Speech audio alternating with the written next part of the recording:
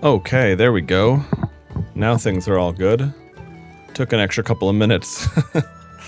How are we doing? Why do I have lag? That's weird. I wonder... What the fuck? What could that be? Oh, never mind. I know what it is. Let me minimize this. Okay, that should be good. Anyway. Alright. It is time.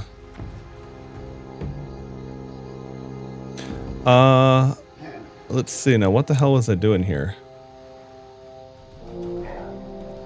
I guess I'll start out with some quests.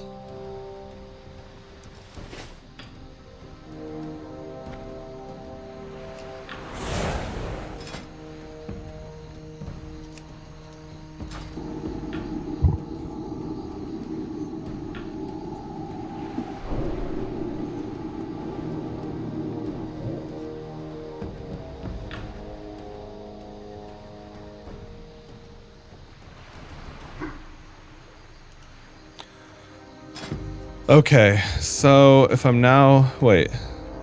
Am I in my feral set? Oh, I see. I've got a thing.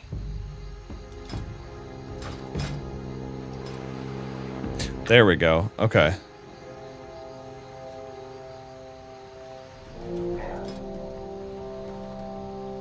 That's right, I got this outfit and I named it Dipshit. Okay. Sure, I guess I'll just wear this. I kind of liked the look of my other feral gear too. But fair enough, we'll worry about that later. Alright, now let me see.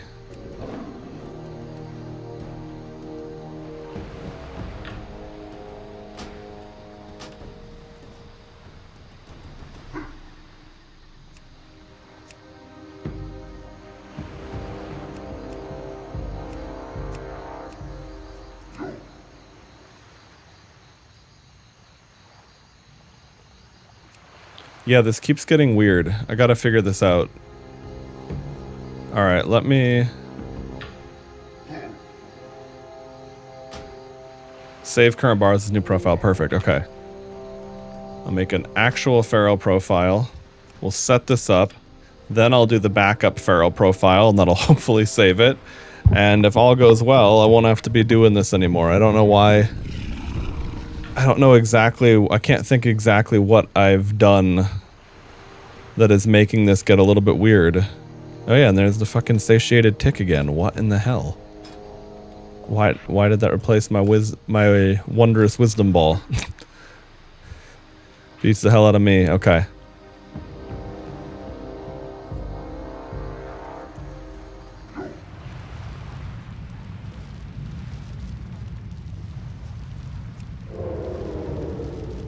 Oh yeah, Pounce isn't even there either. What on earth?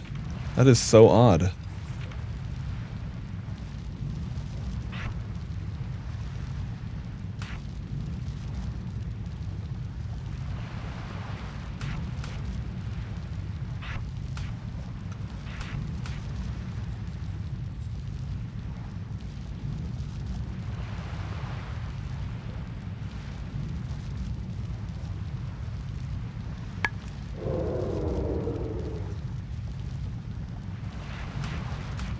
There we go. I kind of want the... I wanted there to be a little bit of shit lined up there. Okay. Can't imagine I'm gonna need cat form swipe and stealth, but hey.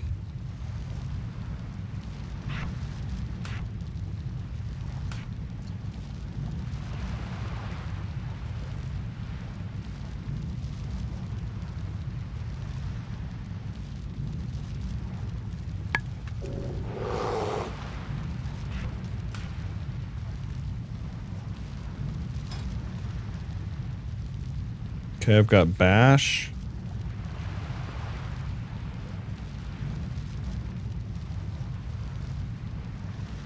A lot of these Bareth, it's like I realized a lot of my Druid knowledge, like I played Druid up until Burning Crusade. Some of these buttons are new and I'm like, oh yeah, where would this go? Frenzied Regen, we definitely want that on the bar.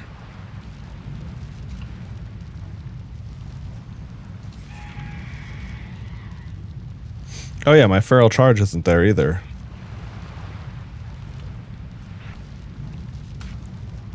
I guess I'll move it to R. Sure. Okay, Lacerate, Thrash.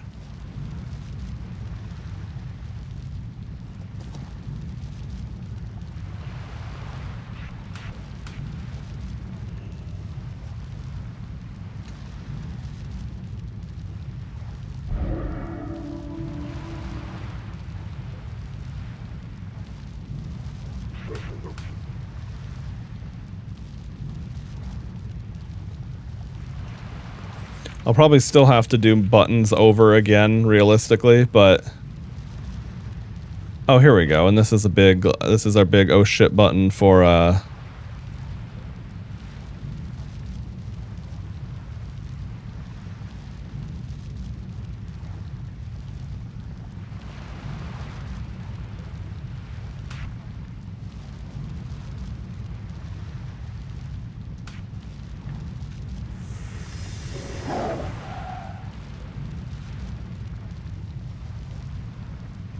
Oh, okay. I should see if I can put that... Okay.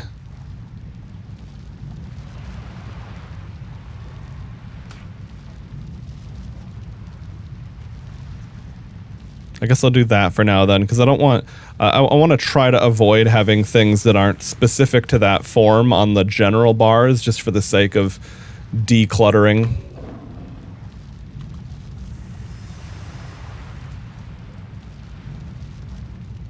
Oh yeah, and I definitely need to figure out what I want to do. I need a...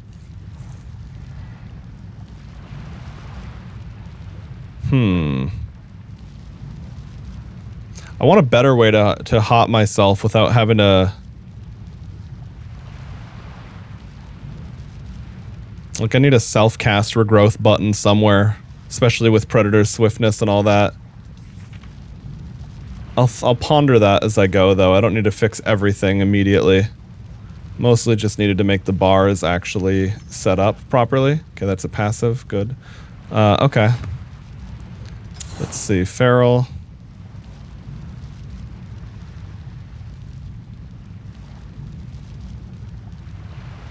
That's a really good PvP trait, but I don't need that in general.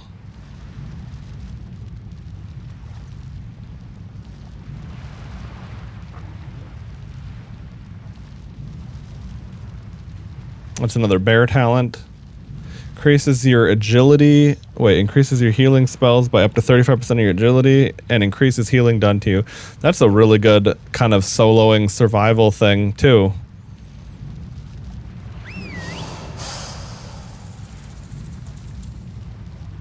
Problem is, you don't usually need that. Then again, it's like we're looking at 4% attack power or 6% ferocious bite damage. And, you know, 2 points for 2 points, that is.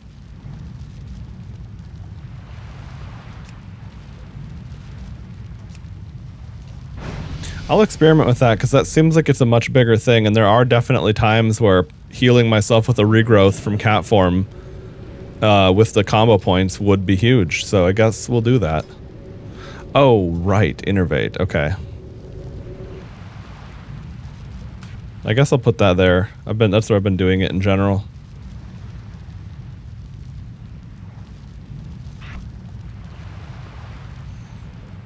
Oh, Jesus, and I need a... Okay, I do at least have it on the bar there. I was like, I do at least need some form of that somewhere.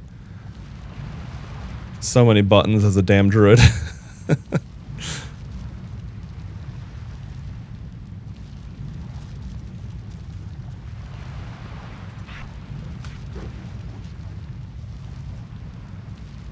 Oh, okay. Star Surge is way faster. I was like, what's the benefit of Star Surge over Star Fire? In the end, it's also astral damage. I don't know what the difference there is. I don't think anyone can... Wait. Yeah, what the fuck is astral damage? That's something that came from after my time. But I assume we don't have resistances for that, right? Arcane Fire, yeah. So I wonder if that's... I wonder how that's calculated mitigation-wise, but if astral basically means true damage, that's pretty impressive. Like, can't be resisted or mitigated? Alright.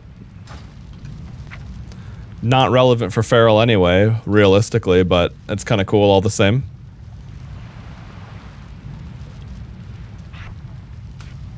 I guess that's where I've been putting that on my bar for the time being, so I'll keep that same for...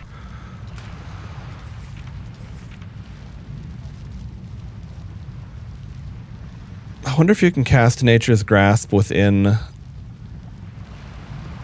animal form. I think Barkskin you can. I don't know about Nature's Grasp.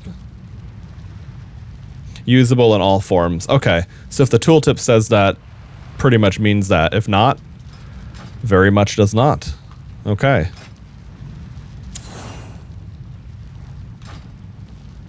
Alright, well that was a bit of a... Oh, hey Mooncake, you want to hop up here? Let's get you situated before we head out into the world. Come here, Moon. Come here.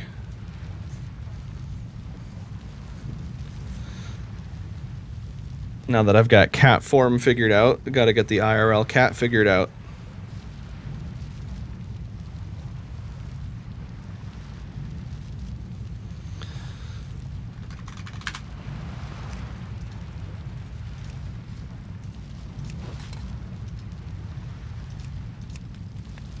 Come here, come here.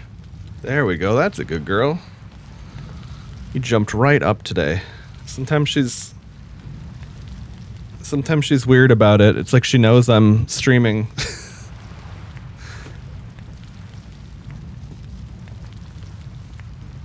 Okay.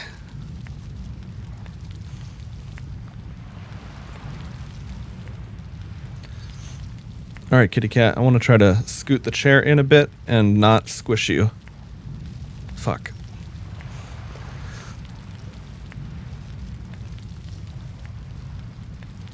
There we go. Whew. Okay, we are all set.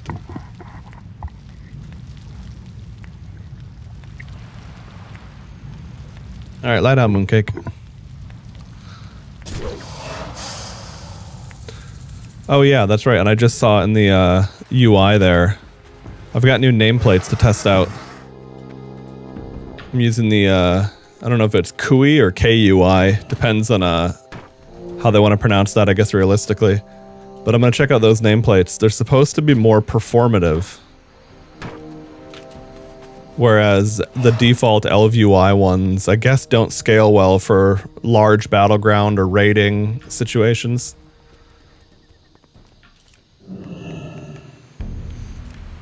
Oh yeah, those look clean. Okay. Now, I can't see on the bar that it's elite, though. I know it's elite, but I kind of want that to be more visible.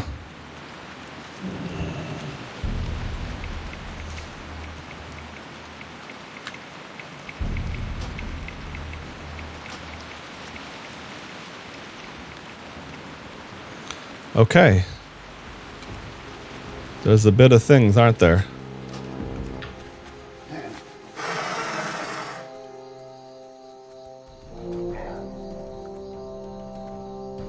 Also, I bet I didn't grab the quests that I dropped to make room for things. When we first arrived in this jungle, we did not intend to wage war on the local tribes. Our mission to supply Stonard is of the highest priority. Stonard! But complications have arisen. A local band of ogres has occupied the Meja ruins to the southeast of Grumgol. Despite warnings, they continue to ambush our supply caravans. I am putting you in charge of dealing with these uncooperative ogres. Travel to the ruins and attempt to drive them from the area. At the very least, it will send a firm message.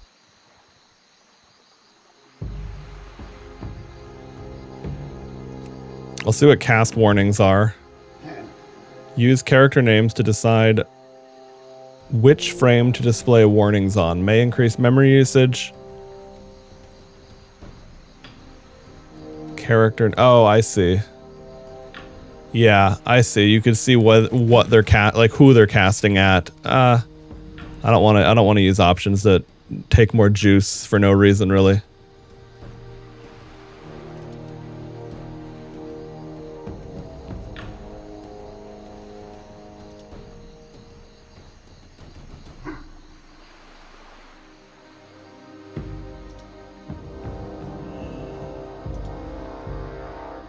Maybe it'll be show levels.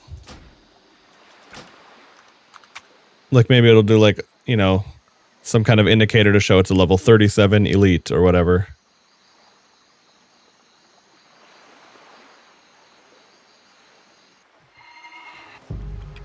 All right, now let's see. What do we got now?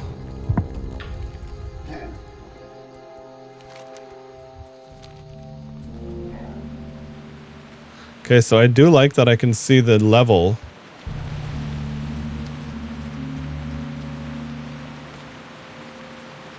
Is there anything to indicate? Yeah, that's kind of annoying, to be honest.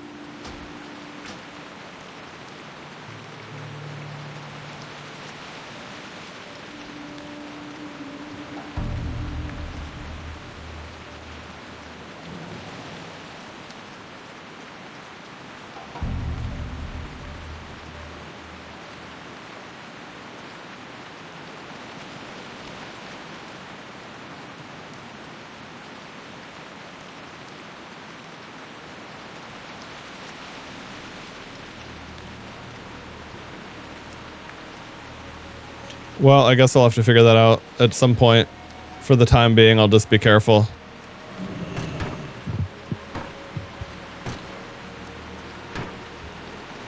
It's gotta be, there's gotta be an option for it though. That's like such a basic thing.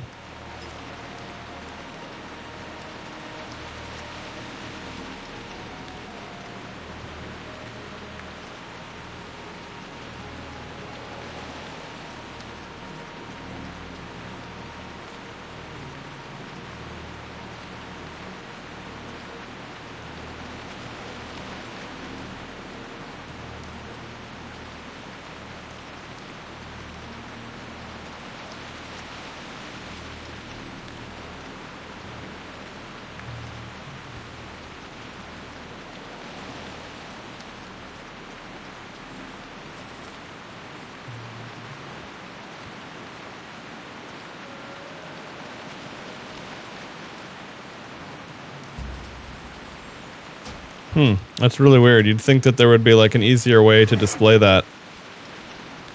Well, I guess I'll look it up later and we'll see if there's really an option or not. Oh, wait, no, there we go. Now it's showing the plus. Okay. Well, if it works, it works.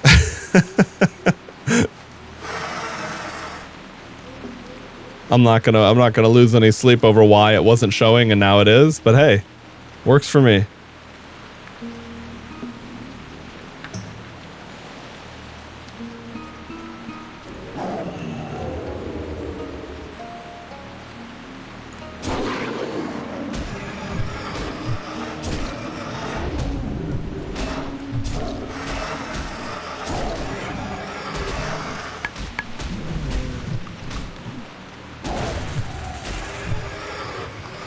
Yeah, I have a little bit of that effect where it's like immediately like, oh, it's visually different.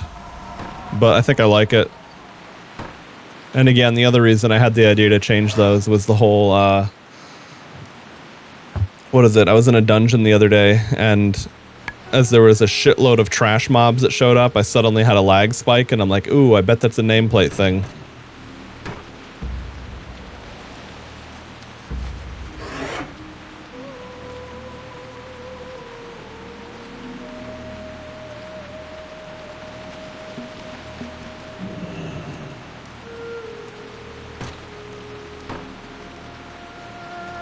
Sindal.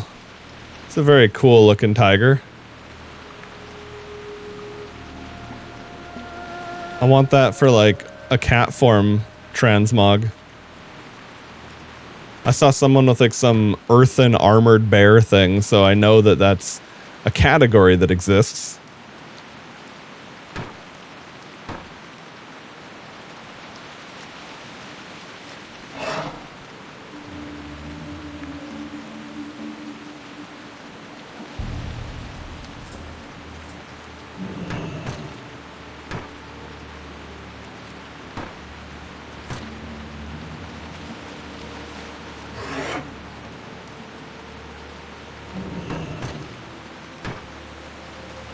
Even though we're a troll, we're RPing as a goblin lumberjack over here. Okay, good. I do still have herbs being tracked. Aw, oh, damn it. It's right on the edge of phasing. I hate when that happens.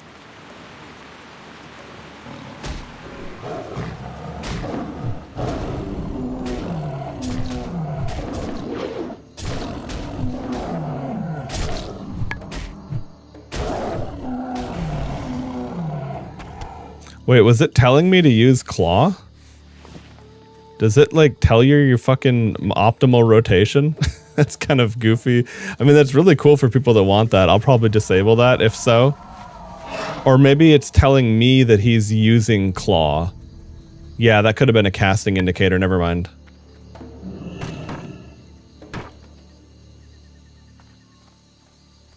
Okay.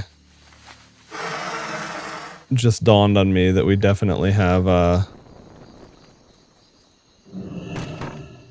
quests to pick up here at Nessingwary. Ooh. What can I do for you? Master Nessingwary has a big hunt ahead of him. I find helping him prepare for a day in the jungle is much more relaxing than helping him ready for combat. Although I do miss some of those glorious moments on the battlefield. Master Nessingwary will be so upset if he finds out. He trusted me to proofread the manuscript of his novel, The Green Hills of Strangle. When I was but a young girl, my father trained me in the art of tiger hunting. You'll find the young felines much easier to track and slay. For this reason, we'll start you out easy. One can often find young tigers near the expedition camp. Test your tracking skills and see if you can hunt some of the beasts down. If you want to be a part of the hunt with this crack group Hemet has assembled, crack group, you need to prove yourself an able panther hunter. We'll start you out easy. Don't you worry. Let's see you kill 10 young panthers to start. Tracking them down is only half the challenge. All right, we're about to go piss off animal activists everywhere. End up slaying like 100 fucking animals total.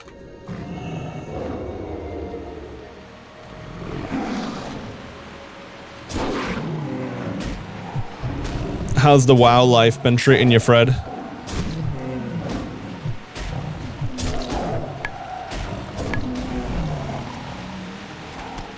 Yeah, okay, so that indicator was exactly what the enemy was casting, not me.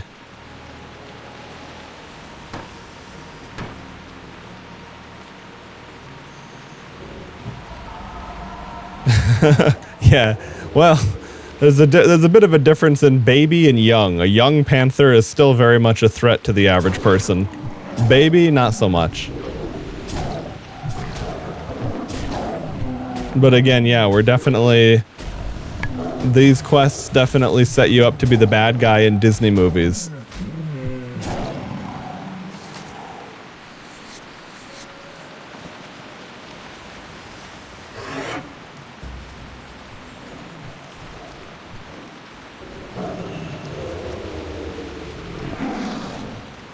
Damn, that's just out of range.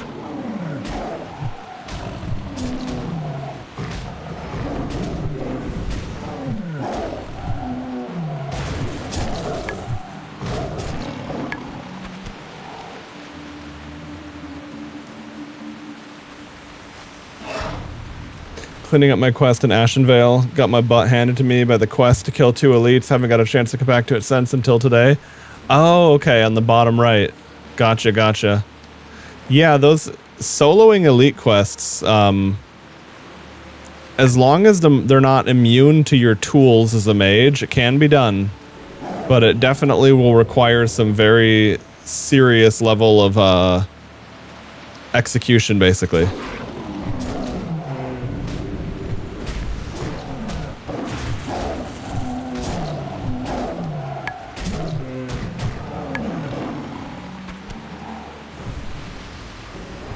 I didn't even have my regular buffs up. I was so concentrated on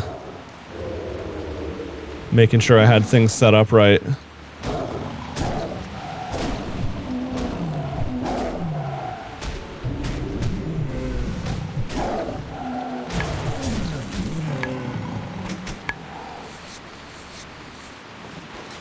There we go. I forgot to have my loot bot out.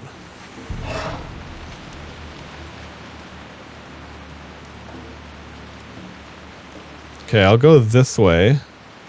Wait, did I?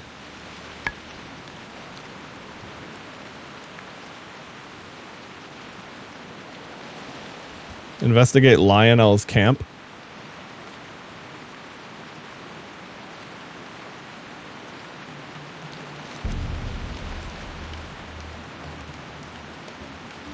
I wonder which one. Wait. Oh, I guess maybe that's where I picked it up from. Well, I guess I have to kill raptors over there anyway, so I'll just go this way.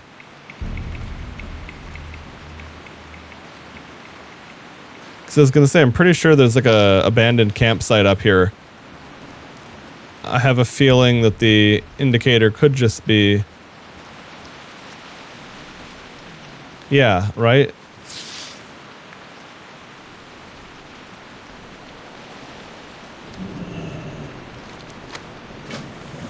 That's what I thought. The map indicator was right, but the little GUI, I guess the GPS tool was not.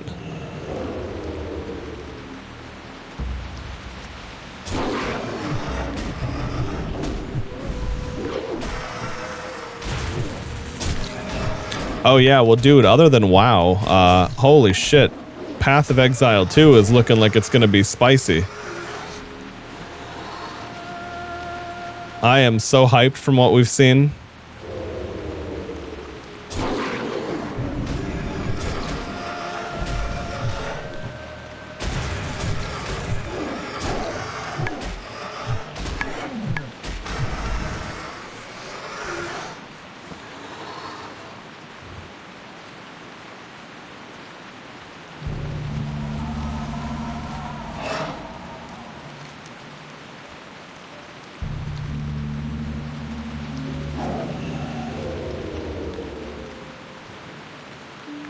GPS signals affected by weather.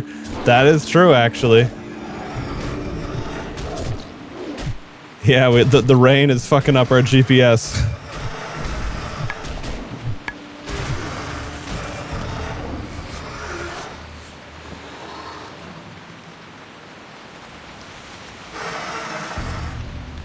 Oh, that's right. Okay. No, that rings a bell. Yeah, I just, I listened to bits and pieces of the live stream.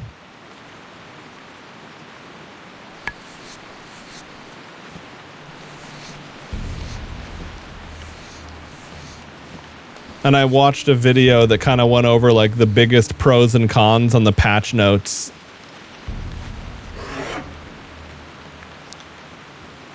Is it mostly just new content that you like to see for yourself? Or is it also like, balance changes and stuff? No right or wrong answer. I'm just curious.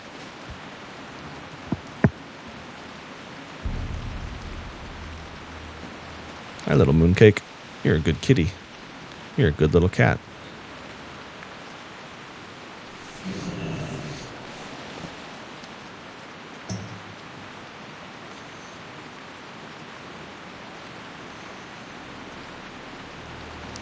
In a second to wipe off my mouse and mouse pad. There's a little bit of dust or some shit. There we go.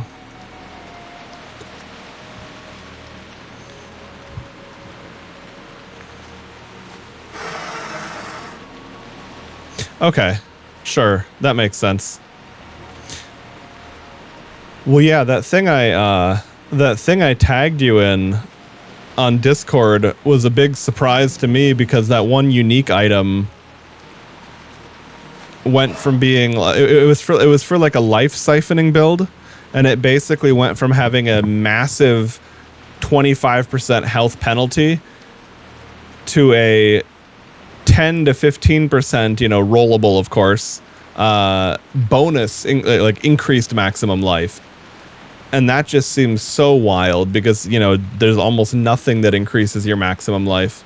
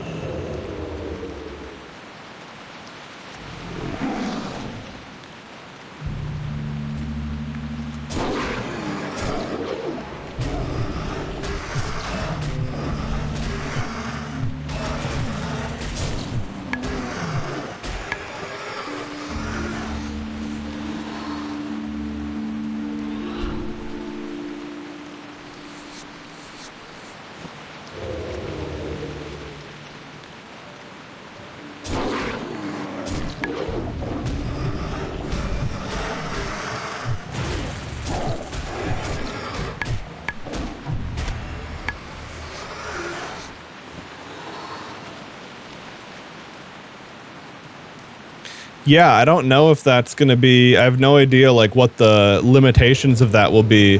But, like, even if it's only that one item, that still goes such a long way towards making it actually interesting and useful.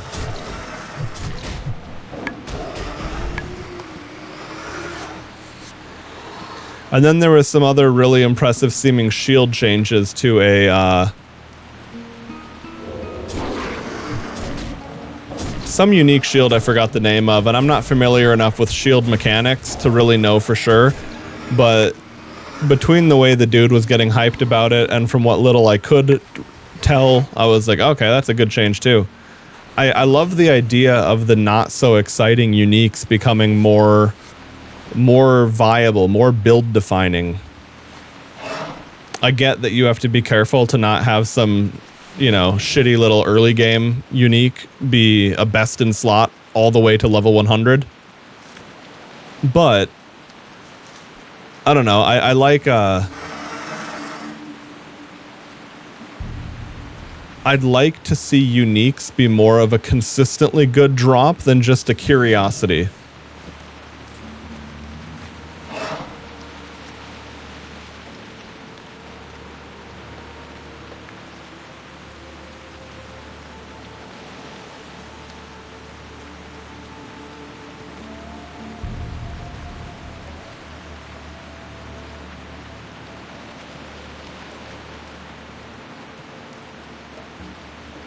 Hang on, I'm checking one thing on my, whatchamacall, resource monitor.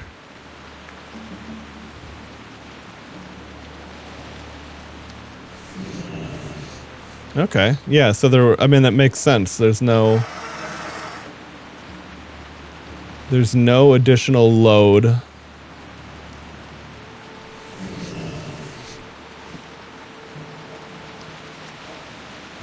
I added one more platform to my list of multi-streaming. I'm also streaming to my Steam account because why not? You know, it's like I can just do it through my OBS extension. And it doesn't seem to have any penalty. Other than, of course, that it's going to use bandwidth, but I have the bandwidth to spare these days, finally.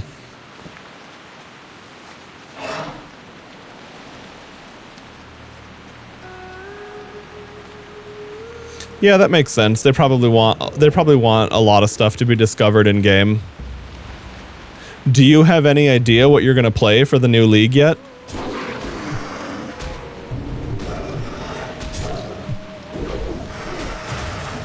I'm obviously going to be playing Druid. It's always been a class I enjoyed. And I'm going to stick with it even if it feels not as hot right off rip like what is it, when I played Huntress and I quickly swapped back to Witch. Of course, part of that, though, was I hadn't actually played any games in such a hot minute, and I was also fresh on the mouse and keyboard layout again after using controller for literally like 2 years or whatever the fuck it was. So I think part of that was just a lot of new shit at once. Oh, and then I had also just started multi-streaming, which doesn't change much, but I did have a different UI. I did have different things to be looking out for in OBS. All in all, I felt discombobulated and retarded when I was trying to like learn a new character and juggle all that at once.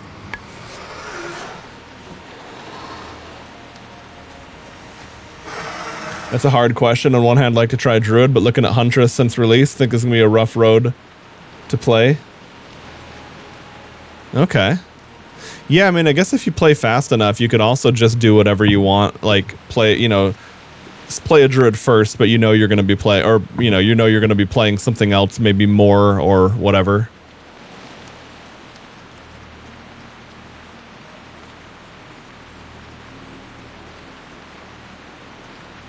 I definitely love the idea of Huntress. I played a shitload of Barbarian and Amazon back in the Diablo 2 days. And Barbarian, I didn't really play. It was mostly just like Lamau, Whirlwind, Leap, Lamau, Whirlwind, Leap. Whereas like Amazon, I was actually like engaging with the game more.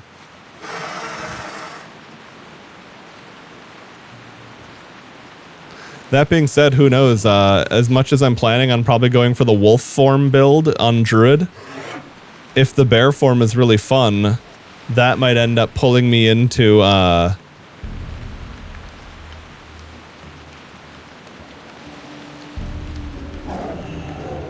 warrior.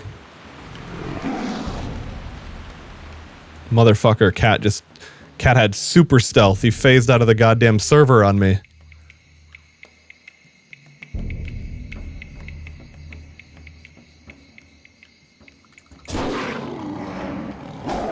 Oh my god. Yeah, this is the phasing right where I'm at is pretty brutal. That is my one complaint with Ascension, and I also don't know if this is just shit they have set up weirdly, or if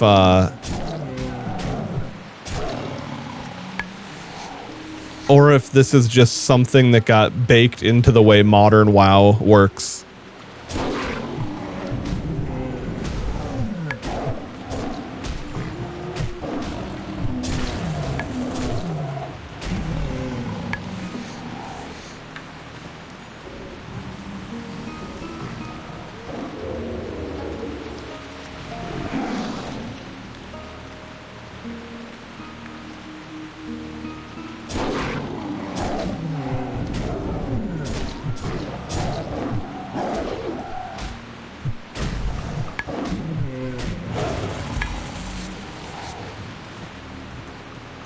I already have some ideas with Druid, mostly involve if shapeshift makes you unarmed or not. That's a good point. I don't know if it makes you unarmed. I do know that it counts as another weapon set thing. So like you'll have a bear form talent or passive thingy, like how you can have your weapon set 1 and 2. I don't know anything beyond that.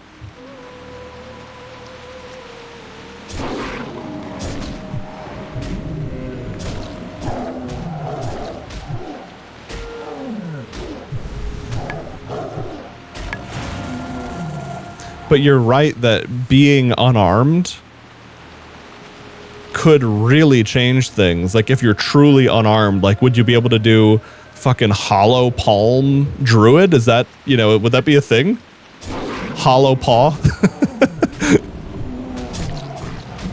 Okay, if it works, Fred, you fucking have to call it hollow paw.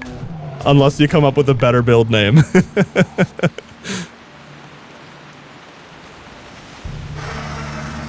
But yeah, that's one of the most fun things about PoE. It's like Ascension gives you significantly more flexibility than you had in regular Blizzard WoW, but you know, very different games, different genres, but there's really nothing that delivers the customization of Well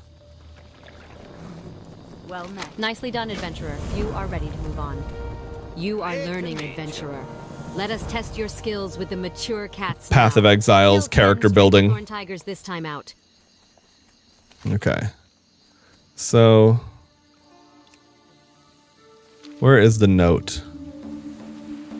All right, here we go.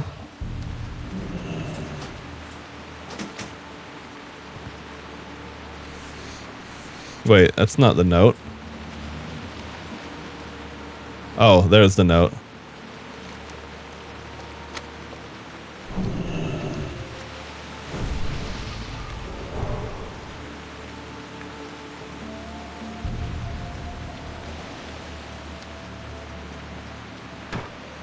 Blessing of Kings, 10% to all stats. Don't mind if I do.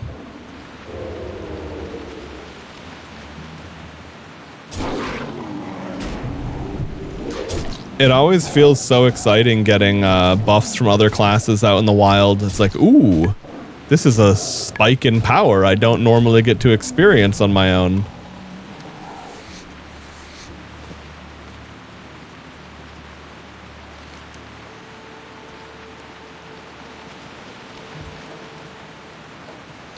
Okay, we'll take out the Young Panthers and then go back.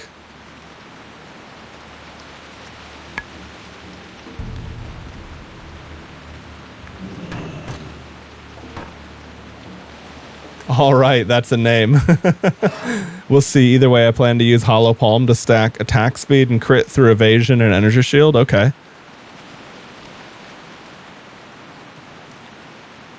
Yeah, I hope that works because that sounds awesome.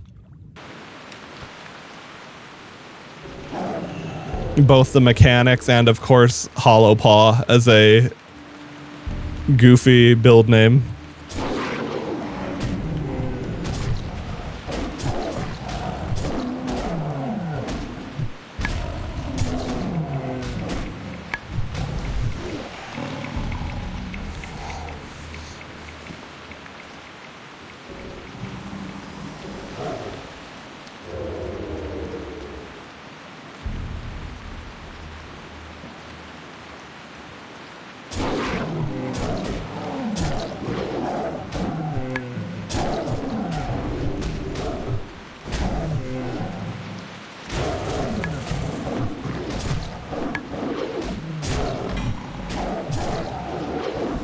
Oh, that's funny. These guys drop Glyph of Claw. Okay.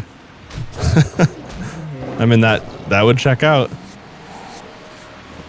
Oh no, I just remembered. I think the end of this quest chain involves yeah,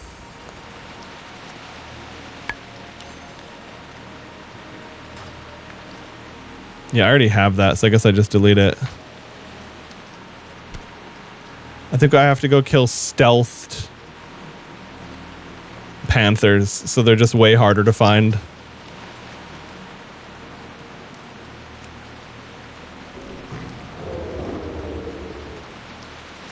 Fortunately, we're not on that stage yet.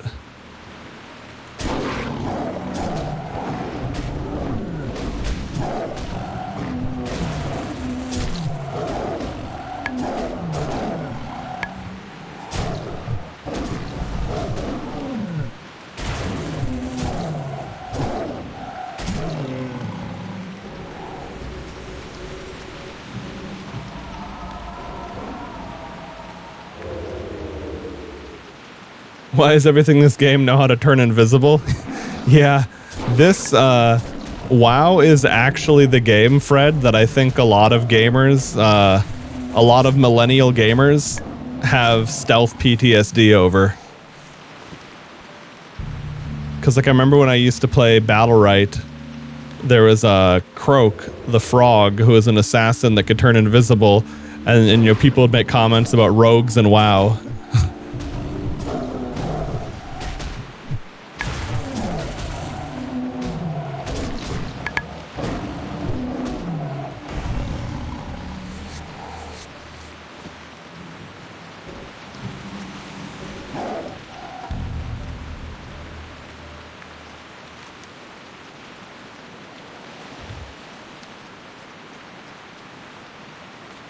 Okay, 3 more panthers. And then we can go down to there.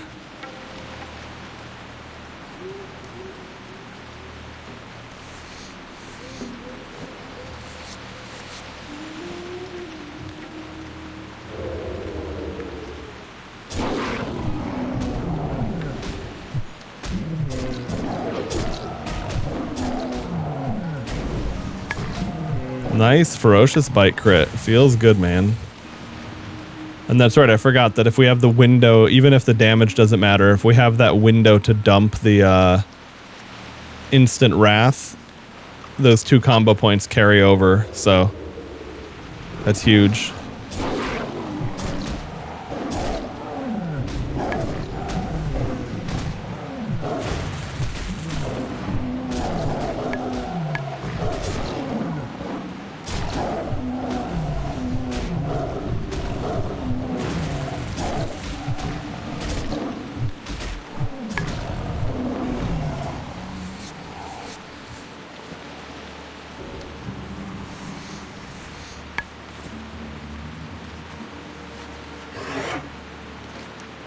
Okay, done with panthers.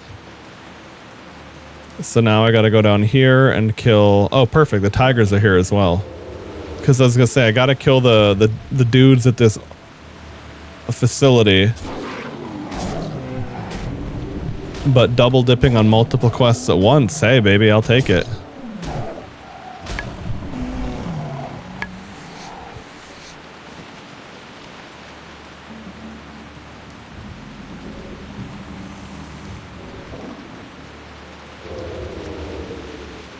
There we go, these nerds.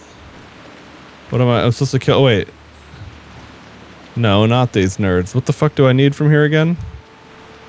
Ventrico mechanic slain, okay.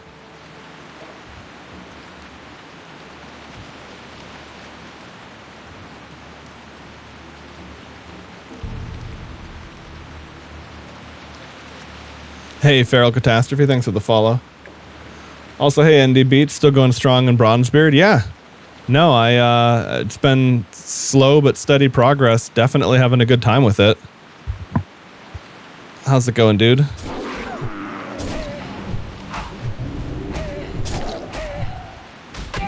We've also been discussing our hype for the upcoming Path of Exile 2 season. Druid is coming out over there, so I'm obviously going to be playing that. I mean, I'd play the season regardless, but this being the Druid debut season, sign me right up for that.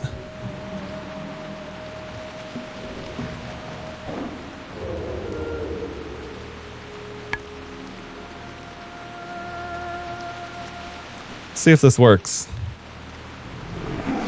Nice.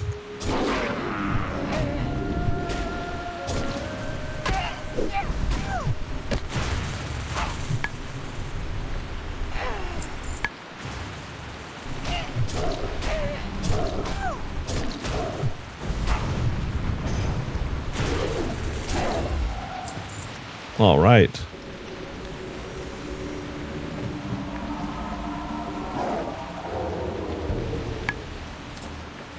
Oh, I could track humanoids, actually.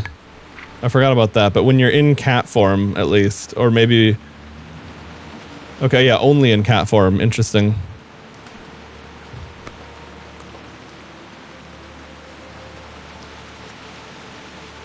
But I can at least actually... Oh, there's a player over there.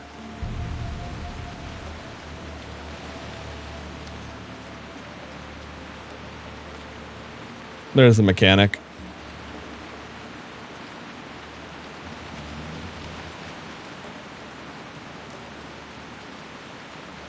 Okay, that foreman's not an elite, so even if we pull him, we'll be fine.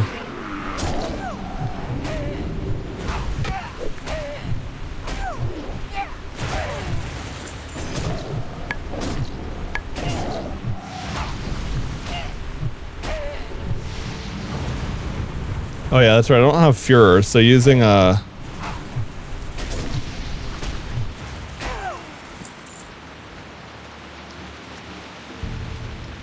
Shapeshifting out of cat form mid-fight is not really the best idea for me. Parry and engineering skill, parry, and okay. That's funny. I guess I'll kill this guy. He's not elite.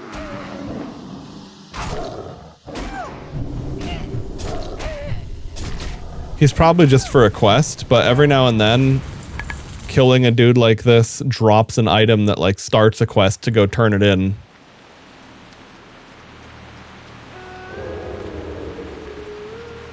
Okay, so there are more mechanics down there. They're not only on this oil platform. That being said, I only need one more.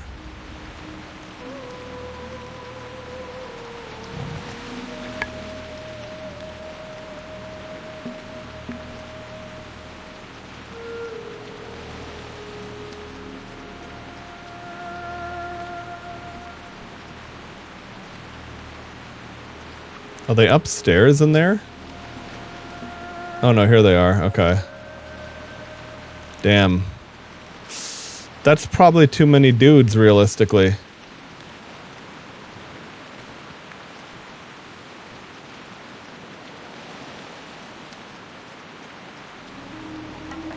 There's no way that those don't all chain pull.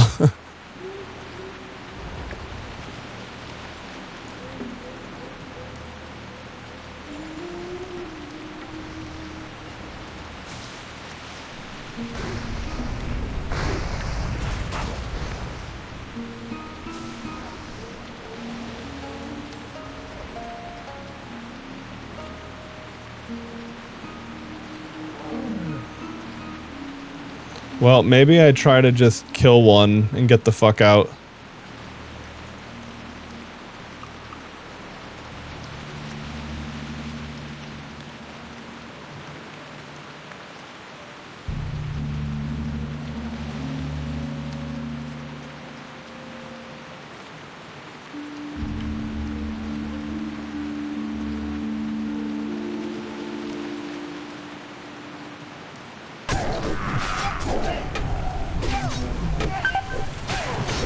There we go. I'm dead, but so is he. Works for me. Okay. Plus, with all those other players rolling up, I think we'd probably all be fighting for the same mobs.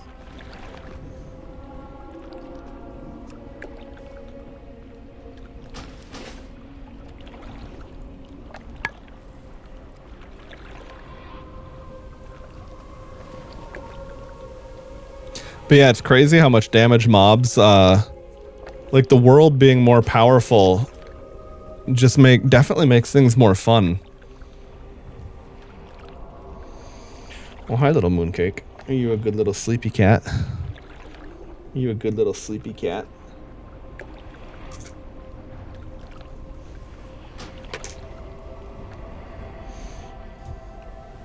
Okay.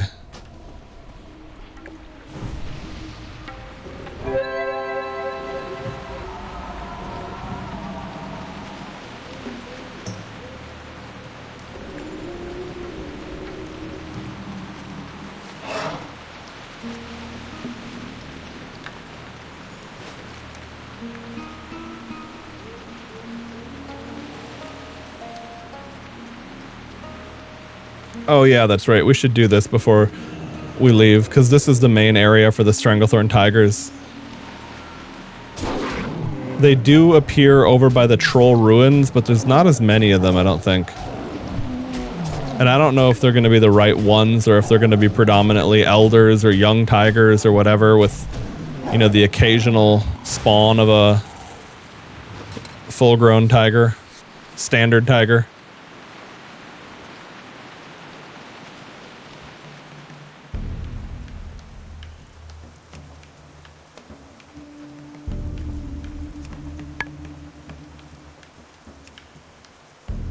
Oh, that's right. My mini-map was zoomed all the way in.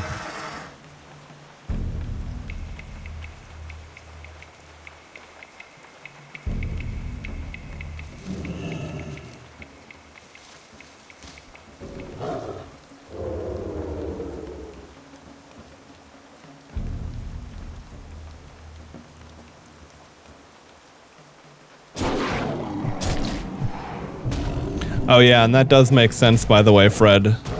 As a mage, to not enjoy invisible mobs. You don't get to have your nice, like, first cast opener and gap closer on them. And of course, when you get jumped, it's a lot more dangerous for you. Not gonna at all help on the invisible mobs.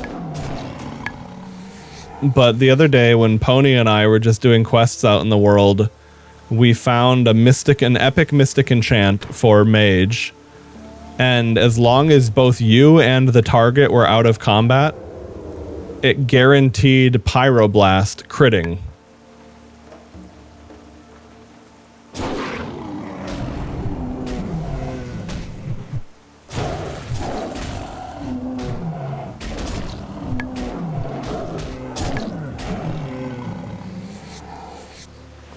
And if you don't have Pyroblast yet, or maybe you have to spec into fire for it, it's the big fucking fireball.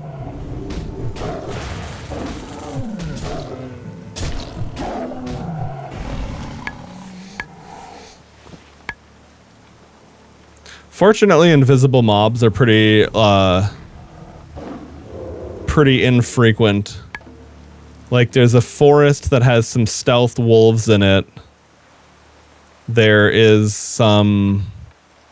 You've got some stealth panthers and shit in this map zone.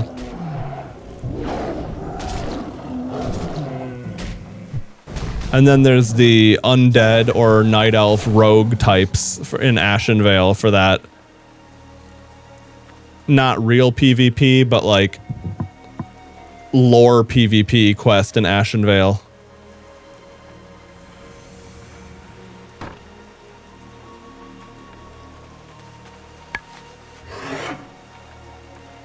These dudes are all converted into crystal. That's interesting.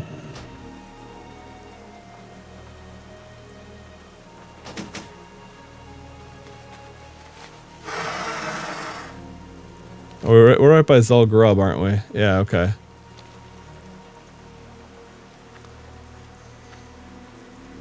This is the biggest raid that's out at the moment. Yeah, let's say there should be Gurubashi. Yep. Oh, these things are considered bosses. Wow. I mean, I guess that makes... Oh, fuck, I'm dead. Oh, wait, no, I'm not dead. Am I dead? Okay, I'm gonna get the fuck out of here. Because if one of those mobs does aggro me and starts casting, they're probably gonna one-shot me.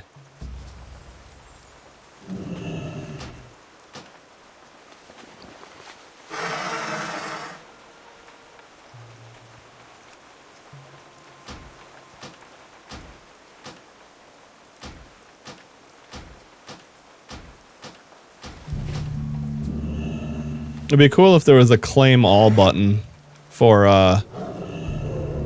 transmogs in your inventory.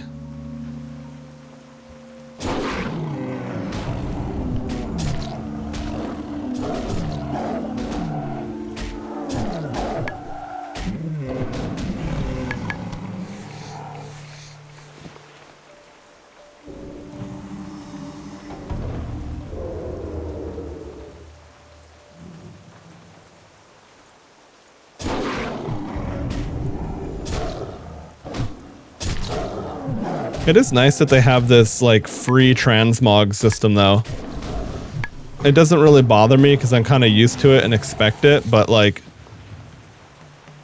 Yeah, while you're leveling and swapping out your gear, your character usually looks like shit.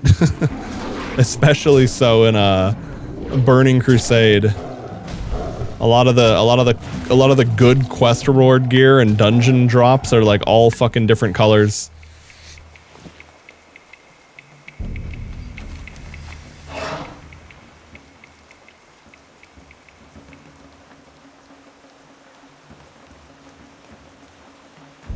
Okay, I think I should turn in these quests, and then I'm going to be on the one where they're all in the same... Oh no, I guess I should go do this, and then turn them in.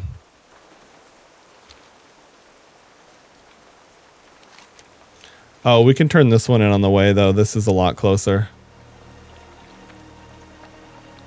Nice. Someone killed these, and they don't have skinning. It's a nice thing about about having skinning. If there's other people, if you have skinning, killing a lot of mobs in an area with a lot of beasts, or I guess realistically, if you have skinning, Stranglethorn Vale is a great place to level. There's so many beasts. There's always going to be something for you to skin that someone else couldn't.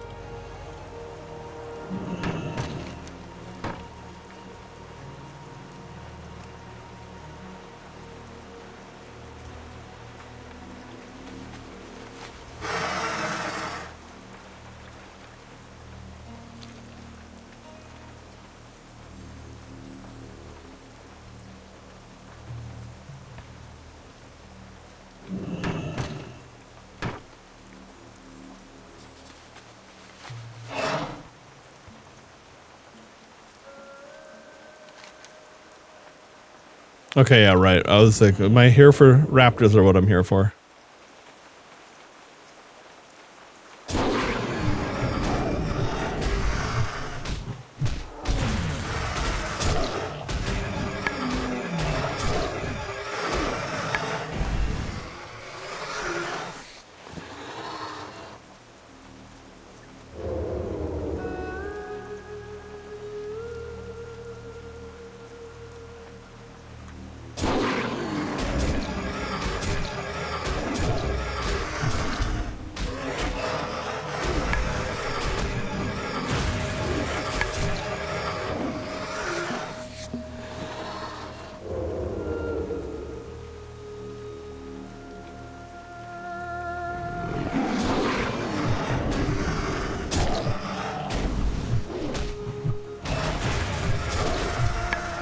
Oops, I forgot to use brake.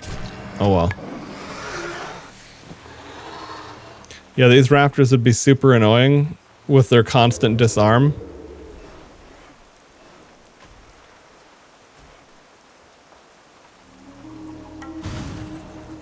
Oh, I see. Alright, well, I only need... No, I do need more raptors, okay.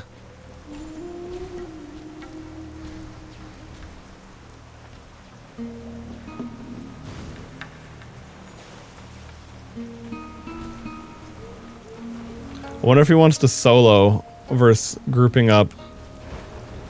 He's not in PvP mode anyway.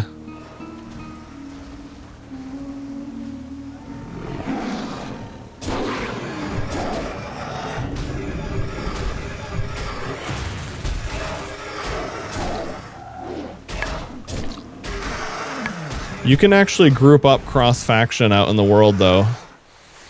I don't know if it works if you're both PvP toggled or not, but if neither of you are or one of you aren't, you can just invite the person.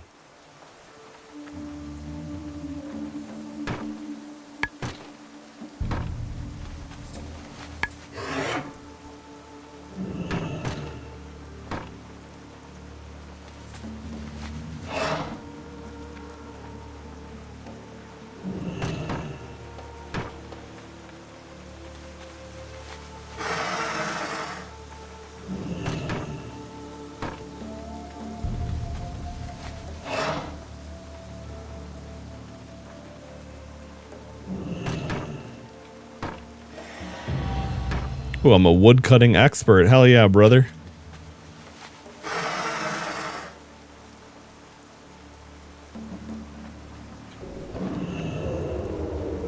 Doing our quality, patriotic lumberjacking duty.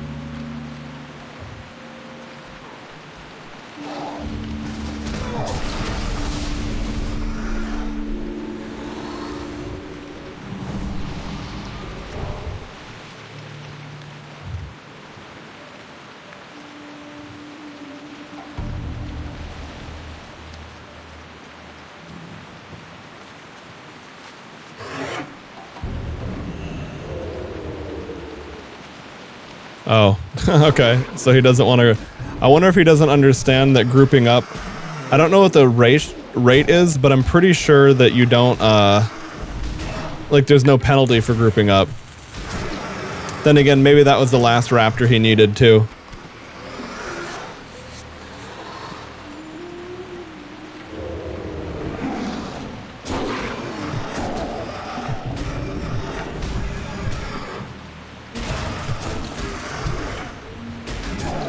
It is funny how allergic and terrified some people even are of grouping up or typing in chat at all.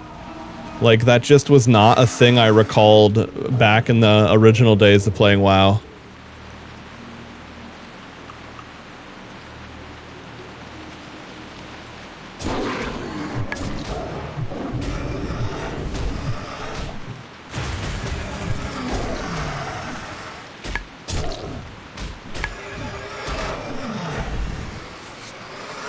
I mean, who knows? Maybe the dude was done. Like, that was the last raptor kill he needed. So he's like, ah, fuck it, I'm out. But if that were the case, you would think that they would say, like, oh, I just finished. Good luck.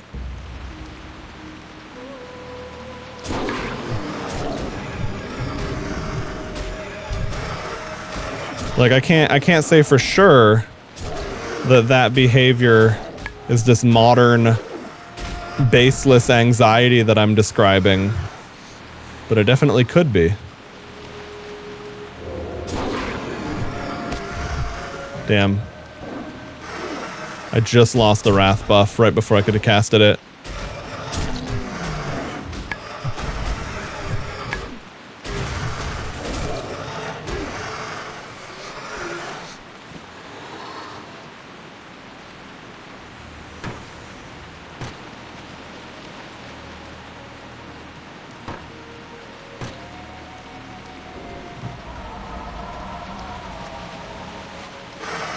But anyway, you know, fair enough, to each their own.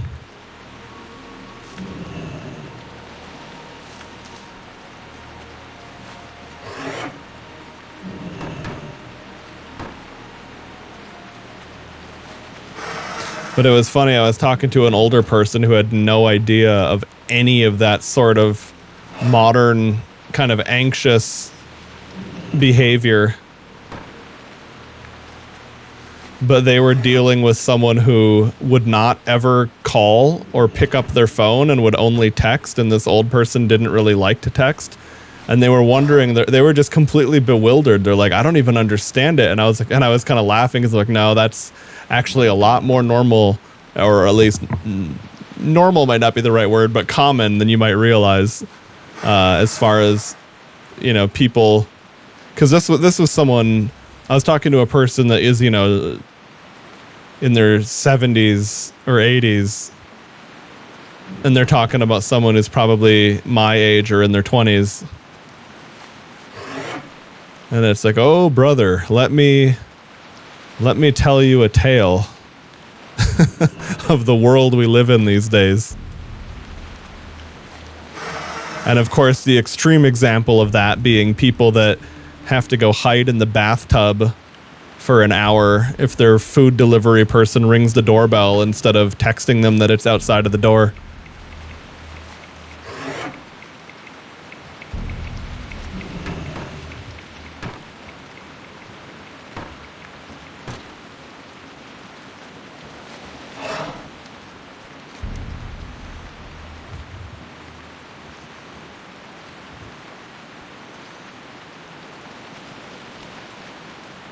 At the same time, while I certainly don't share the same petrified fear response that I'm describing, one thing I do get is like when I used to live in Taiwan, well, I guess I was gonna say like taking a taxi. I've taken a few taxis since I've been back, but it's not a thing I do very commonly. But generally speaking, I'd rather not chat in a taxi, but like, you know, if they chat, I'm gonna respond. I'm not gonna be a dickhead about it. But if all else were equal and they weren't going to be, and you know, it wasn't going to be creating unnecessary friction, I'd probably just rather pop in headphones. But that being said, I have definitely had times where I would have expected to not want to chat, and then it was a pleasant surprise that it was, you know, engaging and entertaining. That certainly can happen.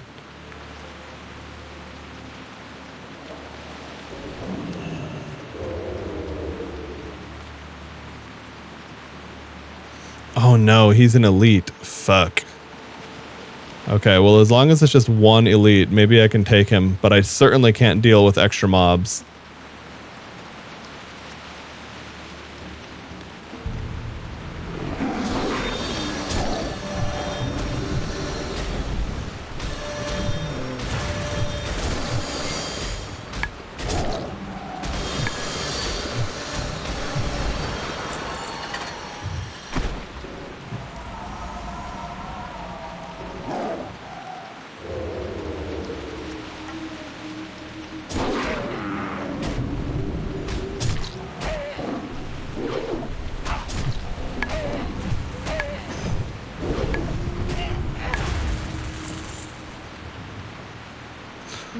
Oops, I missed some chat back there. Hold on a sec.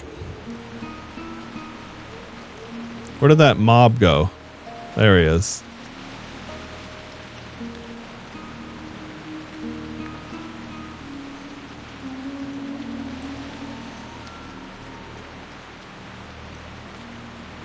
This system kind of only makes sense if the game has many outfit variants, which New Games doesn't have anymore. Yeah, no, definitely. It is very, very clear to see how much things change after the era where people are expected to be buying cash cosmetics, and the actual in-game drops are just not really the things that they once were.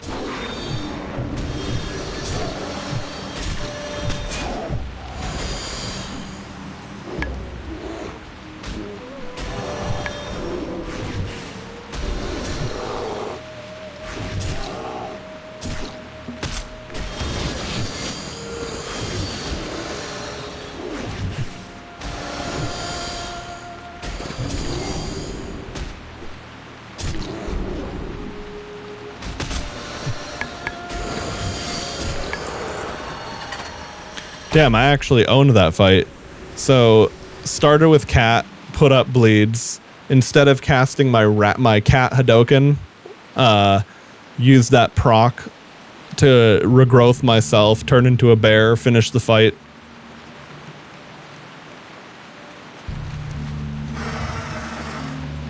I mean, every class tends to have some degree of like being low level and not having enough tools to deal with shit, but man, it really feels that way on Druid. Like, you just have so much more that you can do.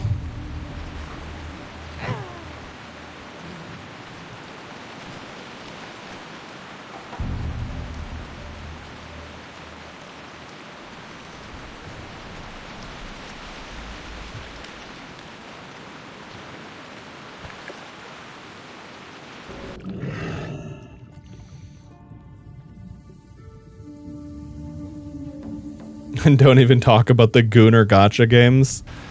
Yeah, these days I don't even really know. The last one I tried playing was that shooting one. It was really gratuitous for the time, but these days it might even just be pretty tame now that I think about it. Nike, that one. I thought it was going to kind of play more like I don't know, like a time crisis, kind of like a rail shooter, I guess is what you call the genre. You know, where you just basically shoot the screen.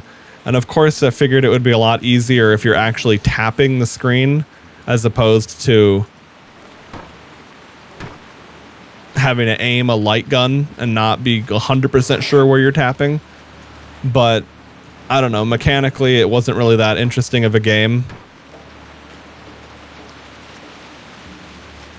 And I also got tired of, I realized this with a lot of gacha games. Like I remember I was playing one a long time ago.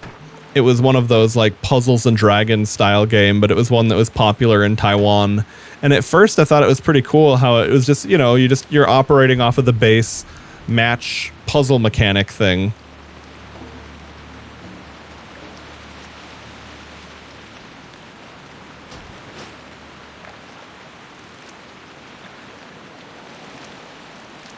But then the problem is, over time,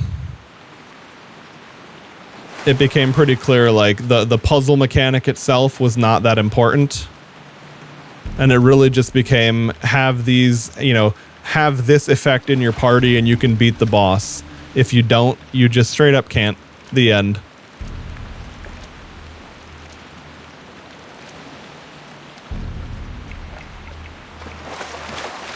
What the fuck is going on? I'm not getting any loot, but... Huh, okay, well that's odd.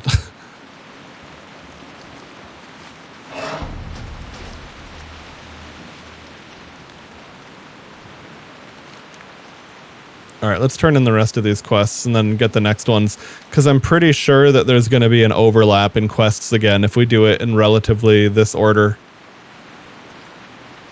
I certainly don't memorize it, but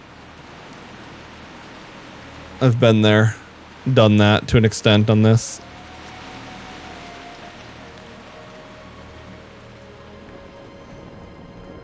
What's on your mind? What can I do? I am impressed, adventurer. King's honor. You are progressing quite well. Well met. Now I'm going to up the stakes on you and truly test your skill. Prove to me you can kill 10 Elder Stranglethorn Tigers. If you can do that, you will be ready for your final challenge before I declare you a Master Tiger Hunter in Master Nessingwary's presence. Elder Stranglethorn Tigers are not only the most difficult to find, they are also the fiercest to defeat. Off to a good start, adventurer. Now you're ready to turn it up a notch. If you want to prove yourself worthy of socializing with the likes of these big game hunters, you'll need to prove that you can kill 10 panthers. Those big boys are tougher. They're not as easy as the young ones you were killing earlier.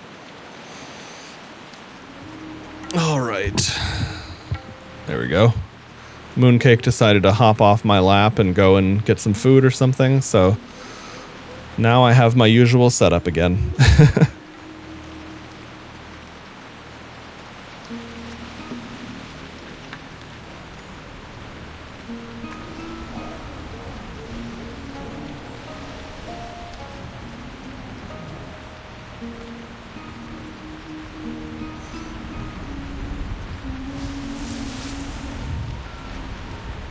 Oh, it's cool. I can see the things he's fucking casting.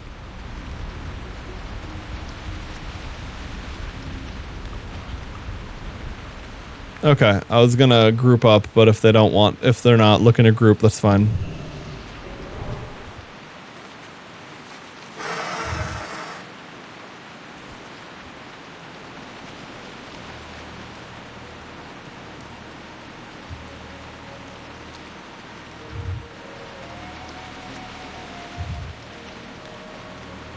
I wonder if they're in a group together.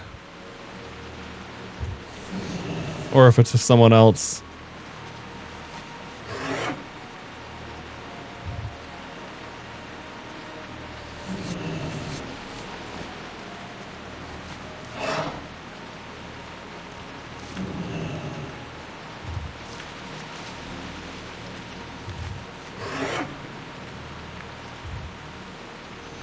Let's see, is there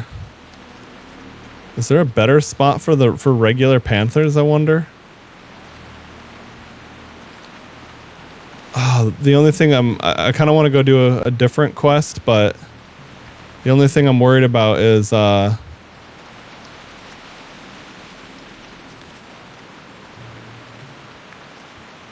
think the next, if I'm not mistaken, the next step of the chain is the Elder Panthers, and they would be overlapping over there.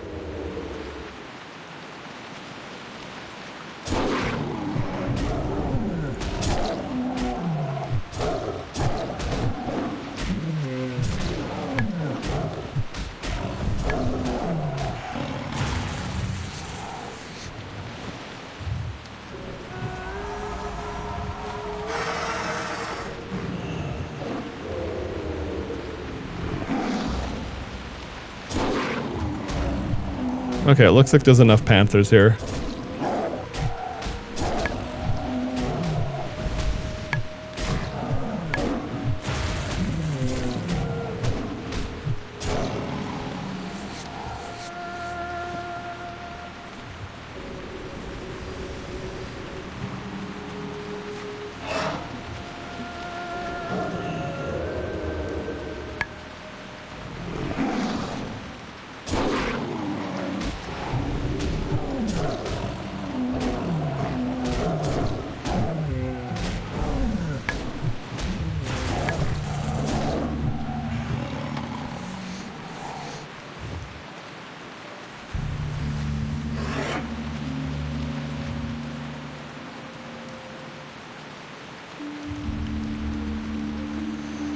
It'd be so nice if I was already level 45 and I could have the Glyph of Furor. I want this so bad. So basically I can hold on to my energy bar while I'm not in cat form.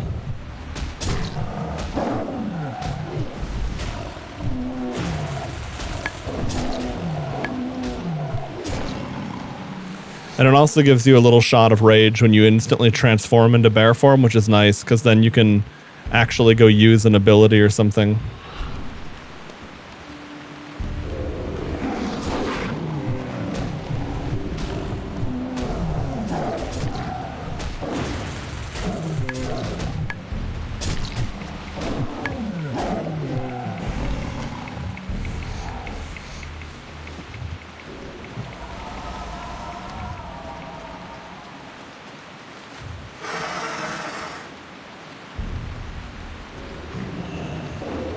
That little highlight that you get to see to show that it's a quest mob is really nice. Another one of those things where I have no idea if that's just what WoW has done long since I stopped playing, or if that's a little Ascension tweak.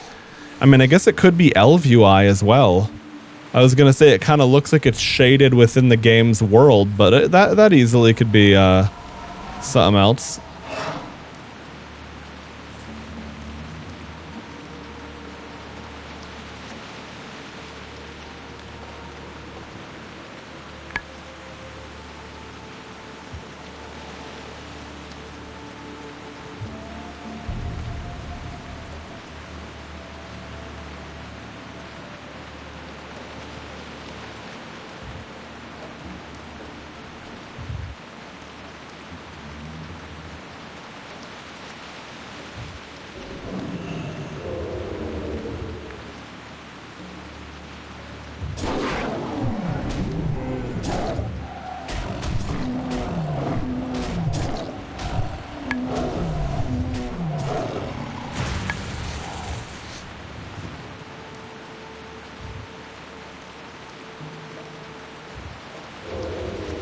For the time being, it definitely makes sense to look around for a sec and make sure there's not another mob nearby.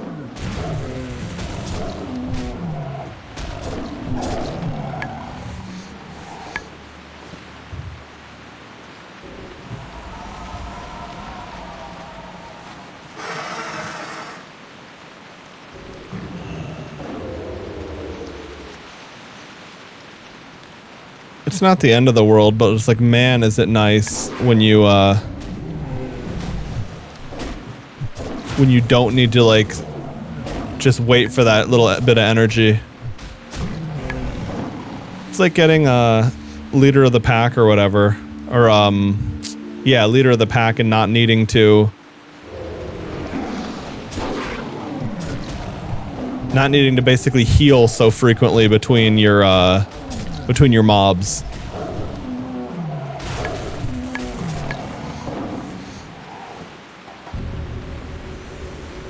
And especially the mana.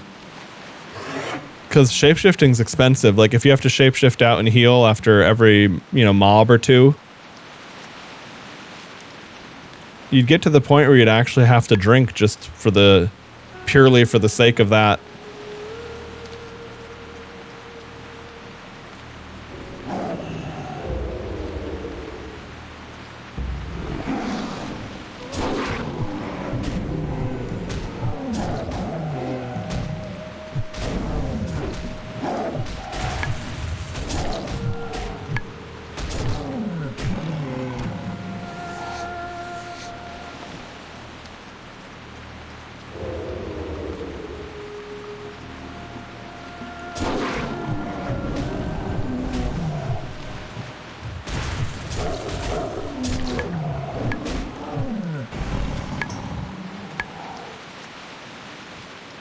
Glyph of rending, interesting.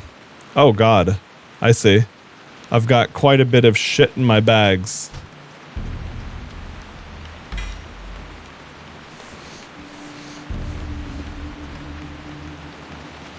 Ren no longer costs rage and lasts for an additional 6 seconds. Oh, that's actually so nice for a leveling warrior. I don't know if you don't have a better option or what, but like, dude, that's just such nice quality of life.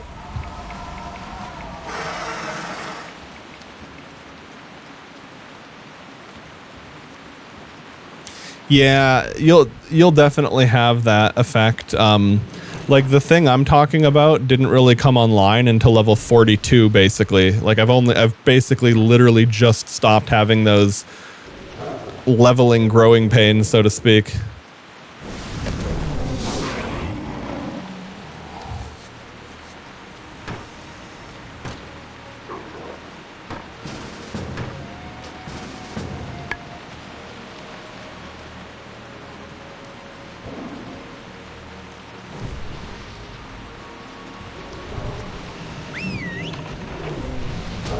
Nice. So now we're all just sharing these kills instead of fighting each other for all of them.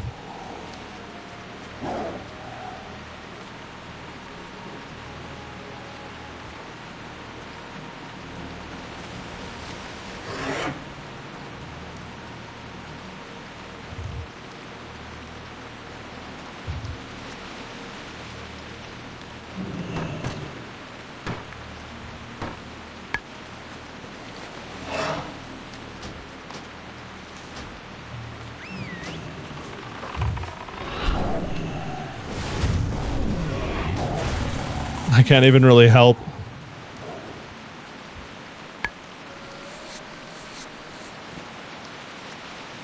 I don't have my energy, and that dude kills really fast.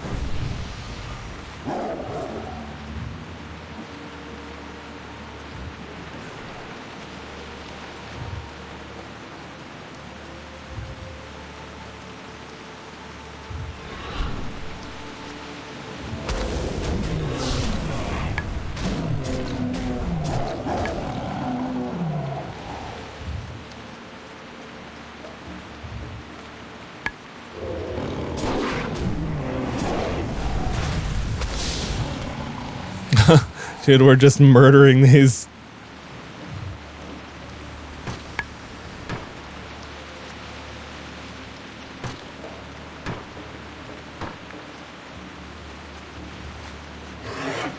Yeah, I have done some serious lumberjacking on this quest path that I've been on. I've got bags full of trees and leather. Ooh, my turkey's only good for 26 more minutes. We're just gonna eat the fuck out of some slow roasted turkey so it doesn't go bad. It's the last of my Thanksgiving wares. I love Thanksgiving so much.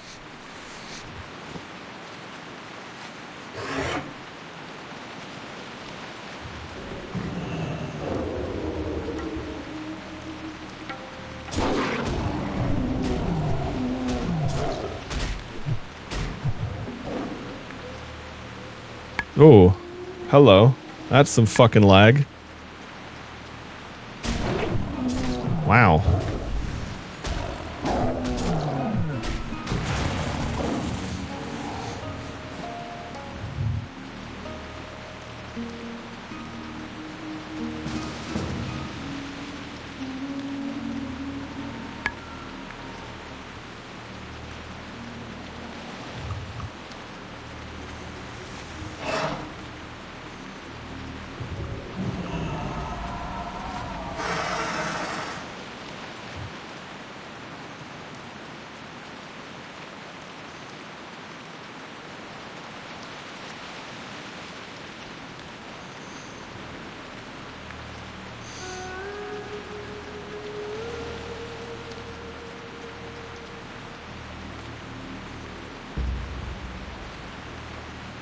So no, my torrent lags too.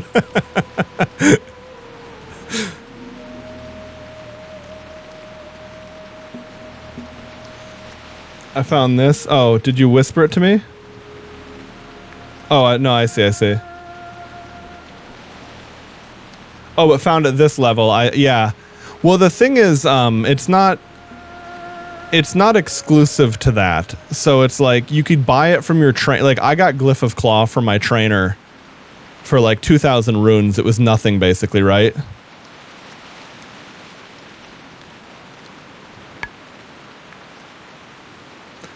But I would imagine that the reason they drop like this out in the world, maybe it's to maybe every cat you fight could drop it, so lower level lions and shit could also drop that way earlier. Or if I had to guess, I would say that the idea is that you see a rune like that or an enchant like that drop and you go, oh damn, that seems really nice. You know what, I will start that alt now. And maybe that's kind of the angle behind seeing things like that drop way later.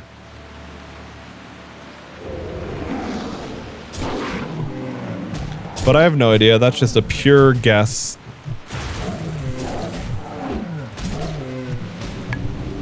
But yeah, for sure, it's like there are some cases of that.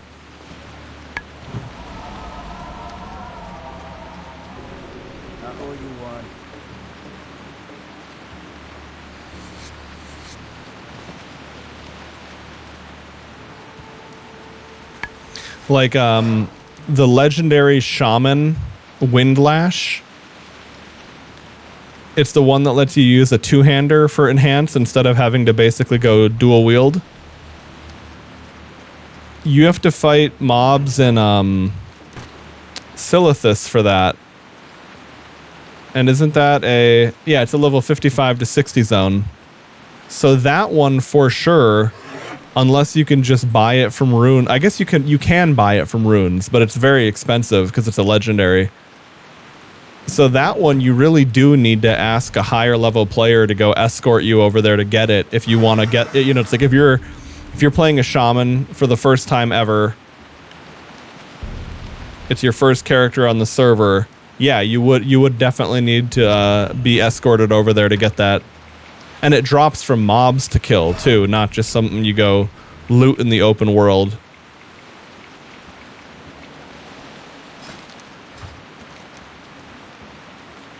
Okay, I should go turn these in.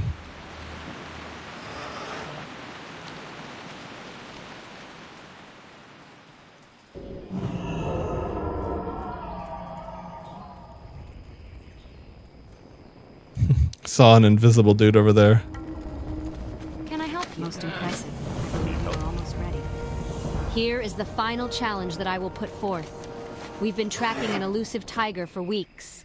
We call the beast Sindal. See if you can do what no person has done before. Hunt down and kill Sindal. Bring me her paw as proof of your accomplishment. Tracking her down will be no easy task. Perfectly the cool executed, tiger. adventurer. Now the hard part. A true panther hunter can show skill by dropping Shadowmaw panthers, the deadliest in Stranglethorn. Prove to us that you can slay 10 of these beasts. If you think they are hard to track, wait until you attempt to slay one.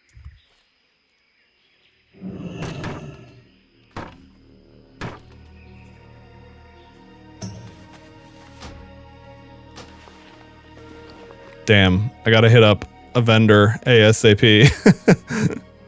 So you know what I can do though is I can throw down my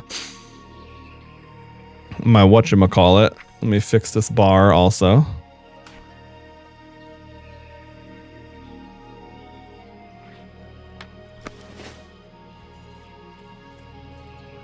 Oh, okay, so I need to go back to town to do that. Okay. But not like big town, just a little Hearthstone area.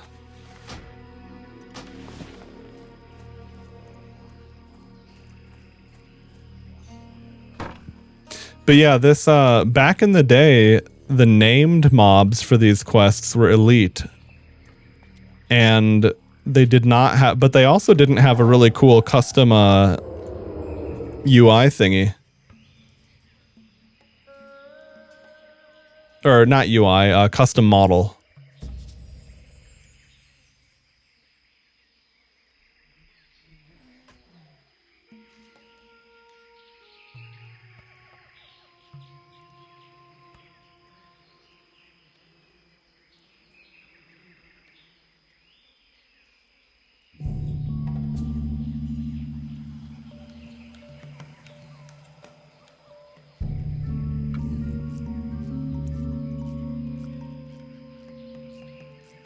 Well, I guess I'll just camp this spawn since realistically, it's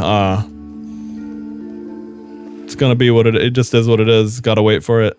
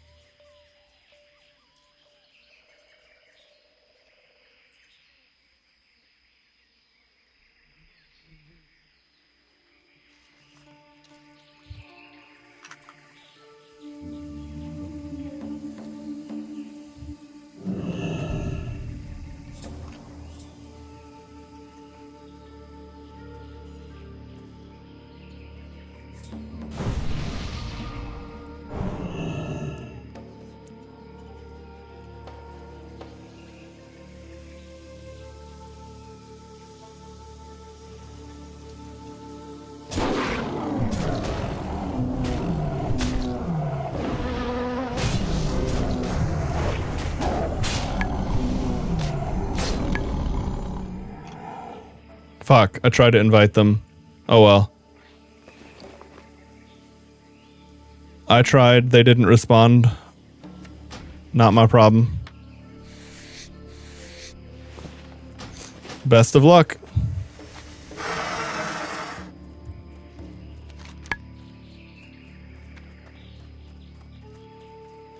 This game surely doesn't like me. Why? What's going on?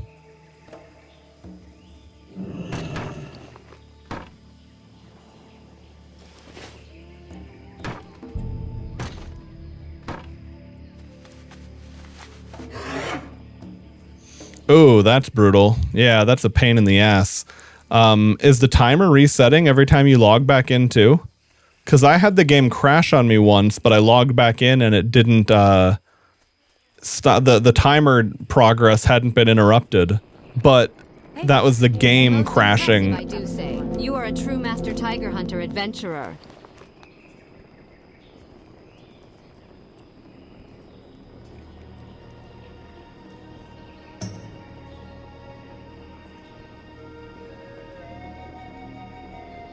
Okay, a full stack of those is only worth that. I see.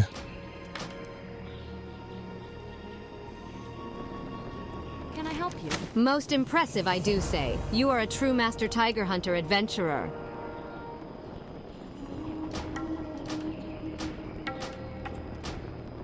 Master Tiger Hunter Adventurer. The way they say that. Okay, here we go. I was gonna say one of these nerds, surely they can vendor stuff. Alright, so I already got... No, I don't need any of that, and I already got their appearances. No. 8 stam, 8 int. I might keep that for my resto set, we'll see.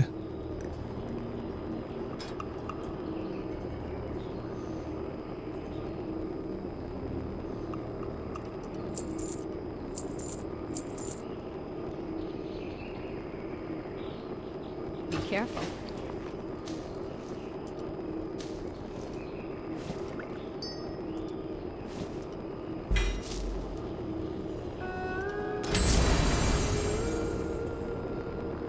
Your Starfire Wrath, Star Surge critical strikes cause the target to take an additional 8% of the spell's damage over 4 seconds. So that's cool. I'm not playing balance, but it's actually a druid thing. I haven't seen many druid abilities drop, to be honest. It's like, alright, we'll see. Alright, a bunch of random trade goods I don't care about. Oh my god, 4 strength, 4 stam, leather belt. Level 43. Not quite the same thing, but damn, is that a throwback. Go with honor, friend.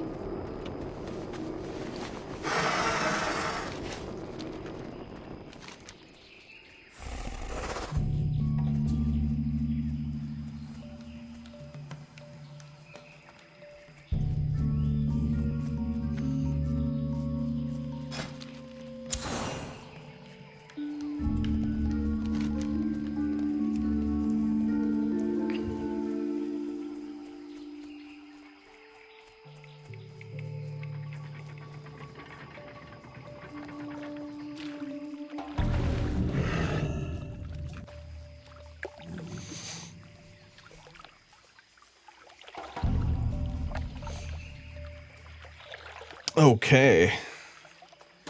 Drink some tea.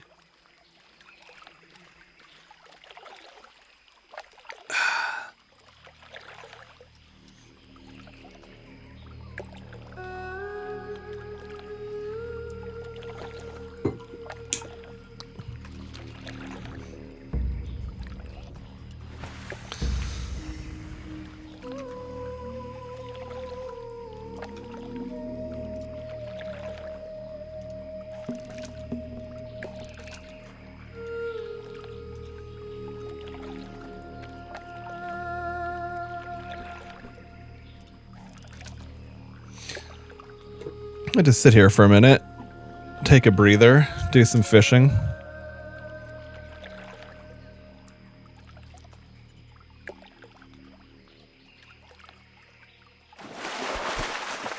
Oh, raw greater sagefish is a different fish than lesser sagefish. I thought it, okay, that makes sense. I thought it was a greater school of sagefish and that there wasn't a difference in the fish itself. Well, that's a new one. Oops, fuck. Have my fingers in the wrong row.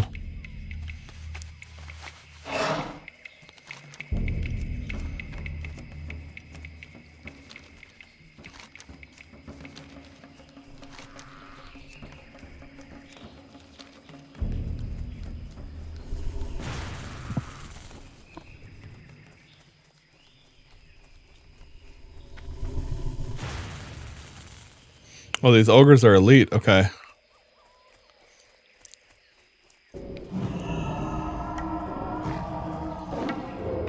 All right, we're in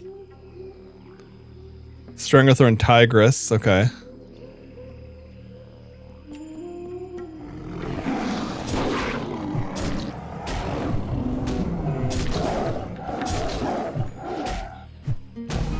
Oh, Bagheera is still an elite. Okay.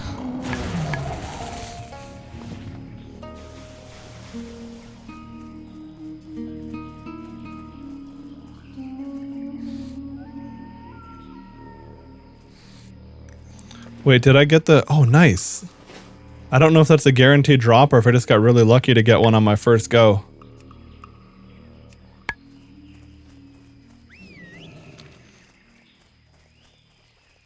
Okay, but yeah, now I gotta find the panthers.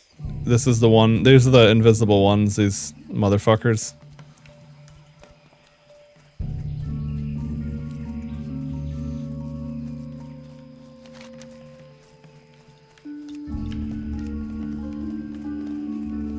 I wonder if it'd be better to go down there. I guess I'll have to see if they spawn in a good density up here. Because there was that other player who was just killing them all.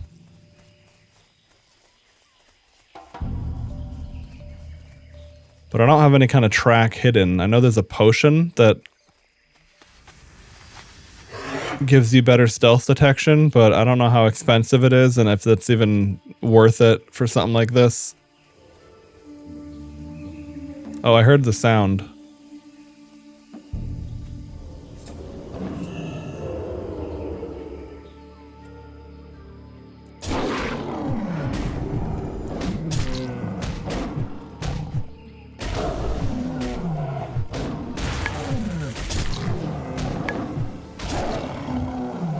Yeah, the WoW stealth sound is definitely something you learn to instantly clock it. You're like, oh shit, I heard it. There's someone here.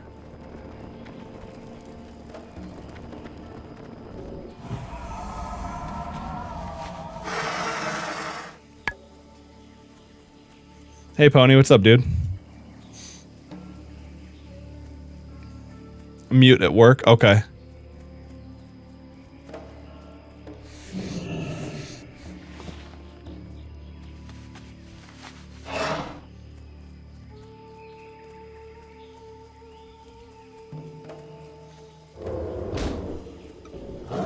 Oh, okay. All my auctions that didn't sell just expired.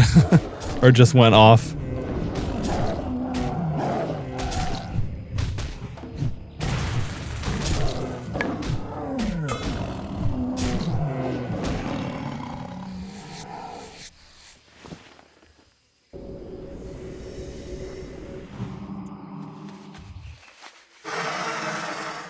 Okay, well the panthers are definitely... Oh yeah, and the claws aren't a guaranteed drop either. I should go down here for that then.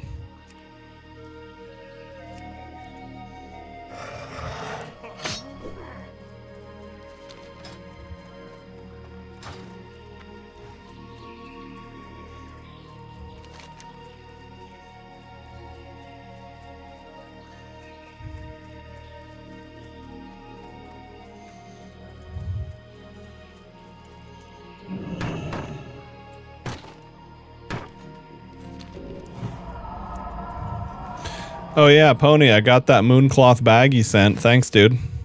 I know you're muted right now. I don't know if you have any captioning method or not.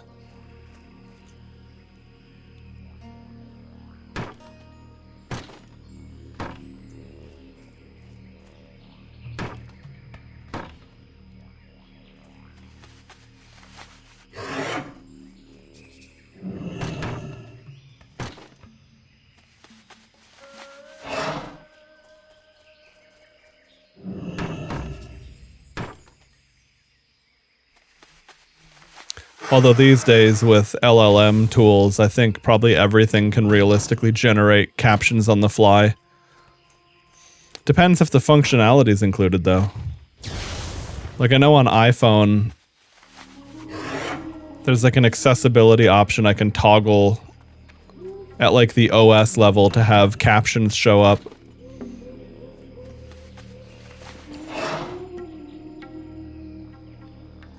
But I'm not sure if that's universal. Or I mean, I know it's, sorry, I know it's on iPhone, I know it's on Samsung's, I don't know what else it's on versus not on.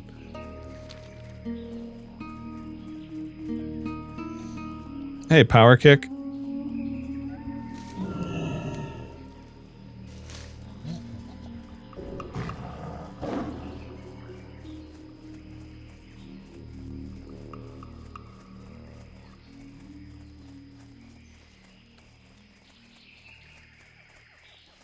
Okay.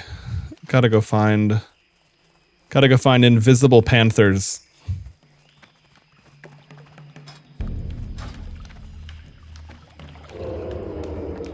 Take out this crocolisk. Then I can fish at that school there.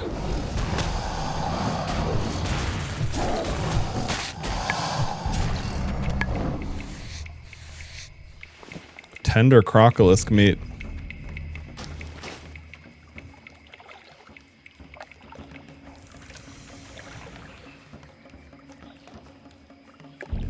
Wait, where the hell is the... Oh, there it is. I was gonna say, where am I fishing? Because I didn't have like a fishing line.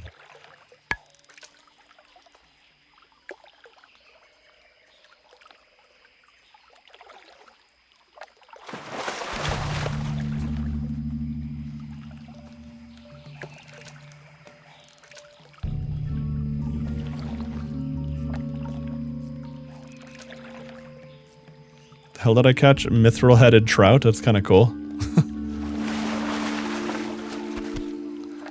I assume there's going to be... These fish restore health and mana innately. I bet there's going to be a cool recipe to cook with those. Oh, and there's an iron-bound trunk here too. Interesting. What does this one have in it? Bunch of garbage.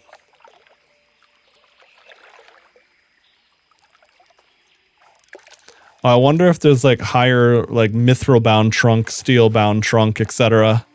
at different fishing things. I know that Donut said there was a higher level fishing thing over in Azshara. Today you leveled off of bandage crafting? Nice.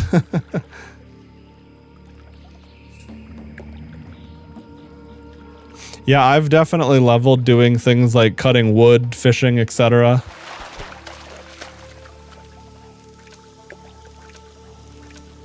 It's nice to break up the pace here and there.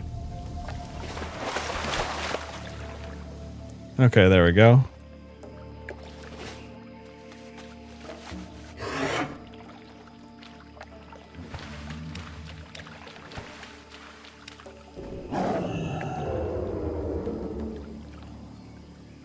Okay, there should be panthers over here too.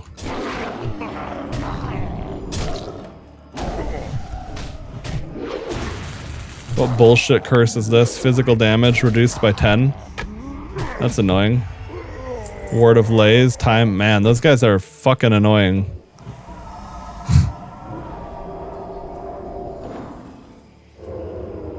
Okay, so where do the tigers show up? Or the panthers, rather? Oh, okay, they're on the other side of that. Alright. Let's see if these Mosh Og dudes are still there, too.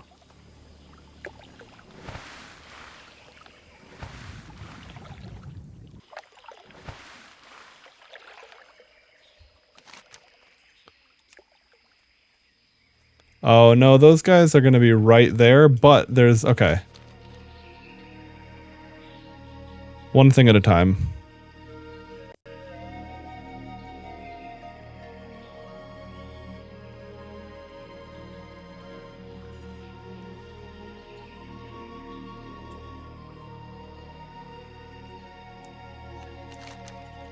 Yeah, if I remember correctly, this should be a decent area to, oh, okay.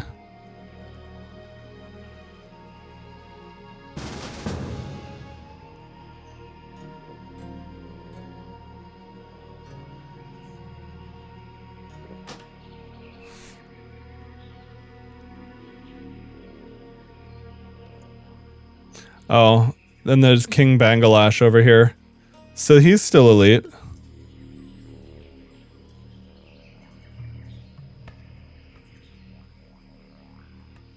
Okay, I'll help him on the boss. Oh no, he missed my pounce. What an asshole.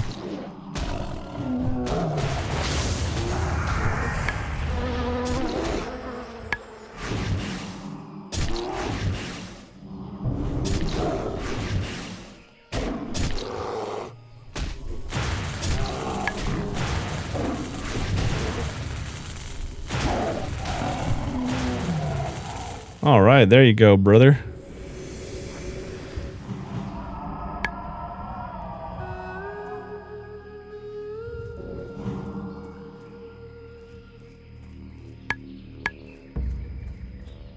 Tossed him my innervate because I truly do not need it.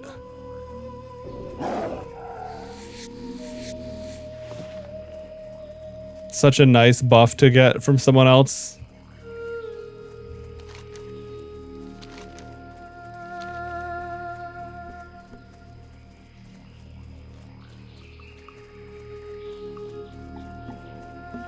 Chewed up bag. Interesting. What is this? Traveler's Lost Bag. Oh, it's a 14 slot World Forged. Okay. That's decent.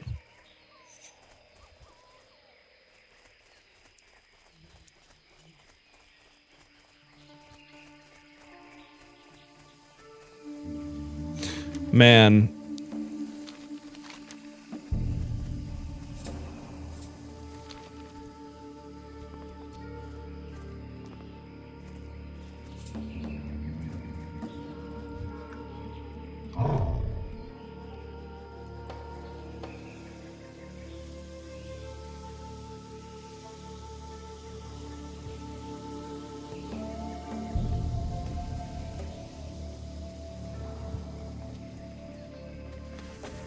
Yeah, I don't want to drag this one into the I don't want to drag this guy into the whole quest just because I helped him kill one boss that took 10 seconds.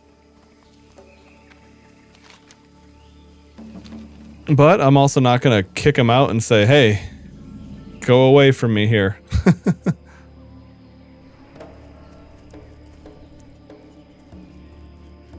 Can you see what other quests people are on without having to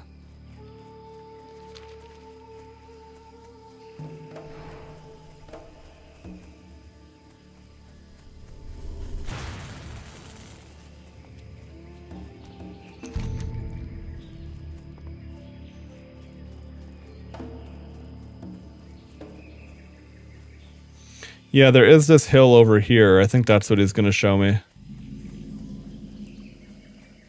Maybe that's a better spawn for them.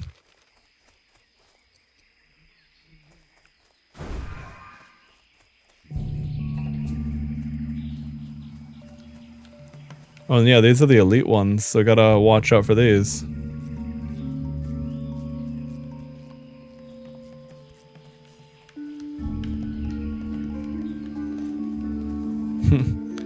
Cool ass little tree bridge thing.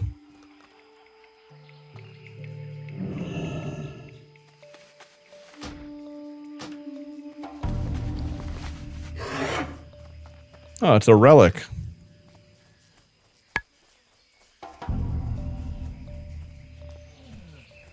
I guess I'll take... Wait, what? What did I just do?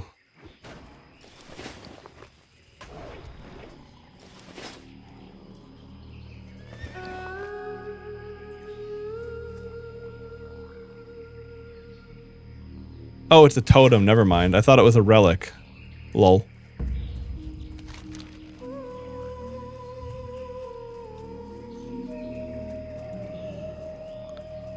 Okay, he turned into a moonkin. Oh, there we go. Nice.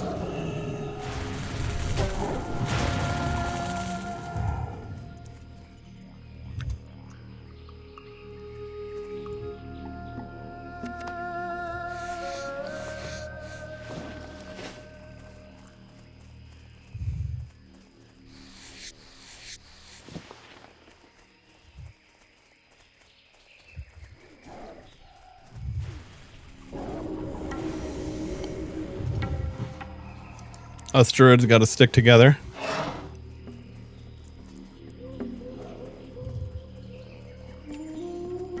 I wonder where this dude from my party is going.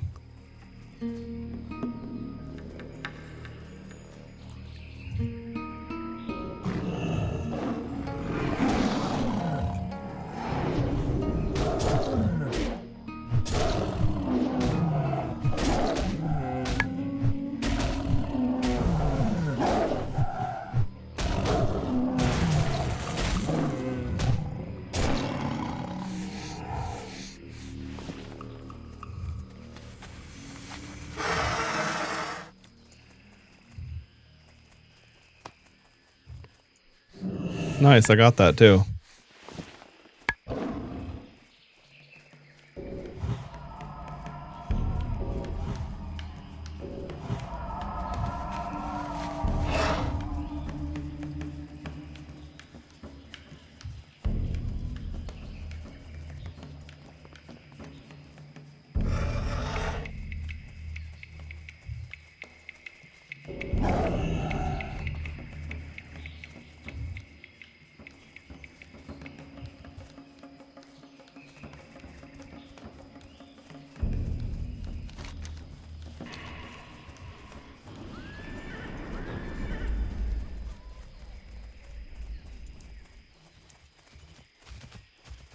Oh.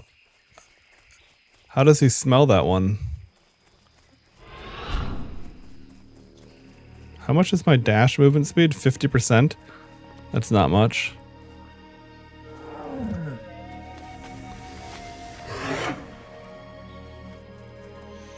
Oh, that's the big difference. It's because we have this scroll thing.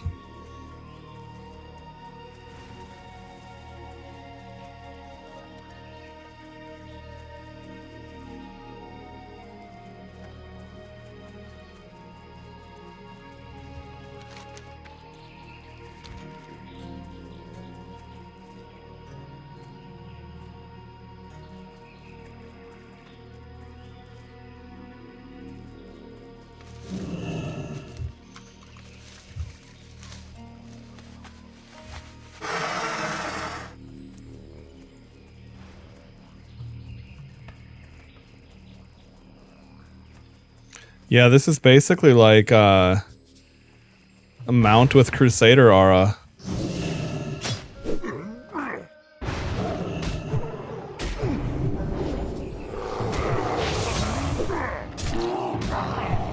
Yeah, I'm not gonna have energy anyway. I might as well tank this, so at least he can cast without having to deal with the aggro cost or the spell pushback. Plus, bear form is tankier.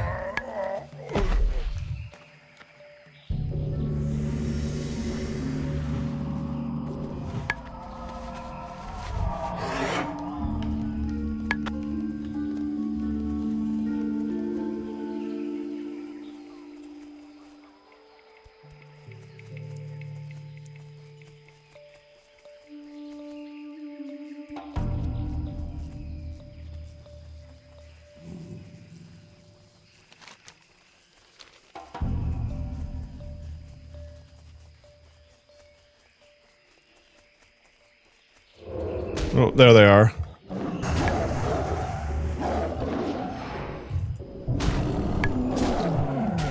Holy shit, what the fuck? This guy's got a giant buff murloc with a riding platform.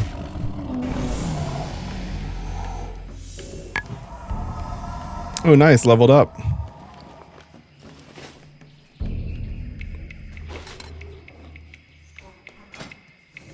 Oh, what do you know? It costs 12 gold.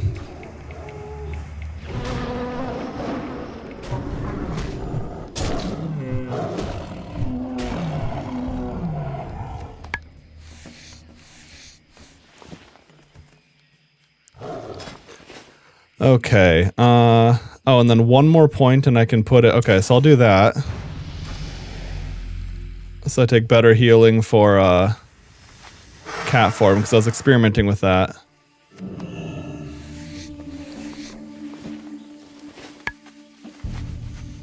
Oh yeah, definitely, Pony. The Wildstar fanfare was really good. I played a little bit of Wildstar at the very tail end of things.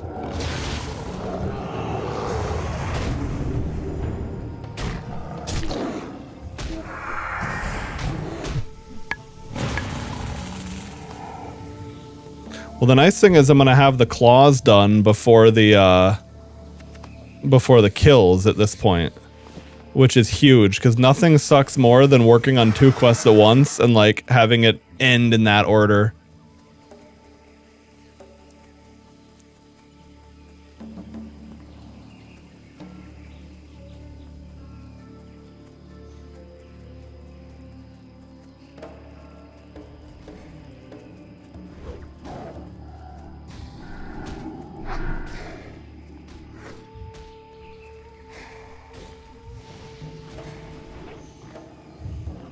Okay, they're already in a group.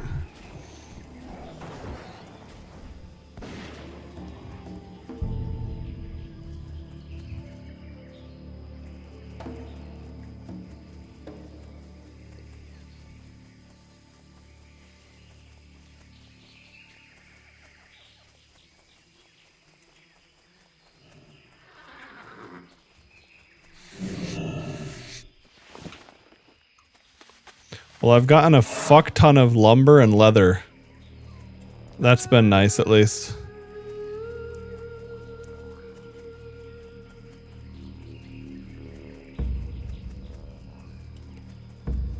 Just 2 more panthers.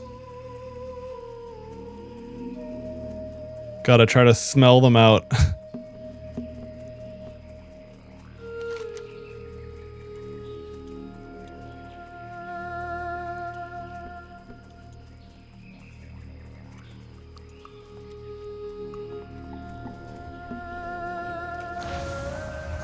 Damn, they got it.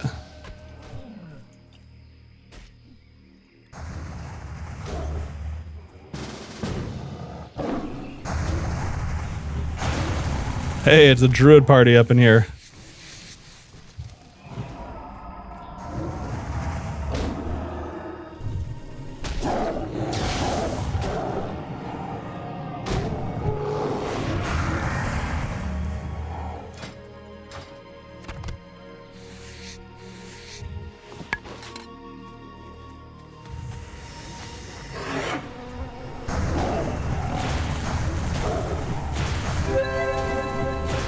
Yeah, I do not have the mana to be doing that.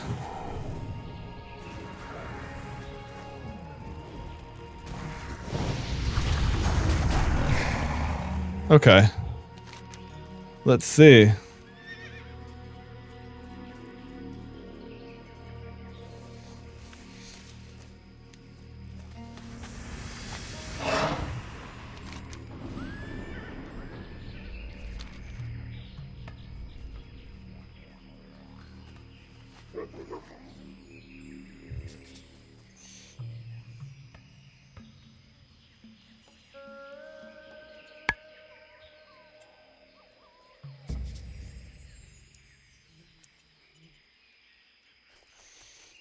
I'll offer to help this dude with anything if he needs, since he helped me.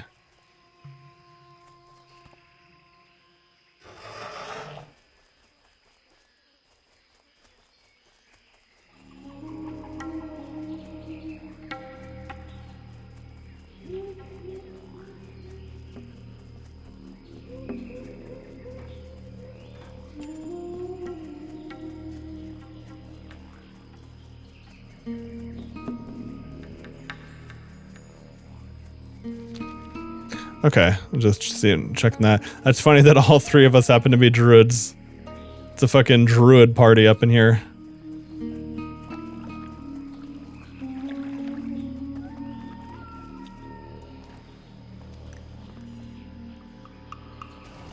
No. I had such good platforming with my mount and then I lost it. There we go. It's actually really nice. I remember a long time ago, I think you get dismounted if you started swimming. And then mounts were able to swim. It's just that only some mounts had boosted swimming speed. Done well, adventurer. You've almost proven yourself to be a master hunter of panthers. A panther by the name of Bagthera has been prowling the jungle. So far, he's eluded our party. See if you can use your skills to kill the great Bagthera. Bring me the fang of Bagthera and you'll have earned my respect.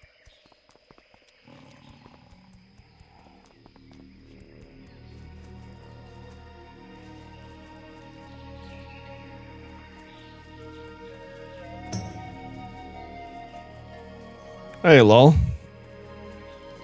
Another 3 p.m. stream. I guess.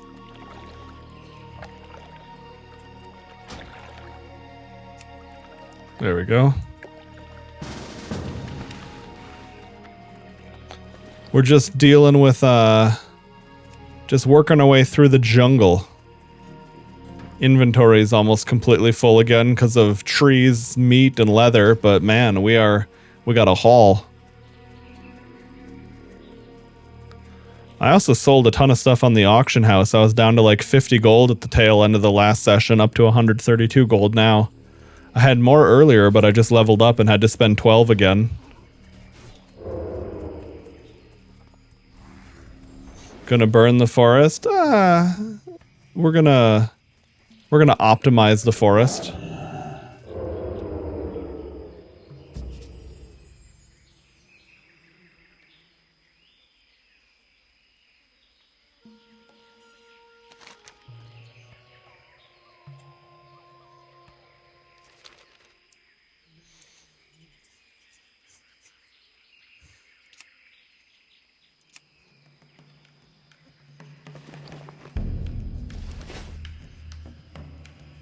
These guys really just asking a newbie hunter to hunt legendary beasts by their standard.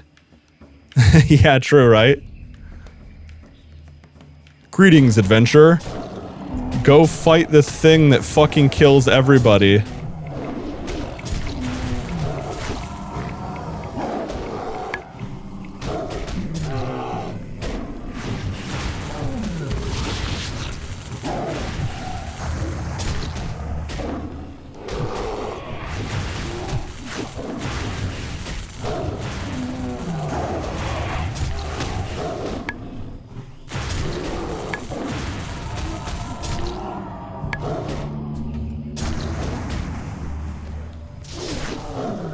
Oh shit. Well, there was no way we could have invited them at time. A ham steak. Buy ham steak. Okay. Can I get this or no? There we go. That was fucking weird.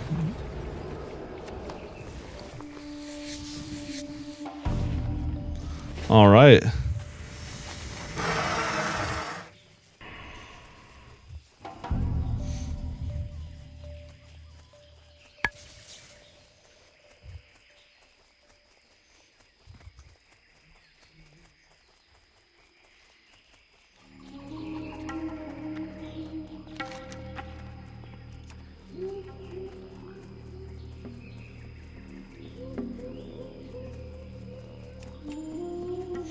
Man, it sure is nice that someone had the Keeper's Scroll Steadfast up here. Having, especially since I just recently got my 100% movement speed mount, it's like, this is like Crusader's aura, but even better.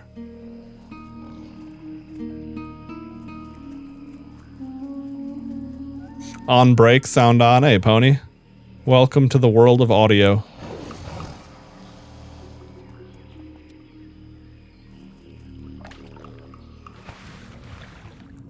There we go. We got to jump right before we miss the ground. A little bit of platforming.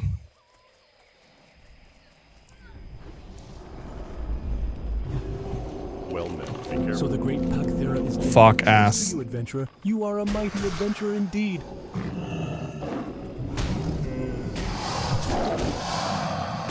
I'm gonna pull this fight away from the camp there since there's some PvP going on.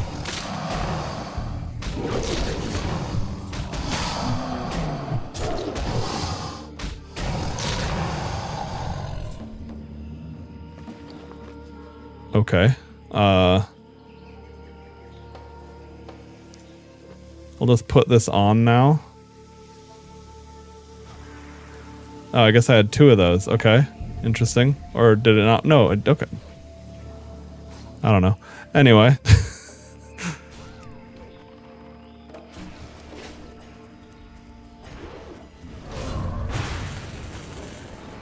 Greetings.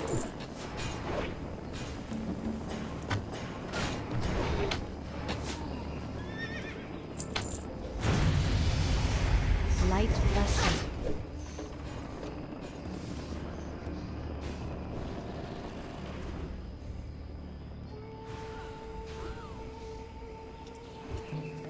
Yeah, I don't think that would be an honorable kill if I jump in on that at that stage.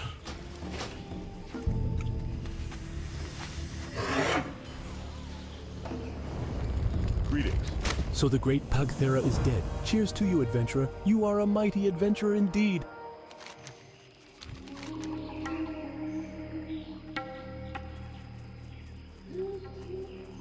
So what about the white lion thingy?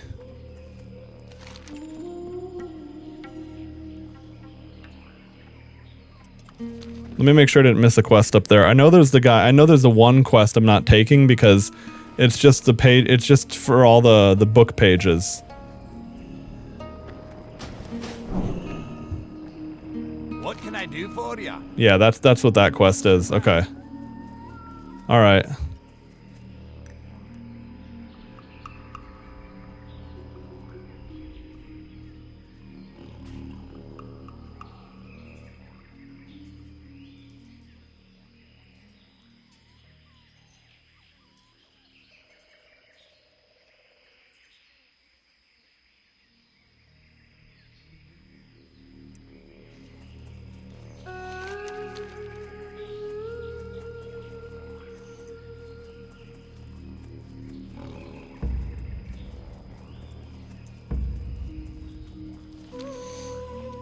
Oh, hey, Hydra.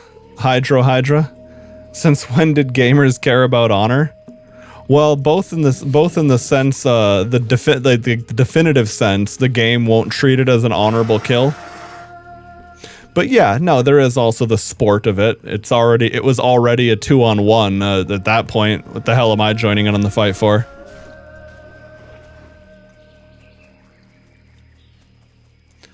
But I mean, you know, that being said, if running in to slap that target once to help kill it, if that was gonna like net me worthwhile profits, well, that changes the calculus a bit. But at the moment, yeah, I think it's I don't need to go make that guy's day even worse.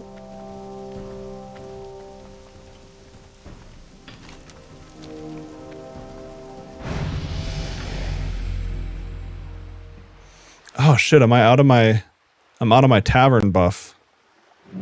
Balls. Okay. Well, let me put down my personal belongings stash and get all of this wood.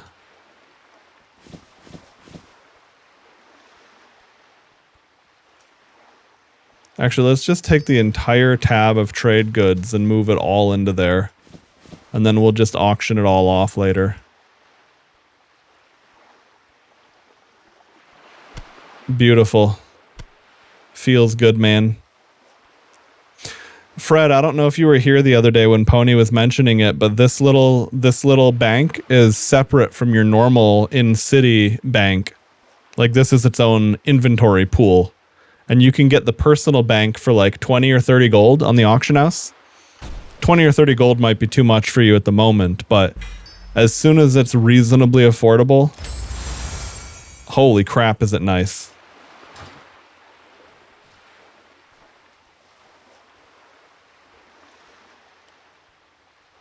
Especially since the only it's a 10-minute cooldown to put the item down, but you can do it in any place where you're like, any inn, any little town. Do people even need wood right now? Oh, no. The only thing wood is good for is when it's a daily quest, you can go turn it all in.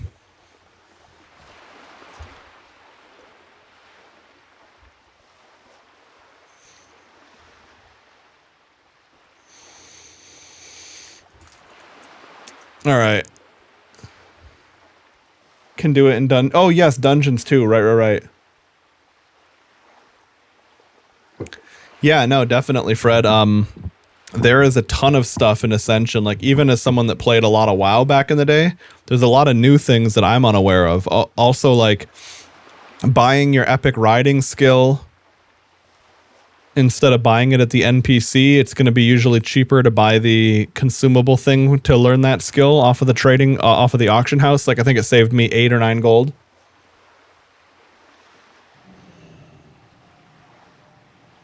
Oh, I just missed your message. Saw an Audiotech M50X in store for about 180-ish.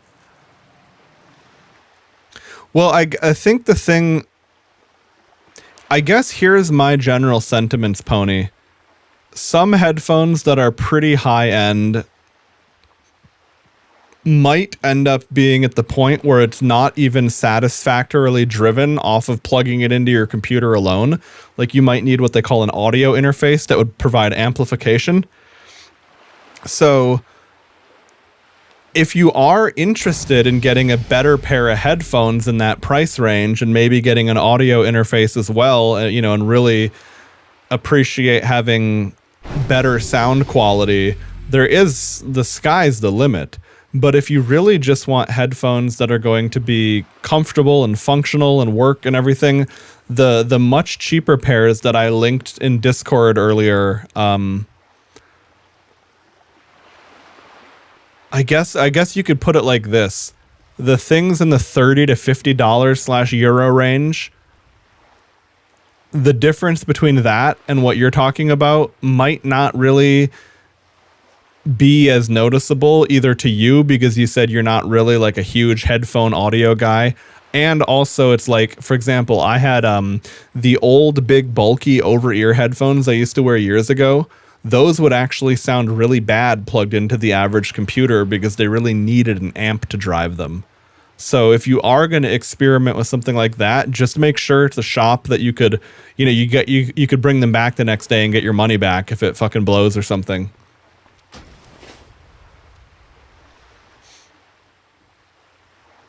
Just jacking it. Yeah, if you're just going to plug right in, it might make more sense to not go too crazy with it. The other thing too is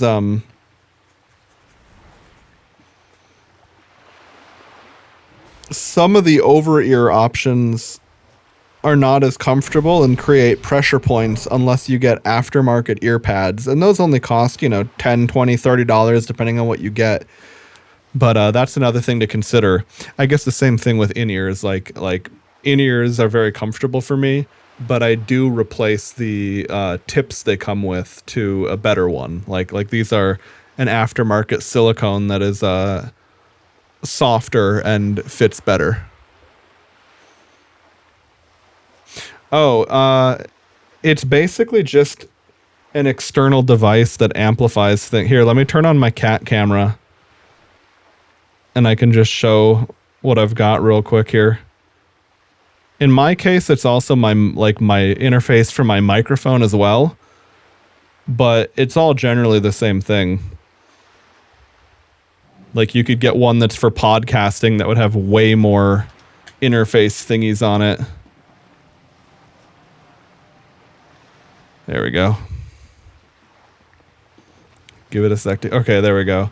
So this right here, these are two separate devices, the white thing and this dark thing here. But this is my audio interface. This is where my headphones plug in. So, and then right over here is where the mic plugs in. So this device basically just by default provides more power to my headphones than I'd be able to get plugging it into my computer. And of course, you really need it for the microphone. And then this shit up here is just stuff to control the stream. You don't need to worry about that. But this is basically how I don't buy. I wasn't interested in buying bullshit streamer gear that was overpriced and too dumbed down to be properly useful. Granted, the way you set this kind of stuff up that I've got there, a lot more complicated.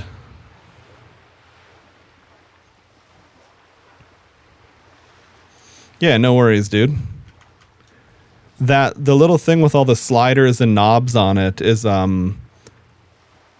that's a MIDI controller. And you could actually, through software, set that up for anything. Like, I could have one of those volume knobs, like, turning it could be like rotating my character in game. I mean, it would be a very stupid way to play. But, like, in theory, you could bind anything to that and have it work. Set up a really advanced setup for, like, a mech sim game or something. Beat Dark Souls with it. Yeah, there you go. Let me see if there's anything interesting on YouTube to watch for the next 8 or 9 minutes.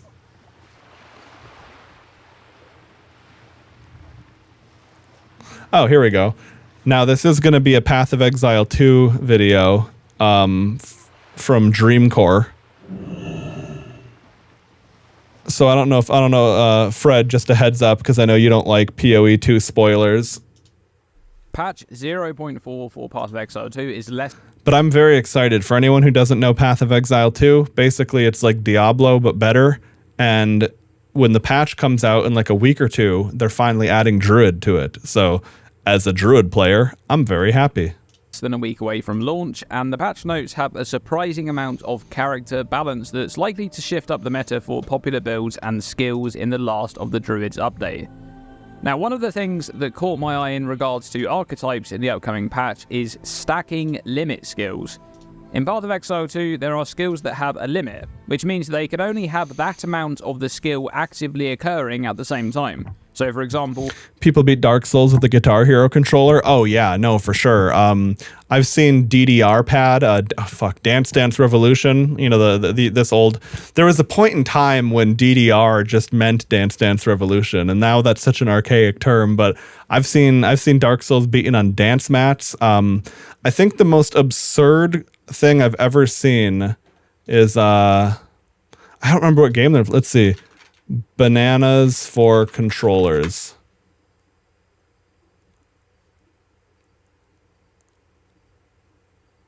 I think this is it. But I know that this is probably the more famous one. So, in 2017, I surprised the world by beating Dark Souls with a bunch of bananas. And since 2020 is an actual dumpster fire, I wanted to cheer y'all up and do the run again. This time around, instead of just beating Dark Souls with bananas, I wanted to raise my... Oh, no, I'm Fred, by the way, I'm just charging up my in buff again. Money for charity. At the end of the banana stream, we actually raised about $700 for St. Jude. So before we watch the final boss fight, I wanted to thank the community for turning this meme into something good. And if you want to watch the full banana run, I left a link in the description below. Alright, enough of me talking already. Watch me Space Jam Slam Jam the Soul Cinder with a bunch of bananas. This is probably one of the best examples I've ever seen of people using obscure controllers. Bananas have gone, they're doing pretty good, man. I think they'll make it through this fight.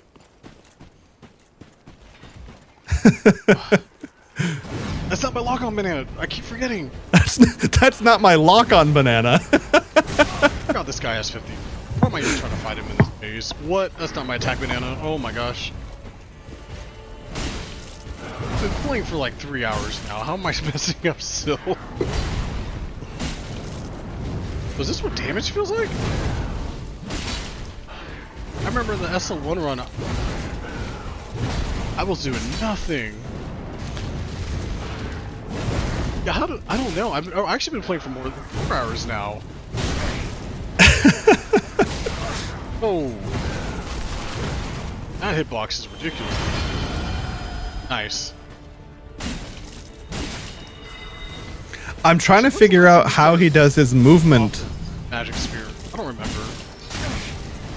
Oh, okay, I get it. I think this is W. This is W. That like up, down, left, right. These are his directional bananas over here. It's been forever since he started off with Magic Spear. I know he can. Banana pad, if you will. Remember we did this SL1 and we had to respect that? This is brought to you by SL1 Gang. Remember doing enough damage where you can actually get to the second phase fast? Imagine. Banana phone can be a reality? Oh yeah, true. Okay, you know, I'll top off. Yeah, don't forget to activate your healing banana. Level 1, sorry. So there's a challenge run out there where you don't level up in this game. That means you don't get any more health, you don't do any more damage, all that stuff.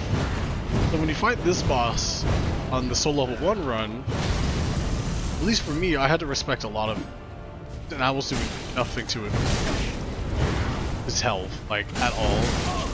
Yeah, a soul level 1 run just sounds fucking aggravating. I mean, I respect people that can go through that, but Jesus, it sounds like a nightmare.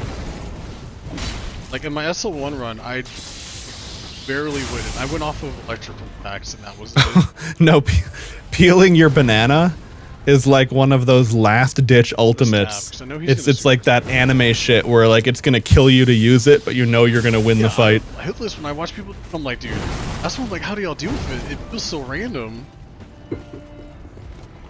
Yeah, dragon install. Okay, there you go. I think that in SL1 the only hard mode for me was spear mode because I was like, I don't understand what to do here. And I get chunked. My mess up. That's how this guy activates his fucking bankai. He sits there with the banana. Bankai. Peels the side of the banana down.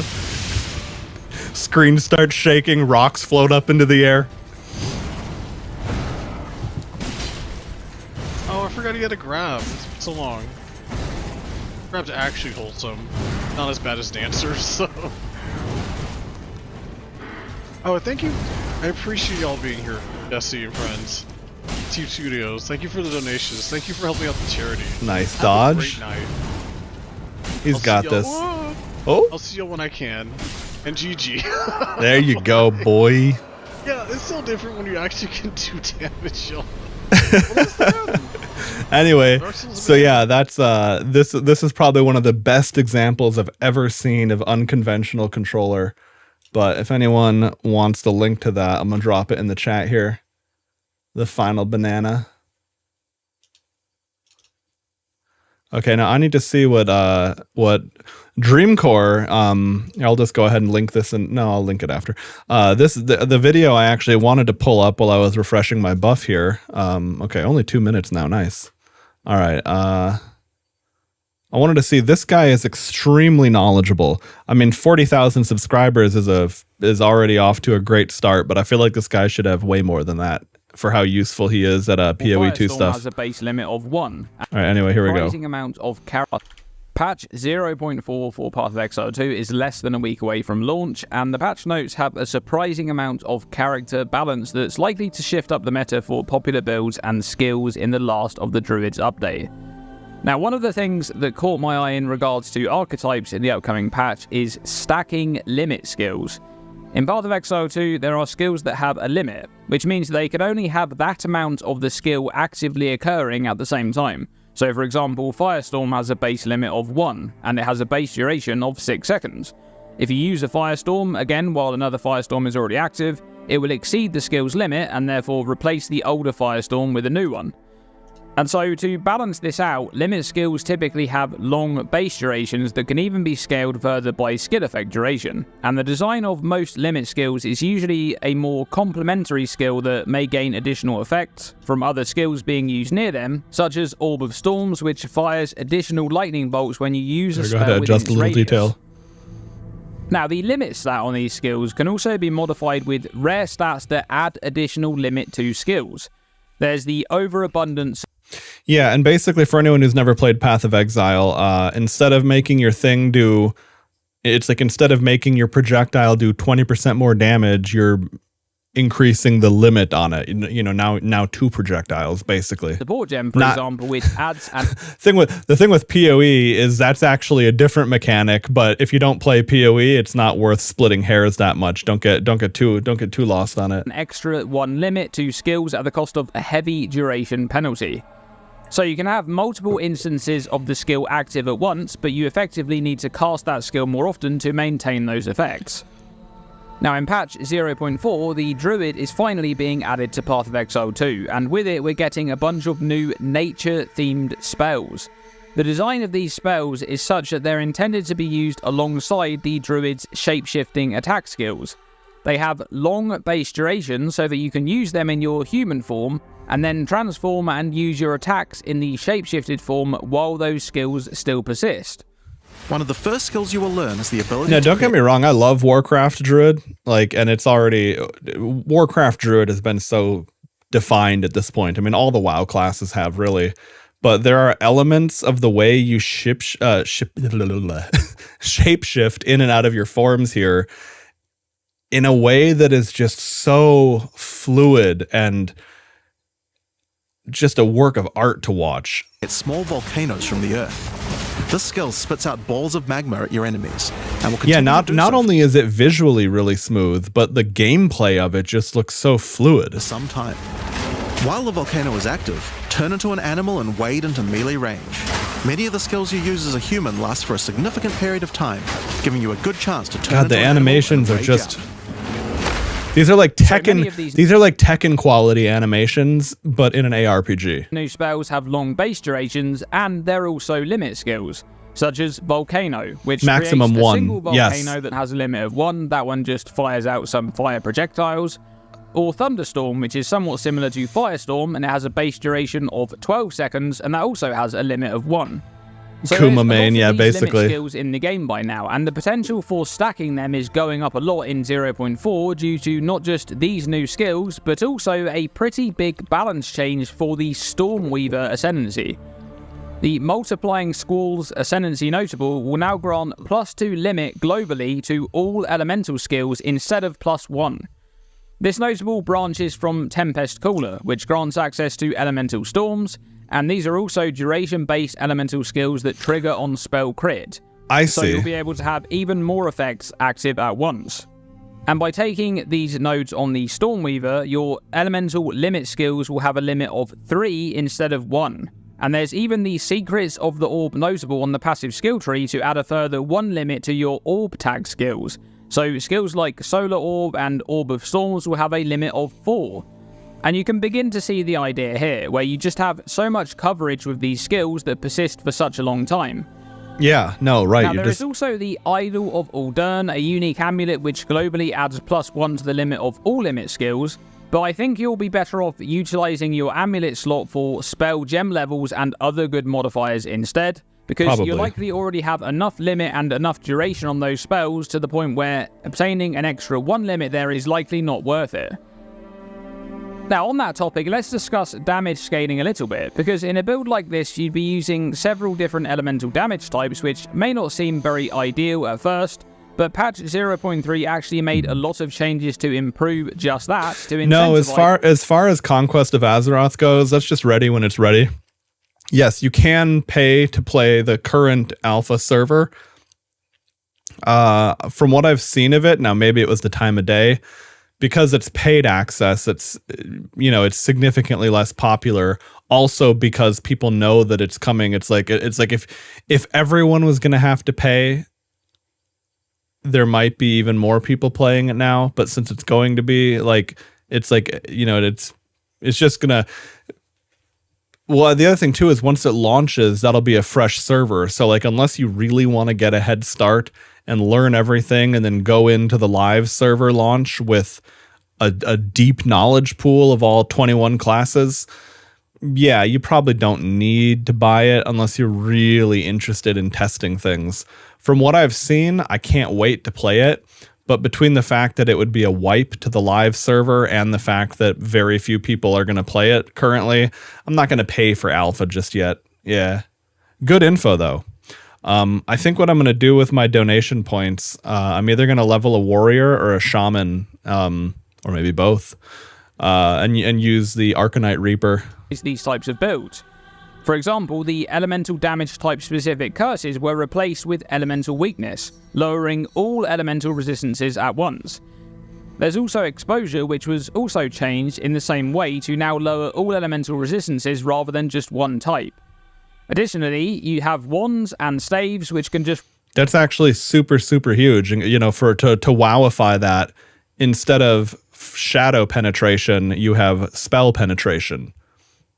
That's, that alone is instead of resisting one school, you resist all schools. That's big. Roll generic additional gem levels for all spell skills, and you can also roll a lot of other good modifiers there, like generic spell damage, spell crit chance, and spell critical damage bonus, or damage gained as extra. So scaling your damage when using several different elemental damage types together is a lot better now.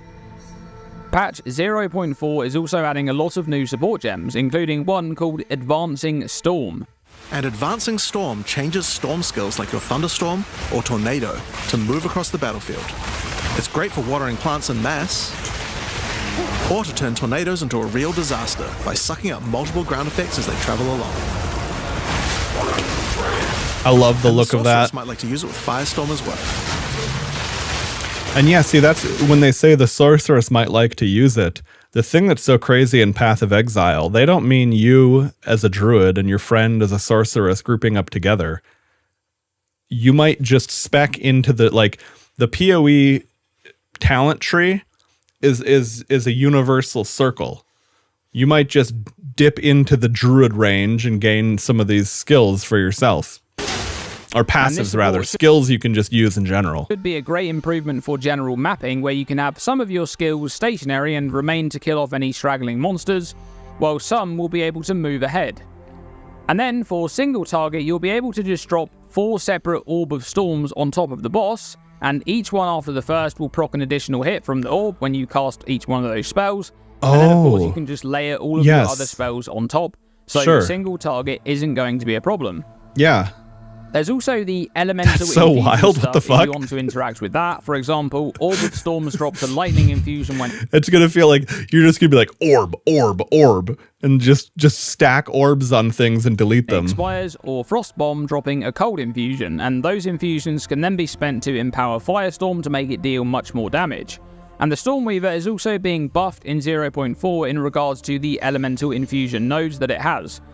Refracted Infusion especially looks quite good, as you'll be able to collect an infusion and I never played Sorceress in PoE 2 yet. I've only played Witch, really. Which is pretty good with Living Bomb, as that one always creates a fire infusion, so you can always gain an extra cold or lightning infusion from picking up that fire infusion, and that way you can potentially create triple infused firestorms using all 3 infusions.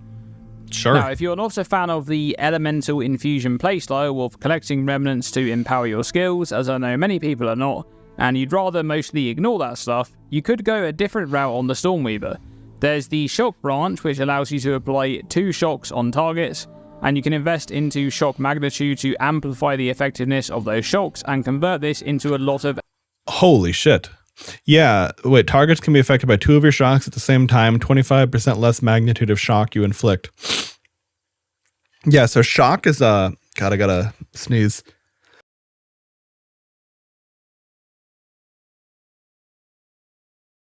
All right, there we go. Shock is a universal damage buff. Like when an enemy is shocked, they take more damage from anything. So being able to shock a target twice that's enormous. That's like, you know, you can apply Sunder Armor up to 10 stacks, but at the default max stack, it's a little bit less powerful than it would have been by default, but at double stacks, it's obviously way more powerful. Extra damage. Then the Shaper of Storms notable behind that will ensure you're able to consistently apply shocks with any damage type. Holy shit. Since you're already going to be dealing base lightning damage with Thunderstorm and Orb of Storms, you also have some options here to kind of mix and match and why not? strike twice with one of the elemental infusion nodes if you want. I do think that Refracted Infusion especially is going to be really nice to boost Firestorm. Anyway, I just wanted to put together a video with some thoughts on limit skills in 0.4, because it's getting to the point now where there's just so many options for these skills with such long base durations that they have a lot of potential to just be stacked up and used together. Thanks for watching this video, and as always, stay tuned and stay safe. All right, well that was a nice little brain exercise. PoE is basically its own, PoE is basically... Oh, you were saying Reaper is its own class in what you call Conquest of Azeroth. Yeah, we looked at just the other day I looked at all 21 class trailers. It's enormous what they've done with that. It is so impressive. Okay. Oh, hang on, I see. I was like, where did my sound go? I manually lowered it instead of using my automated crossfade. perk of being fat, you can use your belly as a shelf. There you go. True. All right.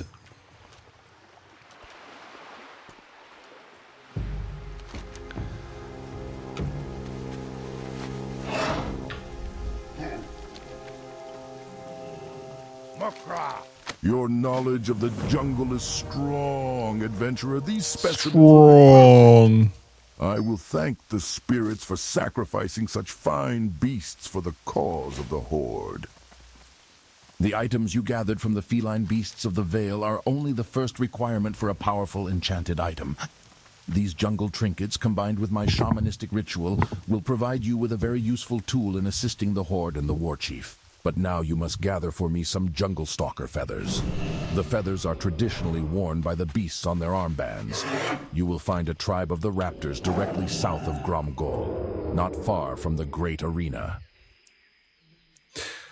I love when the AI questing, the AI voice acting thing gives you such goofy pronunciations.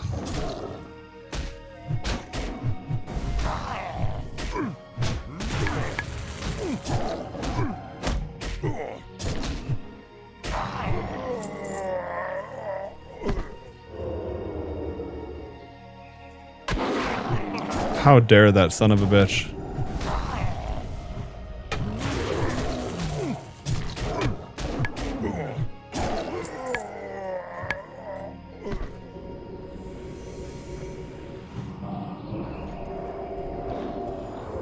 I hate those guys. I hate mobs that have pain in the ass debuffs. It's so annoying.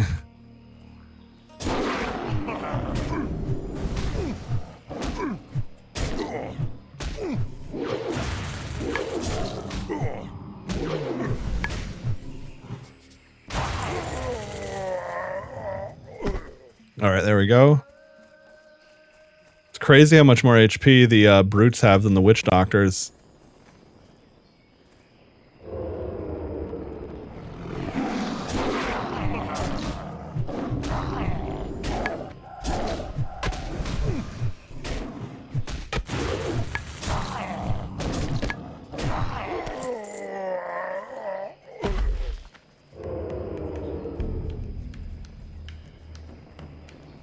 Oh no.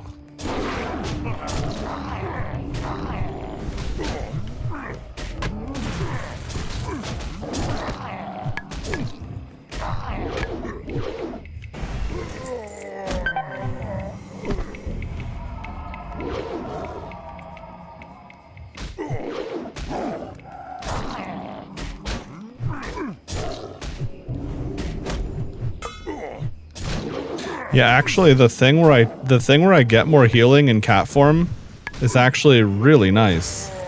I mean, I'm not surprised, but it feels beneficial.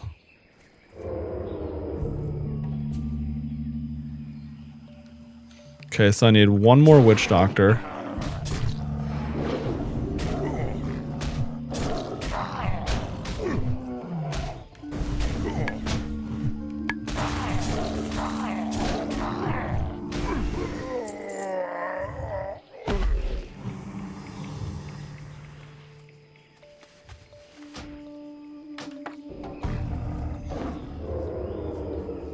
We need to crack down on the crystal juju troll drug cartel. Meth is bad, even if it gives you the voodoo that you do. Now, see, that's an interesting quest. I would be like, okay, what do we got going on over here?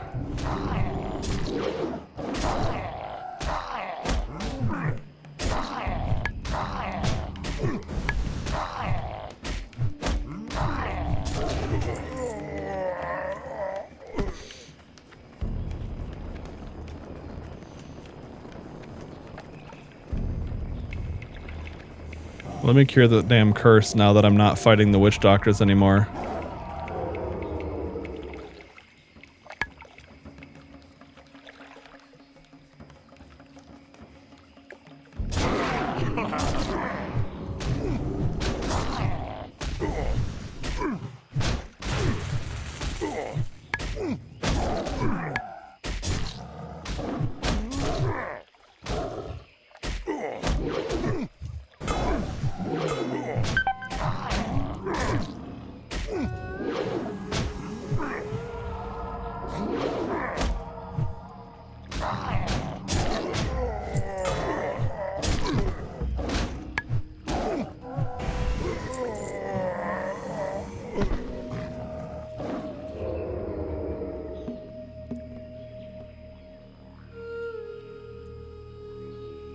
Okay, it seems like we have to fight them in packs of 2 pretty much.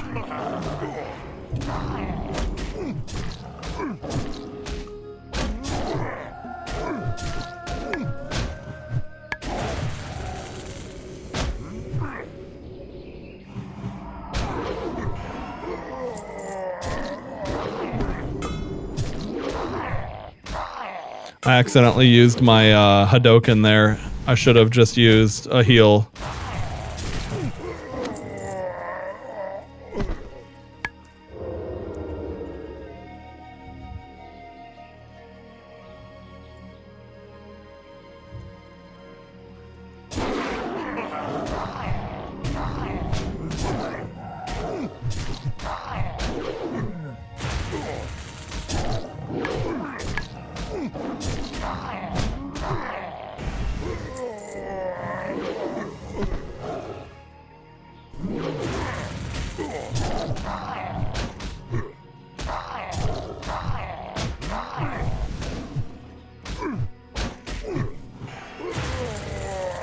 Oh, that's right. The clear casting. I don't know why I thought they were similar at all. But yeah, of course the clear casting and the other proc are totally different.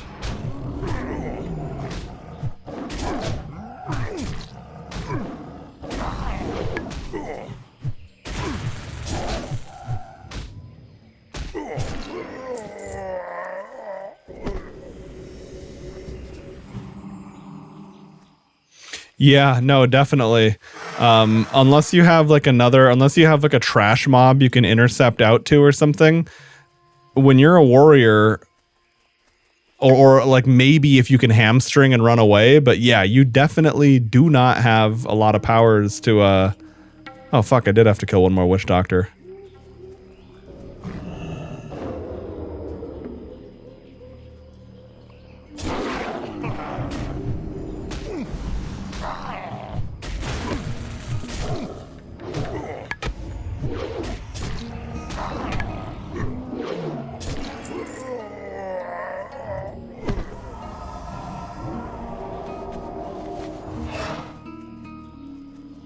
Okay. I'm going to Hogwarts and you can't, muggle. Ha ha ha ha ha. I love the chat in this game so much. Well done. You have served the war chief with honor.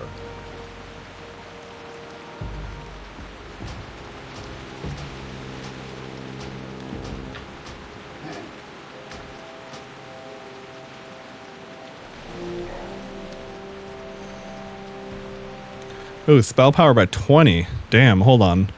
What's my resto gear? Oh, 7 stam, 10 int, 20 spell power versus 6, 9. Okay, the hit rating isn't worth anything for healing. Your heals don't miss on an ally, fortunately.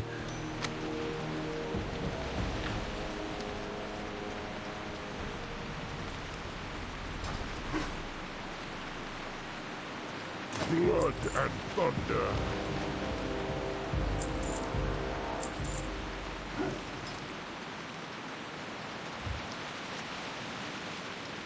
Nice, that's just a slight upgrade. I'll take it.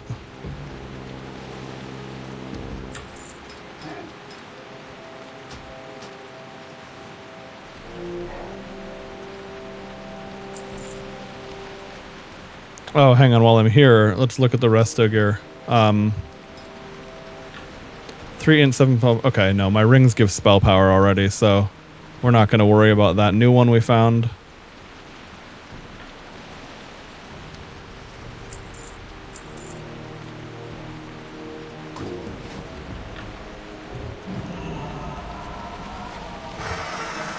Oh yeah, no, that's true. I never used ogres as frequently in Warcraft itself, so those sounds aren't as like baked into my mind as the other ones are. Holy shit, it's already almost 10 PM. What the fuck? Time fucking flies. I mean, I know I got a late start to things today.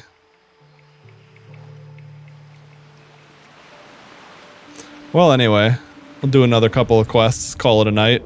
But we had some good-ass progress.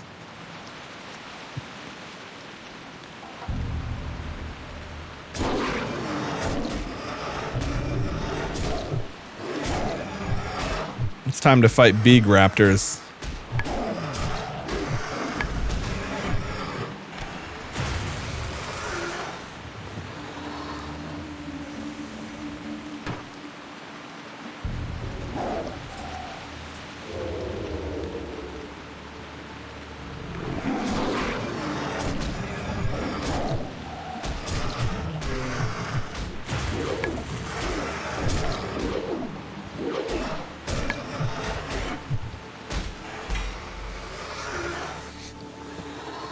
I got another one of those.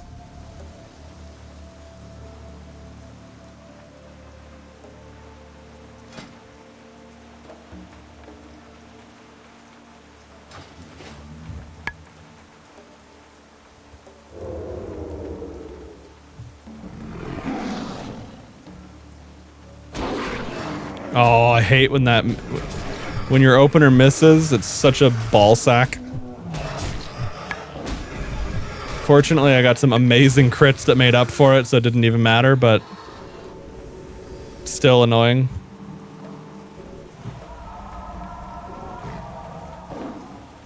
I've been ignoring greens on my warrior because they're less armor than my vendor whites.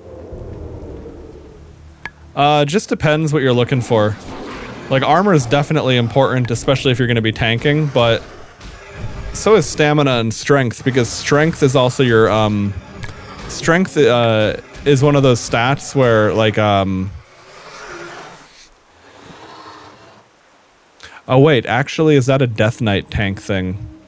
I know on Death Knight, strength gives you parry rating. I don't know if that's a universal or a Death Knight thing, because Death Knights were two-hander. Death Knights would tank with a two-hander. So, you know, no shield. And they weren't a dodge tank like Druid Bears were.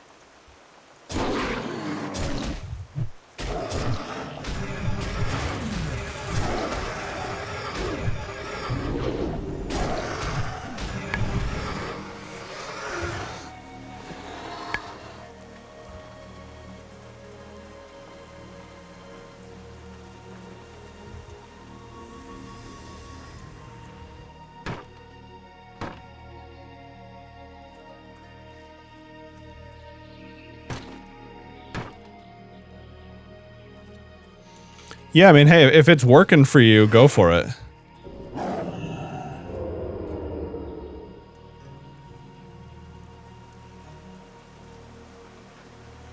I have no idea what the stat value of that is. It's mostly just that it seems odd that vendor whites would ever be better than a green just because of the stat differences, but I don't know. Shit.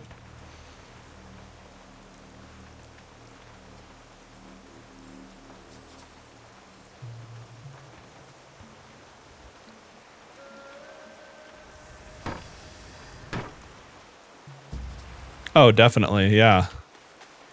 No, I mean, I noticed a difference on my Druid when I have cloth pieces of gear versus leather.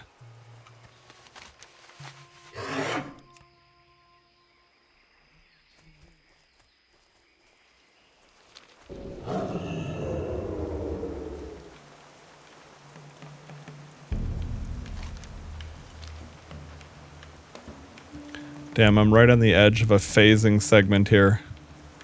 I was gonna go fight that raptor and then it disappeared.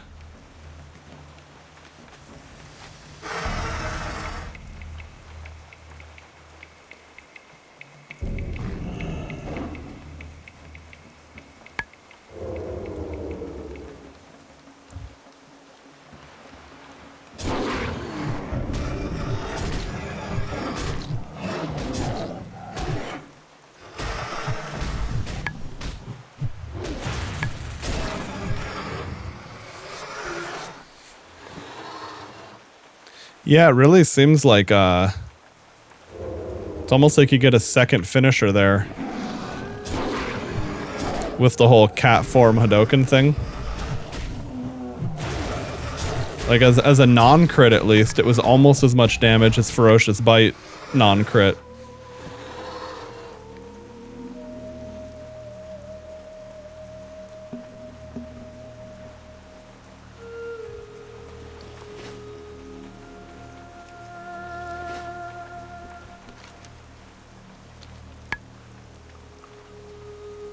Yeah, Schrodinger's Raptor. That's what the phasing makes it feel like.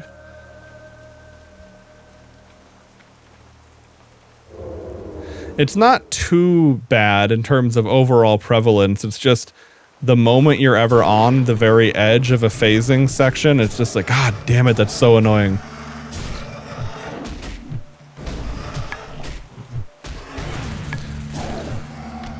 Oh yeah, by the way, changed my nameplates today. I swapped from the ones built into LVUI to Kui nameplates, and damn does it feel nice. I like the look of them a little better, but I also tested it in a moment where there was a bunch of shit on screen, and it is more performant, it seems.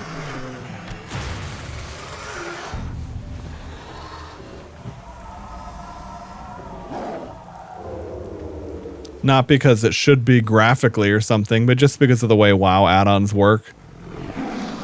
Two things can basically can do the same function, but depending on how it's written in Lua, it's totally different in terms of performance.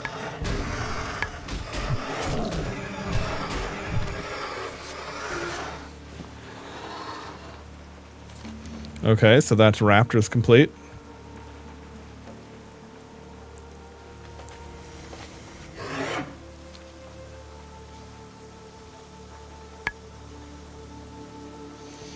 Yeah, no, I mean that's annoying as is, but when you get like when you have a stealth opener from behind miss, that just feels like some absolute bullshit.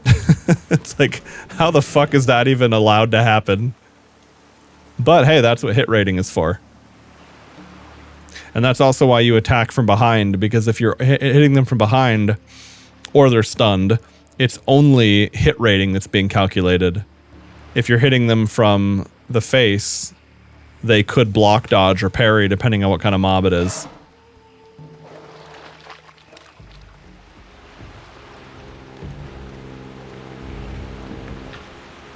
Which is also why, if you're running away from mobs, you want to try to not get hit in the back. Like, if you can strafe to the side and get hit from you know, you can avoid being dazed that way. What I need from you now will be very difficult to obtain. To hold all these feathers, claws, and the pristine fang in place, I require... Oh yeah, no, overpower is such a nice skill. Only an aged gorilla sinew will work. You will only be able to find one on an elder Mistvale gorilla. They are known to forage to the east of Booty Bay. The sinew must be perfect. It might take quite a few kills for you to find exactly what I need, but it will be well worth the hunt. Mm-hmm. Aged gorilla sinew. I know those kinds of quests. I know what that's all about. What that really translates to is 1 in 50 gorillas will have a sinew adventurer. Have fun, Lamau.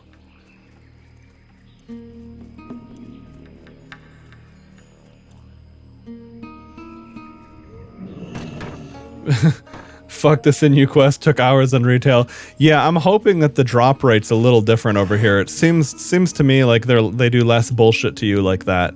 Granted, it also could have changed in WoW in general. Like, if you're playing actual OG vanilla, the game had so much tedium and bullshit in it compared to now.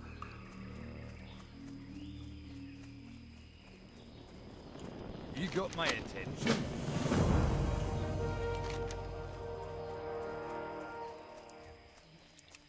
There we go, Tethys.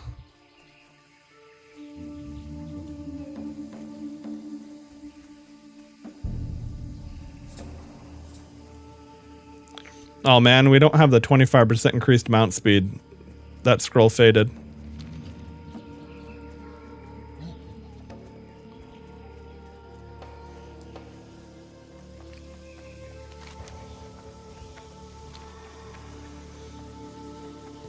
Satyr horns. Oh yeah, dude. Well, I mean, think about the fucking Green Hills of Stranglethorn in general. Like that quest. Oops, fuck. I don't mean to pop that. It's fine though, because 25 agility is a nice little buff for me right now.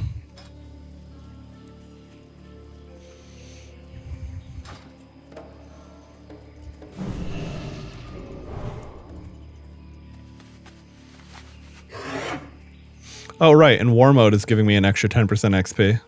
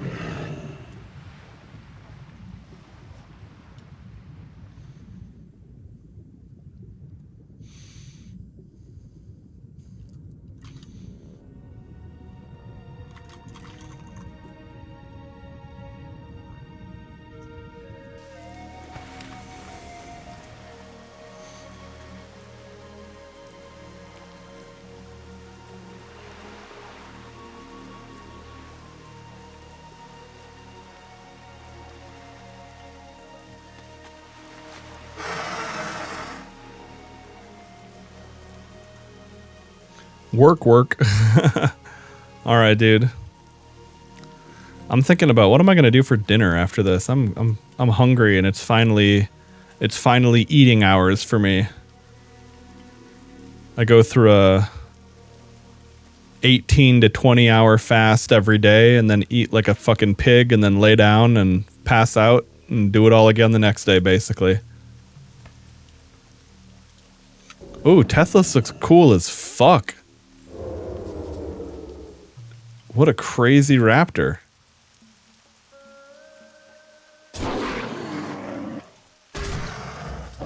I don't know if I'll be able to solo him.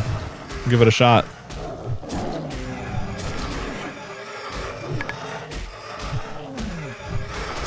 I'm gonna roll into it with combo points though. I'm saving these.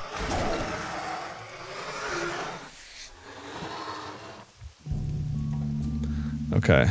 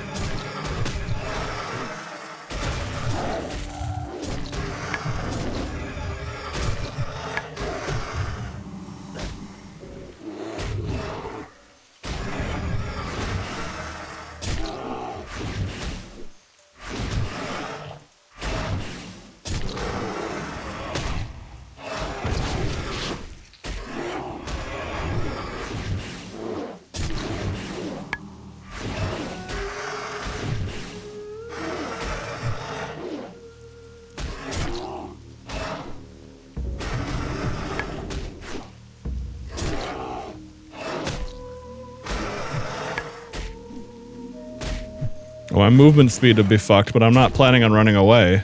I'm fighting this one out.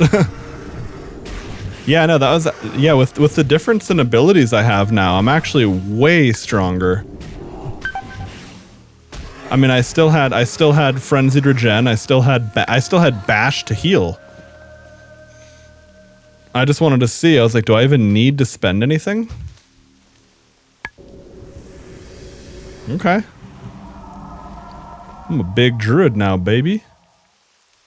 Summon a pair of jungle stalkers to help you in combat, 5-minute cooldown. That's really cool. I wonder what that upgrades to.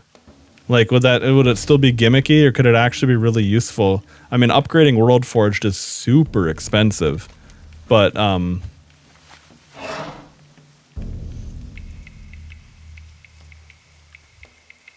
you know, if it's good, it's good. And there are some goofy little World Forged items that are actually insanely good at endgame. And I guess you can keep upgrading the item level based off of whatever item level. I don't know if you have to progress something on your character or if it's just once the game has higher item level available. Like once Molten Core comes out, will everyone just be able to upgrade World Forge to that item level? Or will you have to complete Molten Core once? I don't know. But either way, it's a really interesting system. There's some really fast dagger with a high poison proc rate that people were talking about actually adding a fairly considerable amount of total damage.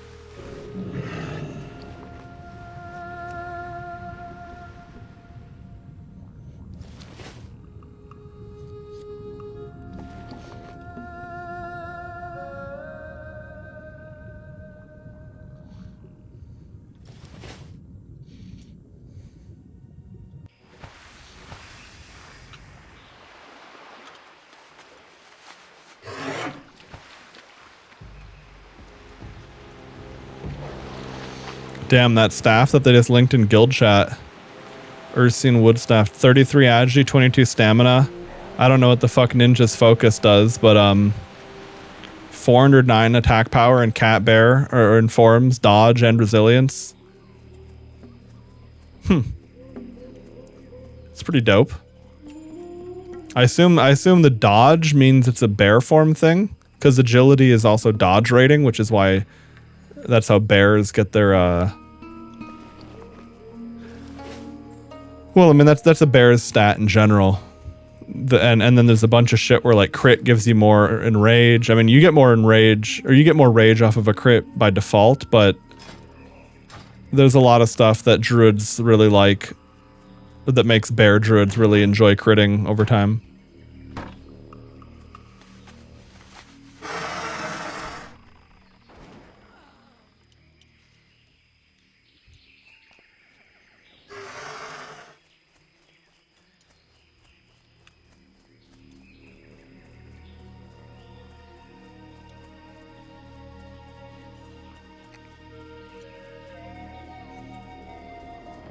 What's on your mind? How are ya? Adventurer, you are a hunter worthy of our company. From the battlefields of Lordaeron to the deepest jungle, I have rarely witnessed such prowess with weaponry as you have demonstrated. You have killed the ferocious Sindal, the elusive Bagthera, and the treacherous Tethys. But the true prize is the head of King Bangalash. That white tiger is the reason I am here. I've had my sights on him for quite some time now. Kill King Bangalash and your hunting prowess is proven to be second to none. Oh man, too bad that's such low agility. I like the 16 stamina, but I don't really want to lose the rest of the shits on it. Okay, well I think we'll go see if I can solo this as well, unless there's a group doing that quest. I wasn't sure if I was on it next or not, because I saw there was that dude in zone chat earlier asking for a group for it. So I guess we'll see if he's there. And if not, I'll just... I mean, Tethys was elite.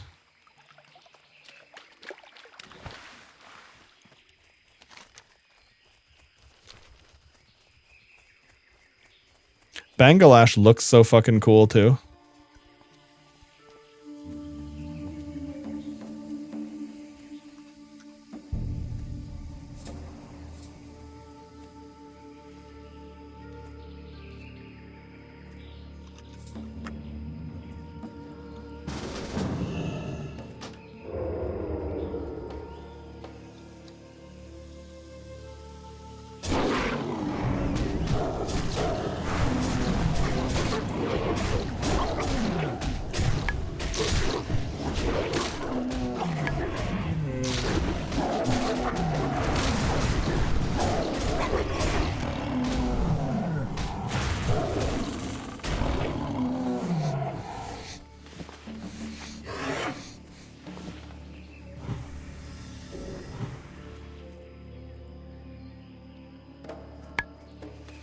Okay, well, it didn't need to, I definitely could have soloed that. It was not harder than the other raptor in terms of damage, it seems.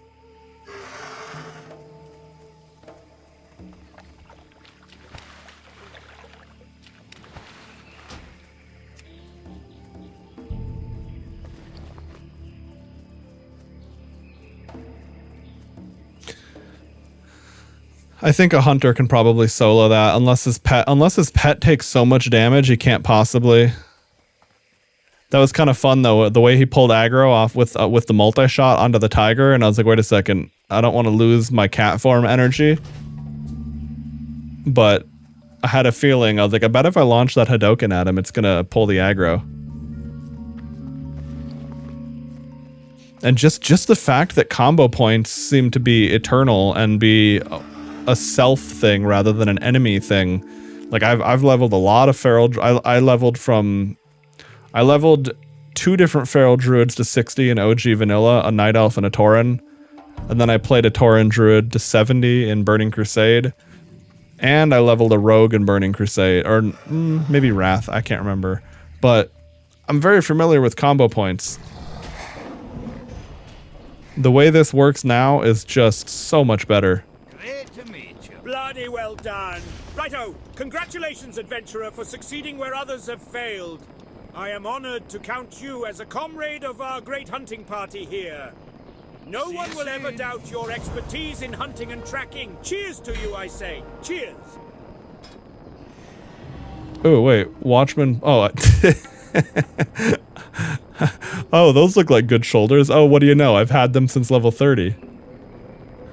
Now, hold on. That's item level 33. So, okay, so the stats are the same, but there's slightly more armor on these ones. Increases the critical strike chance of backstab and the critical strike of mutilate by 15%. Damn. Oh, it's a crossover talent. Okay, that makes sense.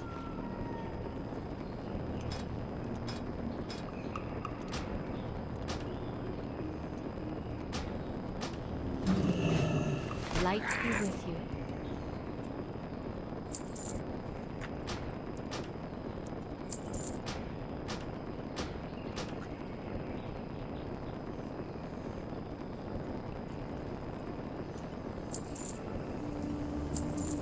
Farewell. Okay.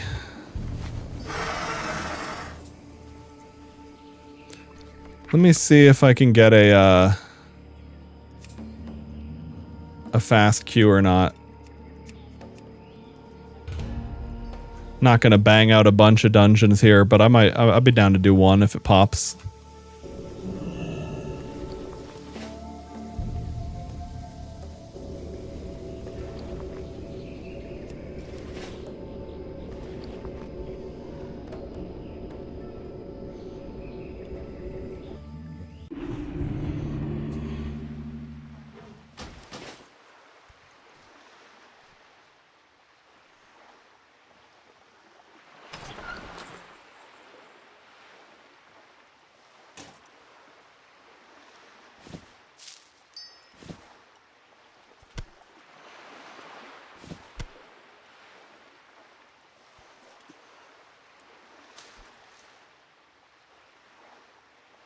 Okay.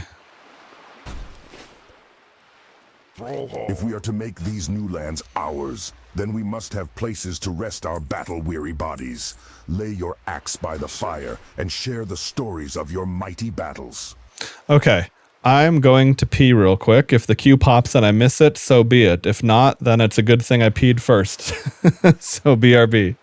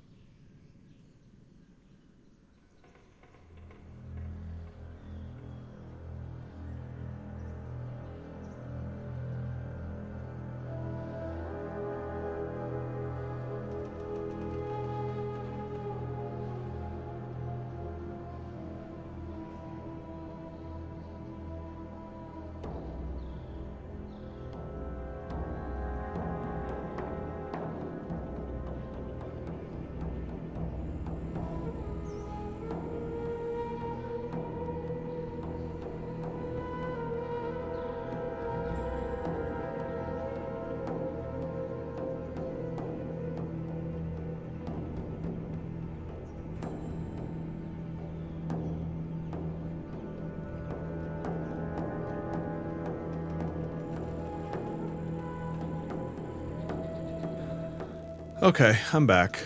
I missed the queue. We'll see if it pops quick. If it pops quick, I might be down. Hey, Haven Shadow God is about to be dumb and ask what class he's leveling. That's alright. It's not on. And sometimes my titles aren't even useful or descriptive at all because I can't think of anything funny or interesting. Okay. Anyway, got my headphones back in. Let's see if I get this dungeon to pop.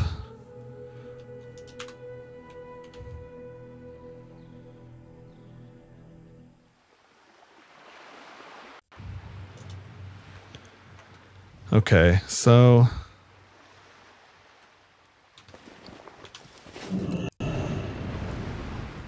what was I doing? Oh yeah, let me swap over to my spec.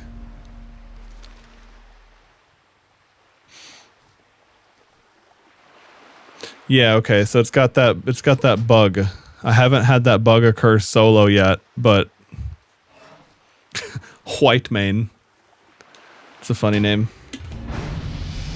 Oh wait, hold on. Is it working or not? I'm gonna relog and try again. I don't know if it was me or the thing. Sometimes logging out just fixes weird issues. Like I've had it where I don't start getting the in buff or the rested buff while I'm in the in, and relogging seems to just solve that. There we go. Now let's try it again. Is this person... Oops, fuck, I didn't mean to invite them. Lamau. Okay, I was like, are they running around naked? But no, they're just running a transmog. Ah, hidden shoulders. Okay. I mean, it's kind of cool looking. It's like a tribal thing.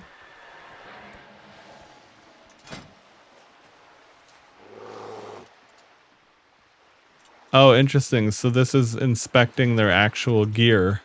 Anyway, I see the appeal, how they've set that up. It makes sense to me. Fair enough.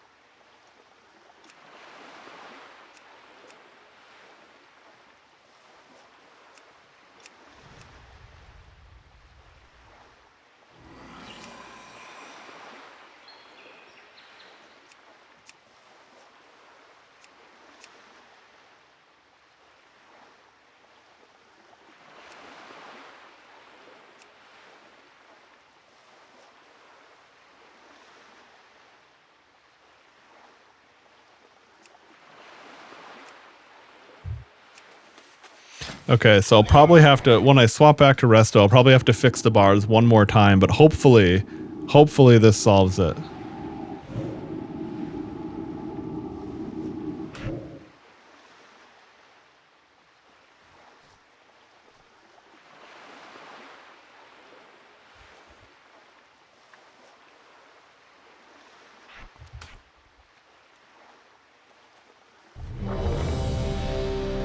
Oh, perfect timing. Oh, and I bet I have another couple of talent points, don't I? Get the shit out of the way. Okay.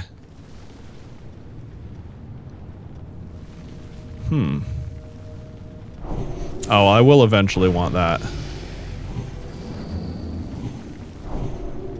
Because, yeah, it increases healing by 2%. That'll be important down the line. Alright.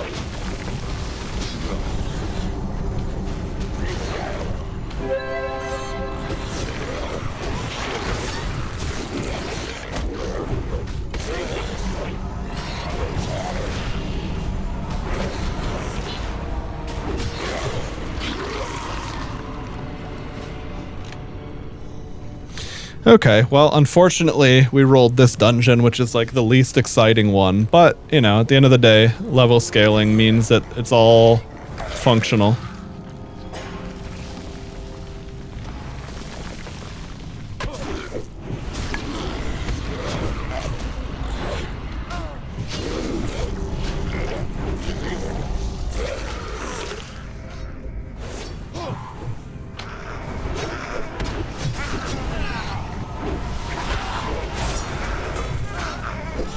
You need this dungeon for... Yeah, no, of course, that's how it goes, right?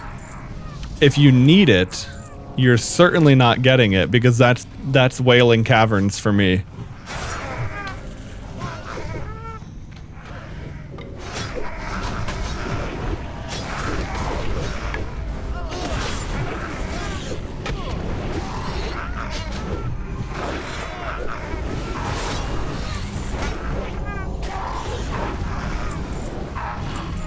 I don't know if a level 15 warrior tank...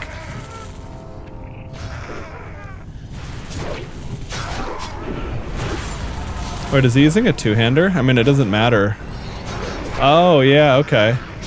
Well, that makes sense. I was gonna say, dude's not taking much damage for someone not using a shield, but he is decked out in, like, big heirlooms.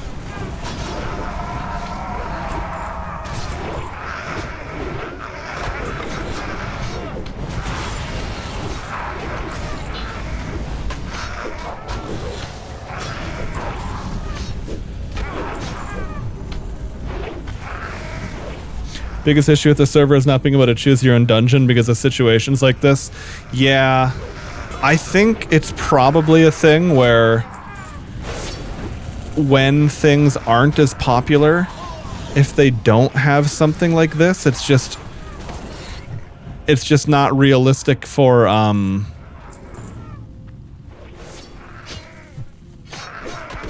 like during lower population and lower player count times, you might get into those situations where if they let you pick a dungeon, then effectively no one gets gets a queue pop. And in a perfect world, though, they would have a priority system, but I don't know how realistic that would be to code into something like Ascension, where you're not building the game from the ground up. Like, it's not like they're going to be able to recompile the source code for this to bake that kind of functionality in. But I also have no idea, you know, could be something that would be easily solvable.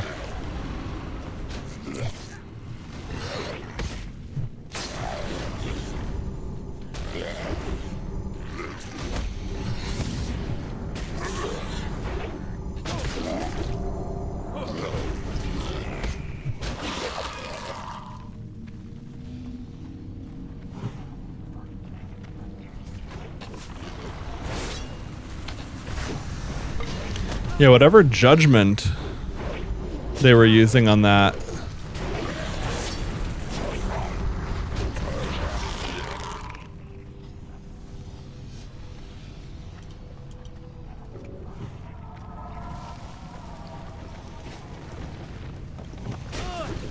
It's like there was a lot of healing going out from that paladin.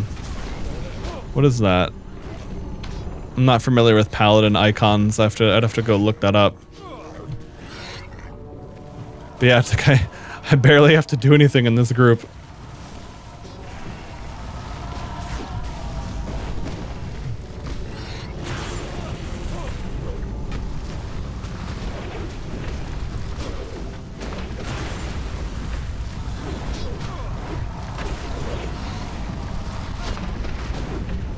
There we go. I had a reason to use Swift Mend.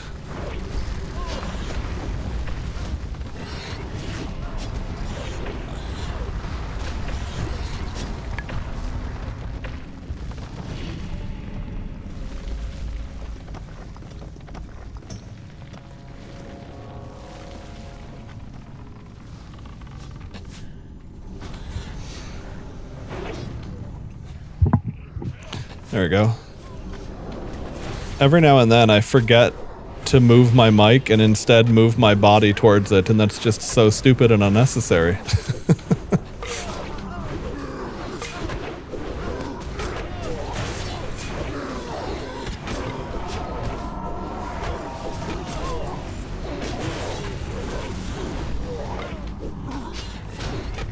I'm gonna give that paladin, oh, I should have given it to the other paladin. Well, it doesn't matter. He's got mana. But I was saying, wait a second, I don't need my innervate. I can just innervate a DPS.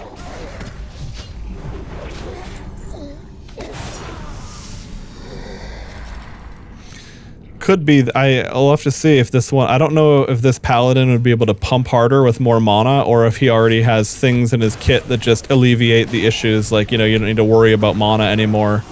Because Feral's like that with improved leader of the pack. It makes such a big difference to have that.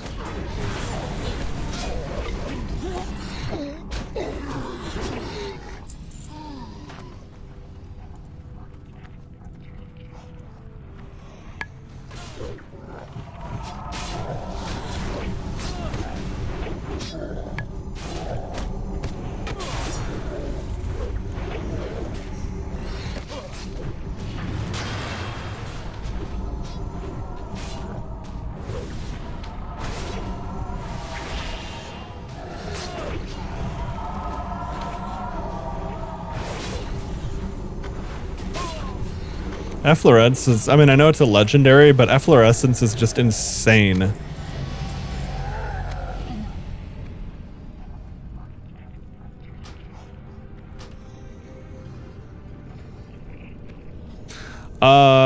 Well, I don't know, in the sense that I haven't done it much in dungeons. I've pretty much just been playing resto for the queues.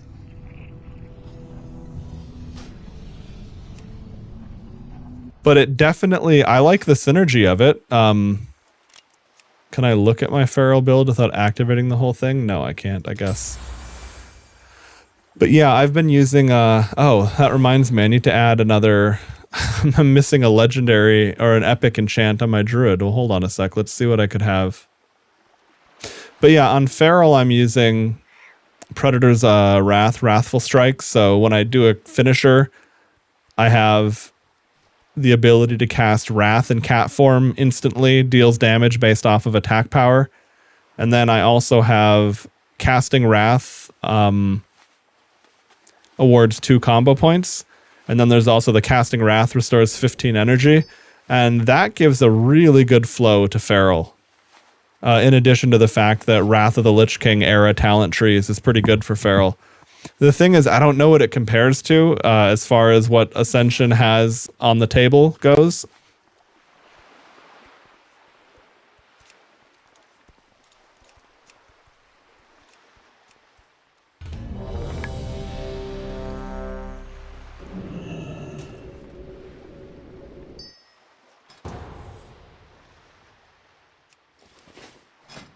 But I'm definitely having a great time with it. It feels better than it did. It feels better than it did back when I played it. And, you know, because what I was saying earlier is when I played on the Blizzard servers from basically the Warsong Gulch patch of vanilla up until the tail end of Cataclysm, I played Feral Druid in vanilla. Or I played Druid in vanilla, but predominantly Feral. I'd heal because you kind of had to in vanilla. The rest, Feral didn't really scale properly or have gear sets. But I really liked it in Burning Crusade even more. That was where Feral kind of became more viable. And then in Wrath of the Lich King, my brother took over my Druid and I swapped to a Death Knight. So that's where my experience differs.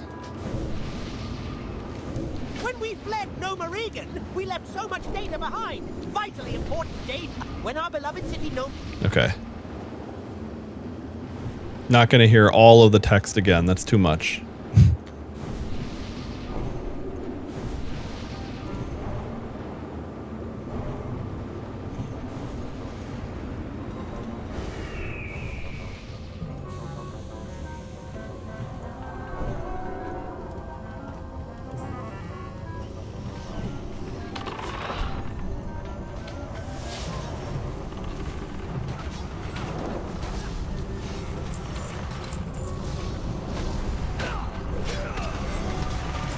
Alright, so what quest do I have here now?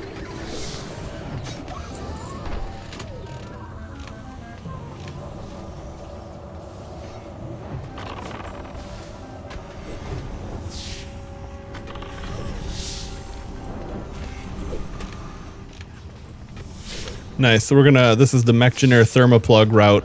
I haven't. Every time I got Nomergun, it's instead the Electrocutioner or whatever the fuck. It's not the actual final boss.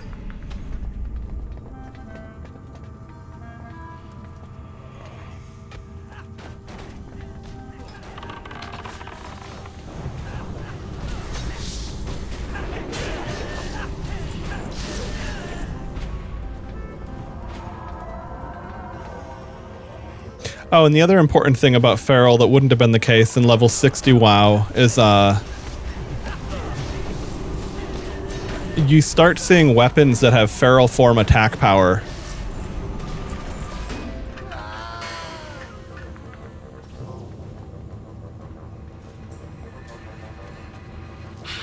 At about level 40-ish.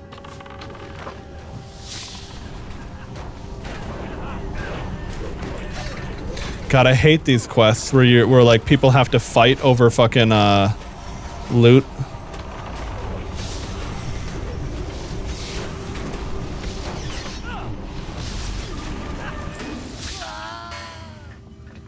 I also haven't done any PvP yet. I mean, I'm over in Hawaii, so you know, the latency involved is not going to be optimal. It'll definitely be playable, but like when I used to play WoW back in the day on the Blizzard servers, I'd get about 100, 120 ping.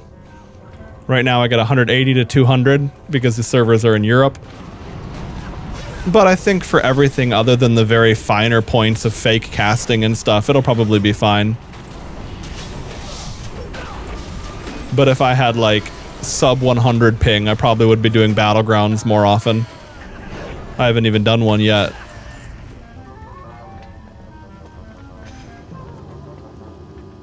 But I probably will. Once I get this character to 60, I think I'm going to get some heirlooms and either level an Enhanced Shaman or an Arms Warrior just for the...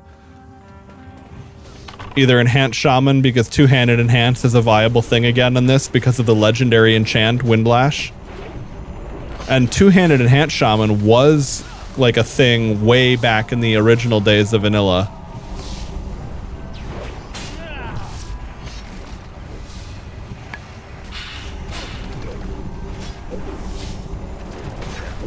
But then it became a dual wield only thing. And then the dual wield Enhanced Shaman is cool, but like there's a lot of like fun value for me there basically.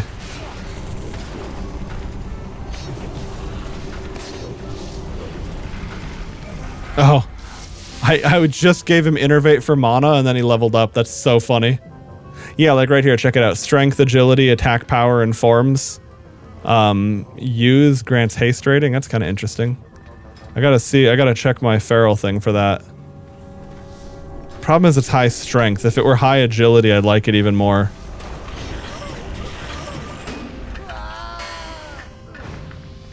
Oh, well, ever and greeted. I'm gonna need it for feral.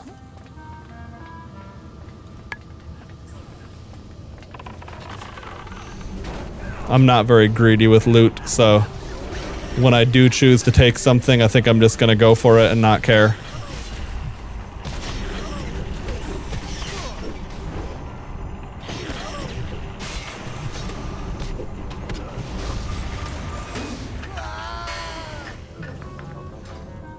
That's right, I need spirit, not mana per 5. I mean, it would work, but I'm not, again, that's so suboptimal, I don't care. Okay. I don't know why they left, but hey.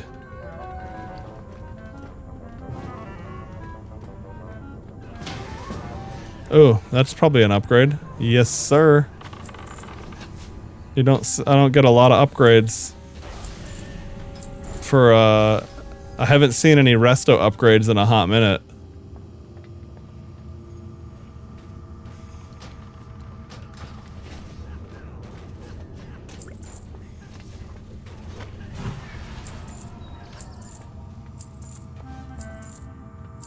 I forgot to go get this. I figure I'll leave my efflorescence behind and then go pick that up.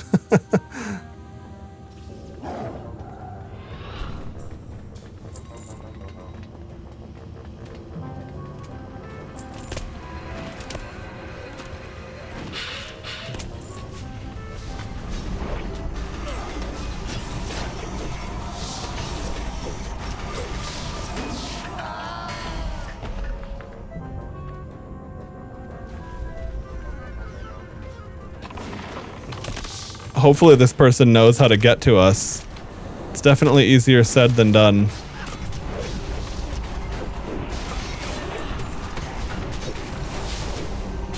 I think it's basically one path though, but I mean, some of the dungeons can be... Okay. Oh wait, yeah, the map is functional.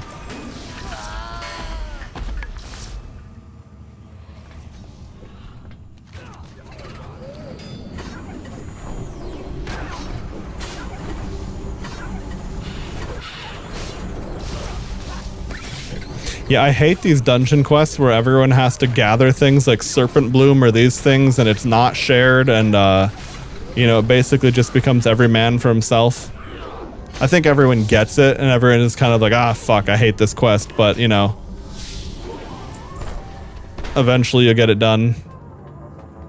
I mean, that's certainly how I was going with Serpent Blooms and, whatchamacallit, Wailing Cavern. Oh, and you said you're leveling an Arms Warrior. How's that going? I figured Arms Warrior would be so nice to play with either an heirloom or just the fact that you can get good World Forged weapons early on. Like I saw a two-handed axe with armor pen and strength and crit. It was like a blue for level 9 from a World Forged. And it's just like, oh my god, that is so nice compared to basically anything else you'd have available.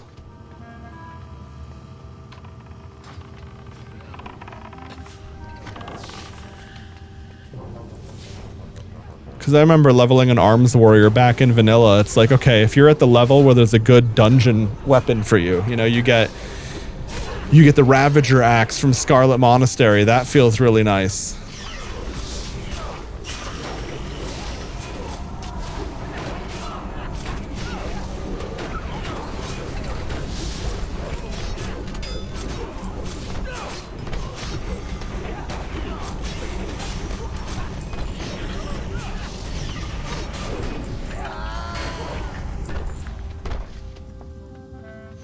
Yeah, I don't know if I'm going to be able to afford a full set of heirlooms, but I'm hoping I should definitely be able to get the Arcanite Reaper.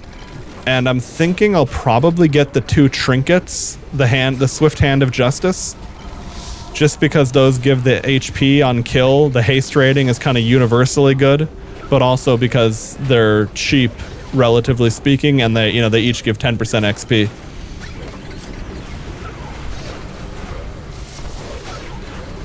And of course, if you have the full set of heirlooms, even more so. But, yeah, I think weapons and trinkets are probably either two-handed weapon or, you know, dual-wield weapons, if so.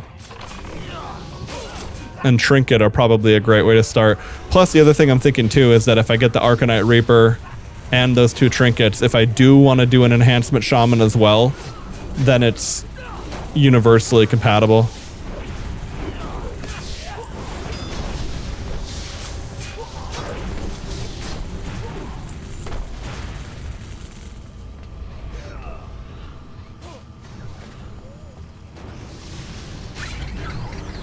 Oh, I'm gonna give him Innervate because he's a balanced druid. The tank doesn't. The tank's highest damage because it's a prop pally, but he doesn't run out of mana anyway.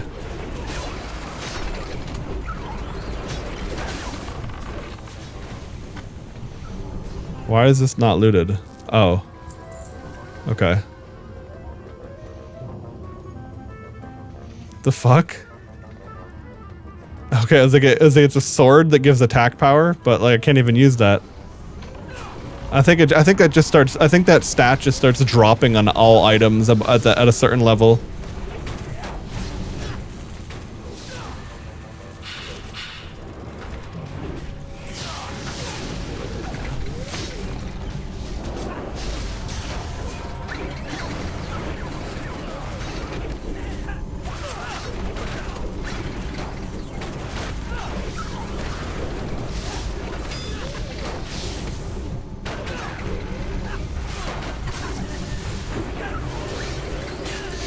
Hey, Fred. Yeah, I figured I'd hit up a couple dungeons before I called it a night. It is certainly a late one for me here, but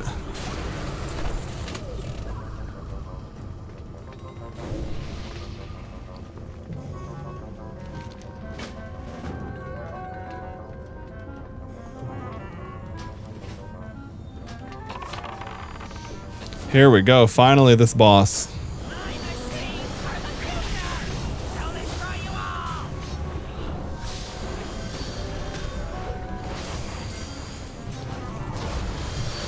That druid didn't get the quests, or didn't have the quest. I just shared it with him. I thought I'd be a nice guy and do that. Unfortunately, my innervate's on cooldown, or I would have juiced him up. Balanced druid is really rough with on mana, especially pre-40.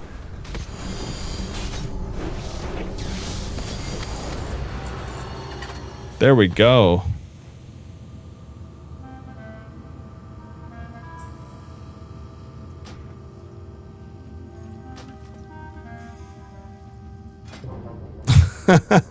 That's a cool gun. What the fuck?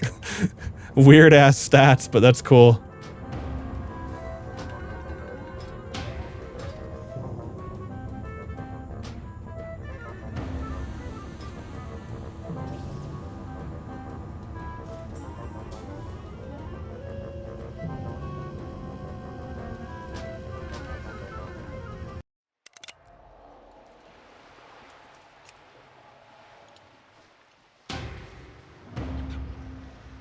There we go. I like to think that the last thing that went through his head as he collapsed to the ground was your foot person. With Thermoplug dead, our plans to retake Noma Reagan are one step closer to becoming a reality. Noma Reagan. It's not bad for AI. Okay. It's a lot of armor. Those are very nice shaman tank pants. Oh, that's another thing. Shamans are definitely at least leveling tanks. I don't know if they're a viable endgame tank or not. Okay, I don't know. Something was borked there. I've heard there are some bugs with the dungeon finder thingy. Okay. So before we head off again, let me see my feral thing. Agility, stamina, 43 attack power, 11 dodge rating.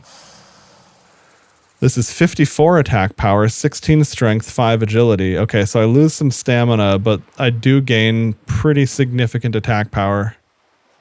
And then, of course, there's also the use effect for haste rating with a 1 hour cooldown, which is bonkers, but you know, 156% haste rating is also not bad.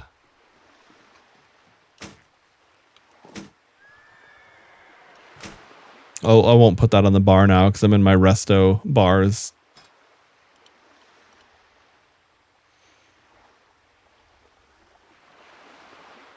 Okay, just want to make sure I didn't fuck up a whole set there.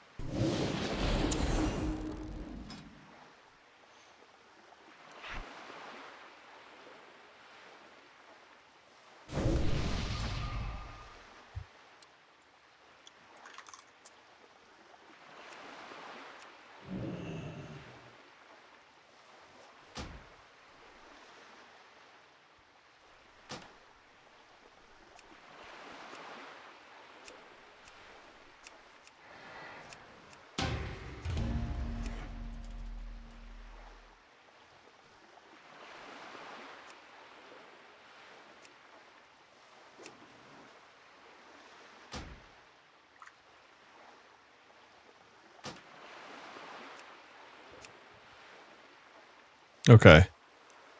I had some weird things going on with my bars not swapping properly as I would shift over between my specs, and I think this probably squares it away.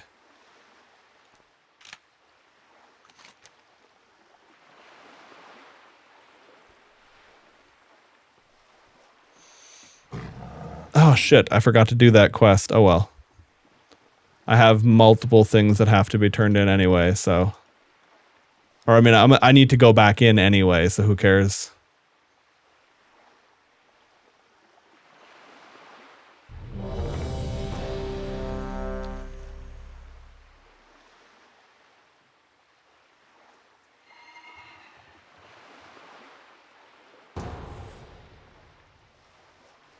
I guess it's annoying if you think about back in the days, you'd kind of go in to a dungeon, you'd form a group, you'd go in with a greater sense of completion, you'd spend more time, but you'd get everything done in one go.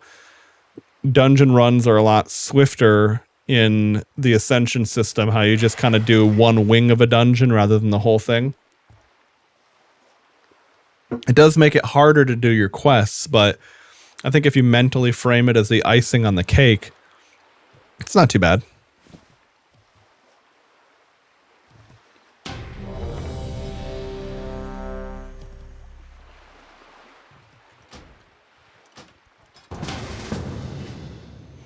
Oh, I got Nomergan again. All right, well, that actually really works. What the fuck? Hey, Mooncake, do you need food?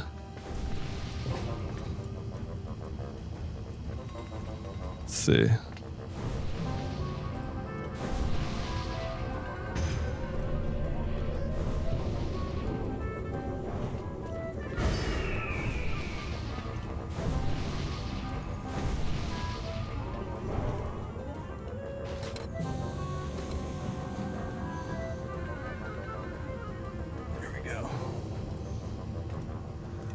Gotta feed my cat.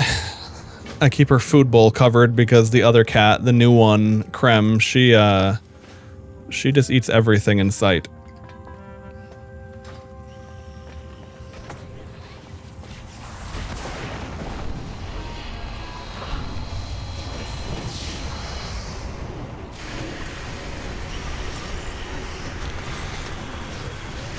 I feel bad, but I'm leaving RDF if it's not the dungeon I need, because I'd rather quest in the world where I keep doing dungeons I don't need.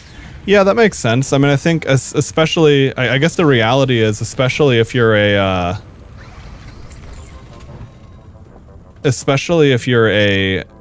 DPSer and you leave your group, they'll fill your slot immediately.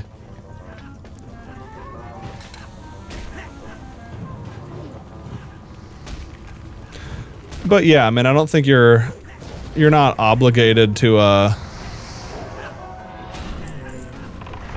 do all that. What the fuck? Oh, what the hell did so much damage? That's insane.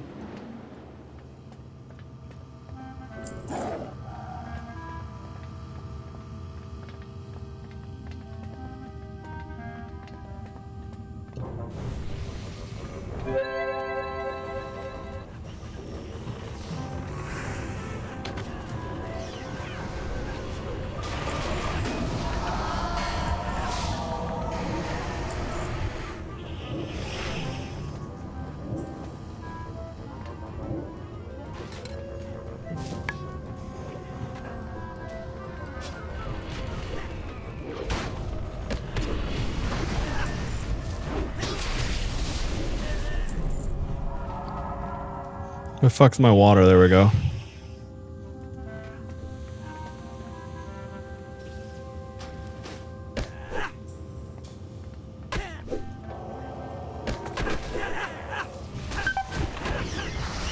Bruh. He's not generating any threat at all on them.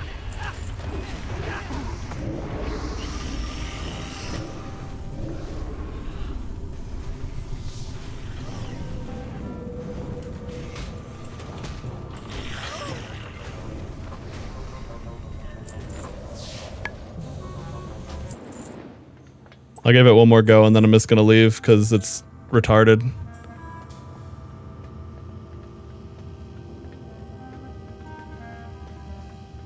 Like, I'm trying to fucking run to him to get the mobs off me, but it's not working.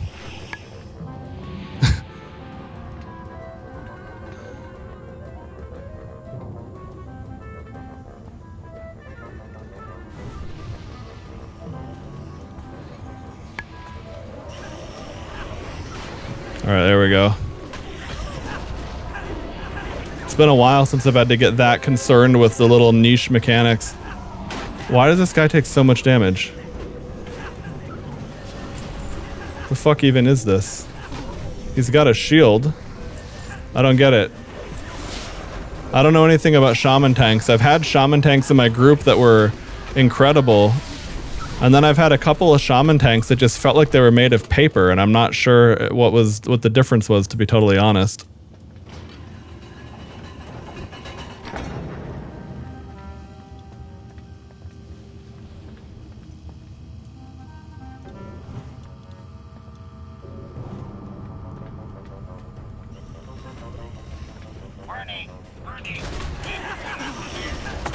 Please generate threat or I'll die.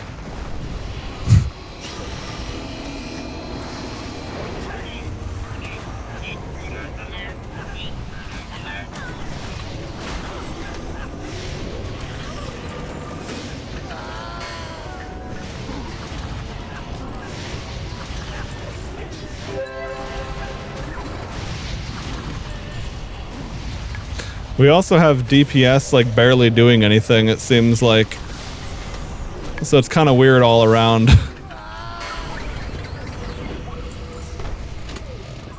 That being said, sometimes when it's AoE, tanks just have an absurd amount of damage that other people can't keep up with.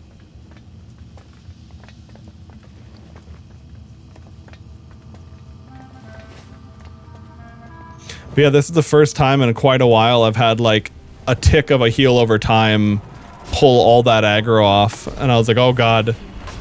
I don't know, I know you don't have Thunderclap, but like you gotta do something.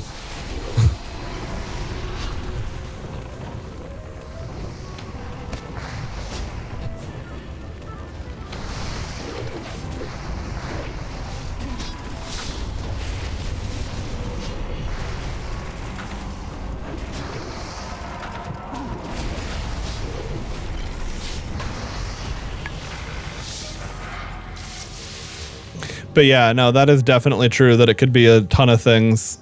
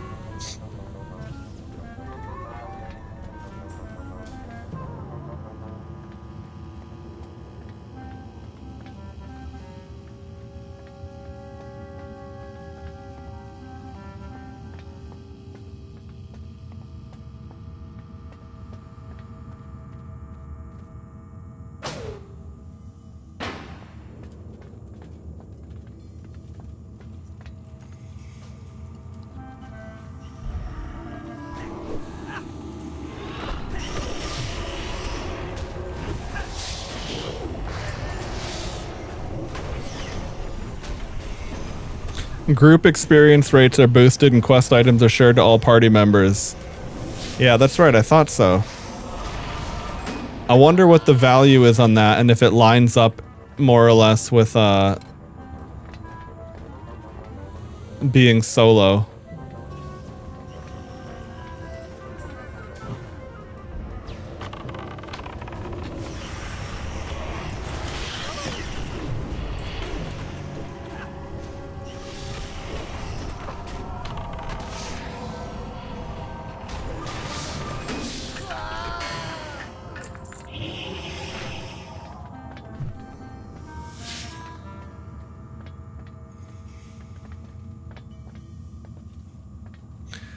I didn't actually see what totems he was dropping. I've barely ever played. Shaman is a class that I hadn't played enough to really go, oh yeah, I can look at their kit and know immediately what they're doing right or not. Yeah, I don't know. You would have thought that like even a totem would have like, I assume the totem's threat goes to the shaman and isn't like a unique entity of threat. Because I was thinking like even that would have handled it, although I didn't see what he was or wasn't using.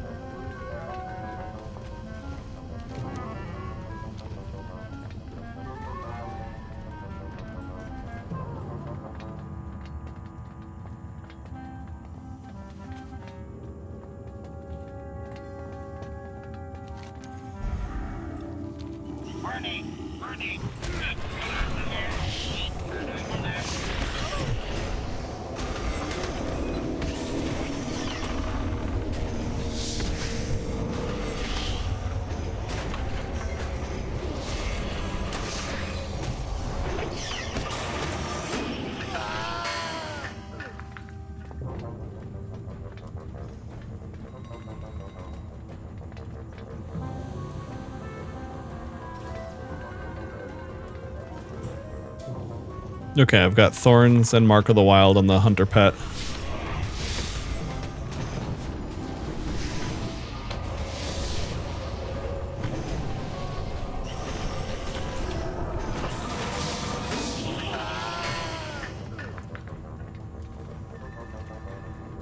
We're probably honestly fine. It seems like, does this person have fucking... Yeah, okay, that makes sense. I was gonna say, why does this person seem so fucking potent for a level 22 priest? But yeah, they're decked out in looms, baby.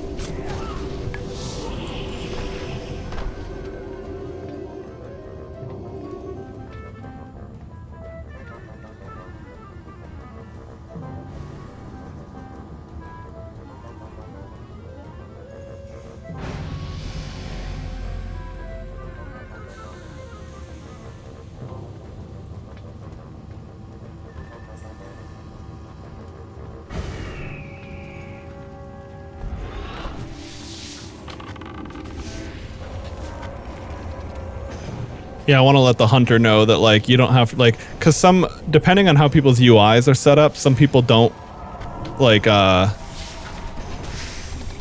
they don't heal their pets, or, like, healers don't, you know, even see pets, or they forget to pay attention to them. And then sometimes warlocks that are too mana hungry, they feel like they're life tapping too much and make the healer work. I just wanted them to know that, yep, do not worry, I'm good.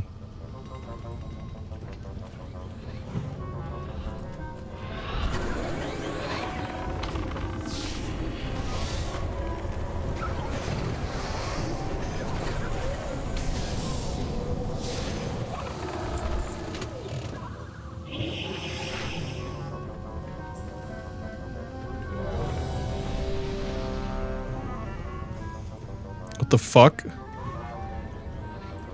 Huh?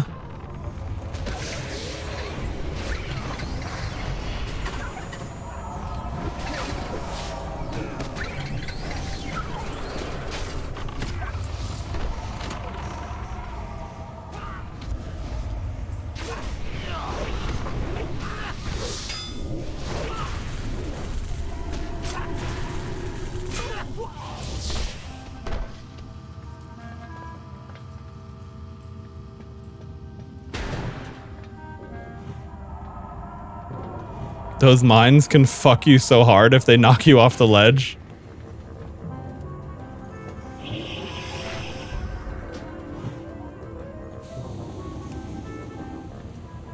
I think it's bugged.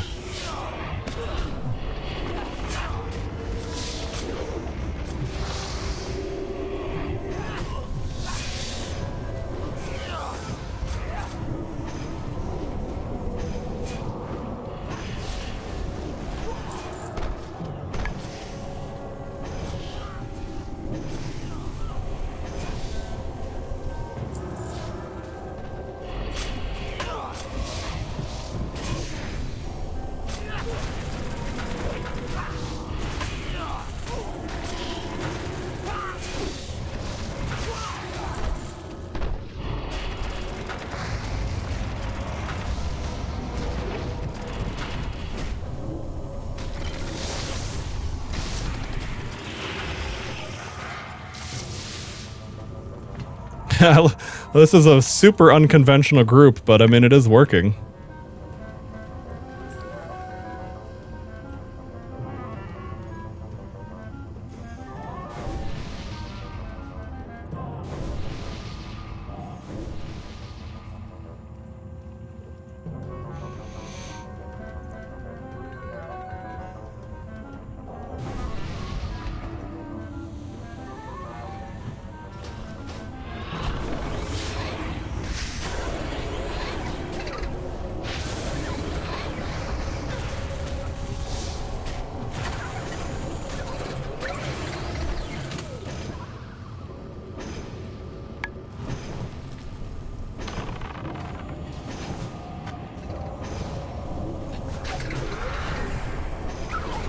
Yeah, this is super unconventional, but hey, I'll take it.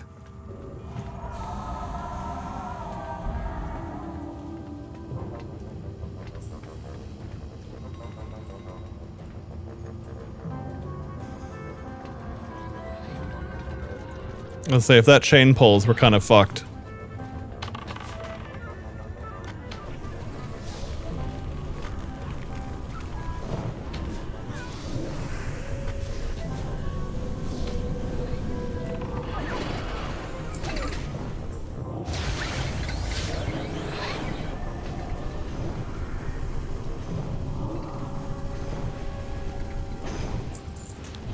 It's a good thing all of my gear is still just spell power and not like bonus healing.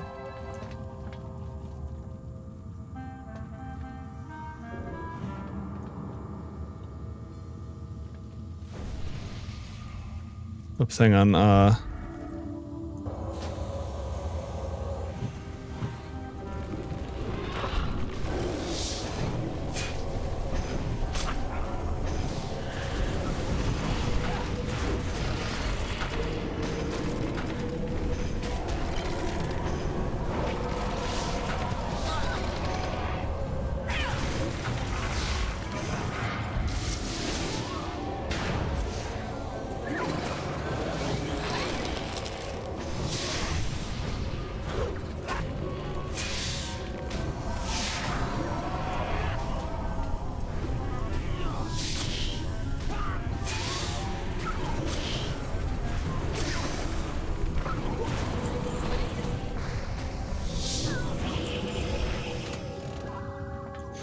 all right.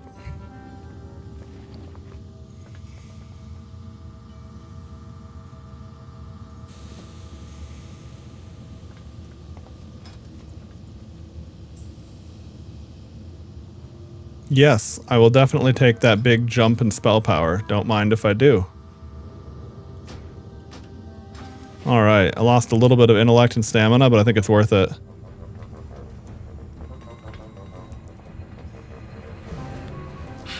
Okay.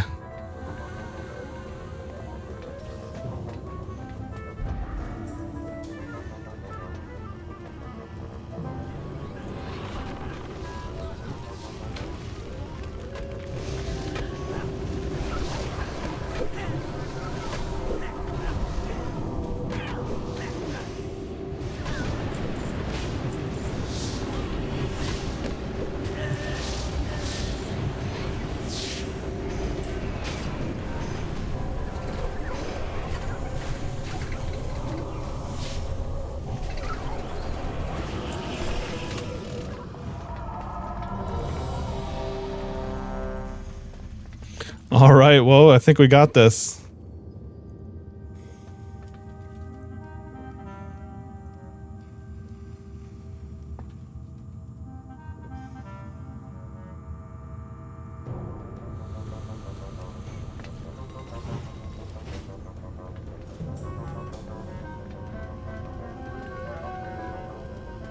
All right, let's go, dudes.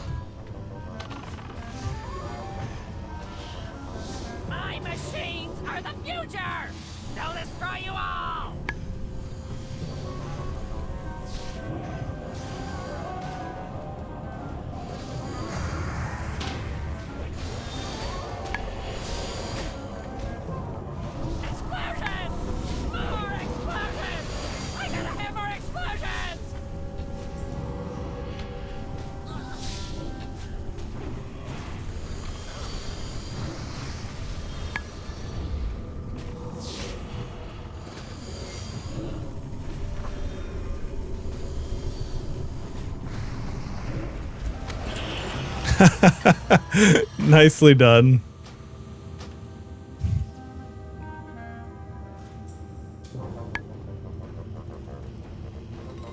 All right, that was really funny.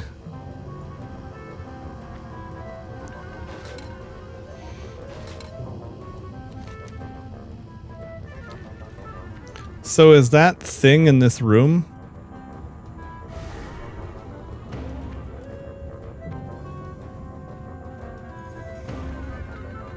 There it is, okay.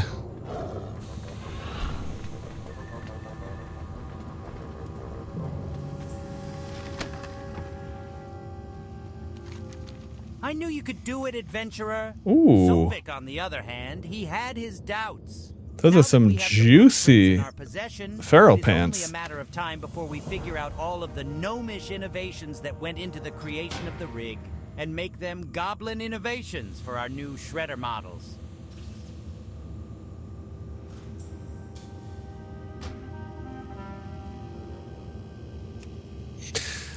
Oh, that was fun. What a goofy scenario. Oh, nice. And we got, let's see, what is that? Oh, no spell power. Okay. I'm going to make sure I save my resto set. Let's go back to my feral set. 18 agility, 6 stamina. Oh, yeah, dude. Oh, yeah. Brother. We got some sauce.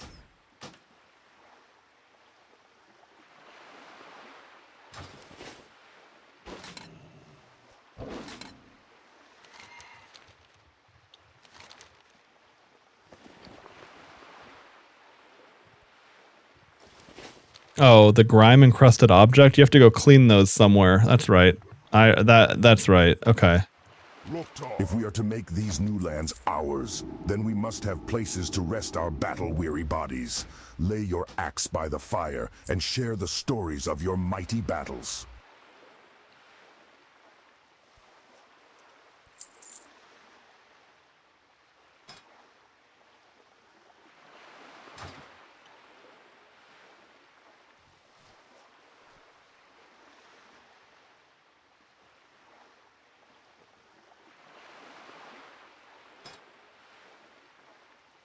Oh, that's right. Okay.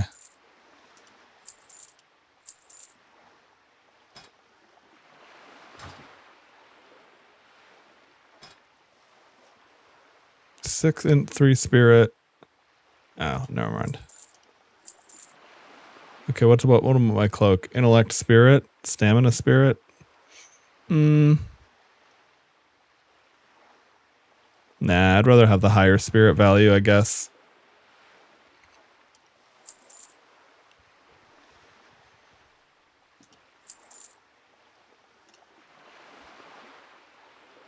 That's right, we're getting rid of that now because we have a better item. Okay. Perfect. So, what do we get down here now?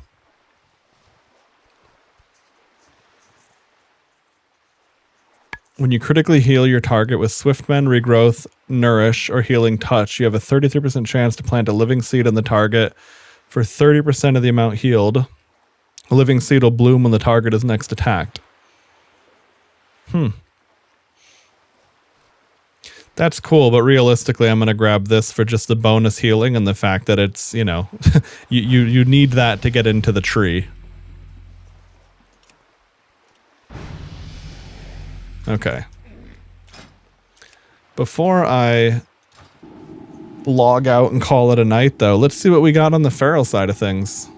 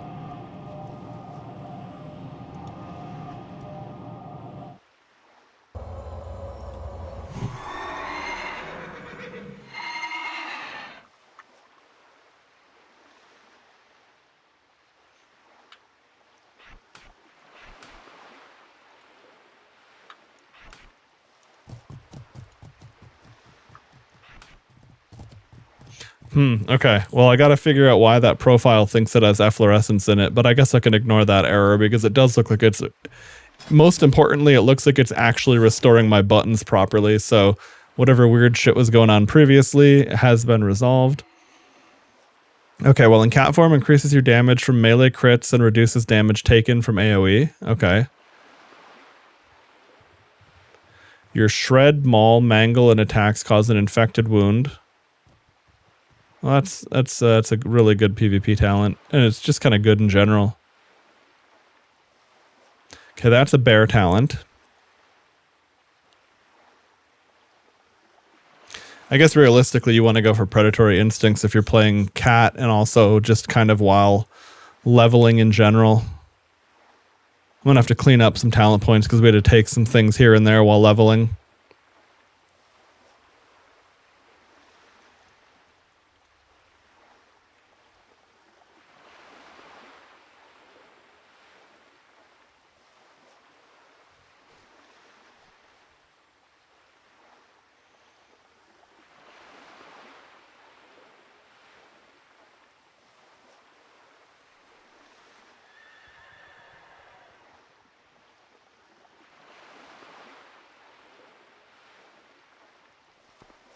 Let's see, so if I need to spend 5 more points total. I guess I could spend 2 here, 3 here, but I'm wondering what I want.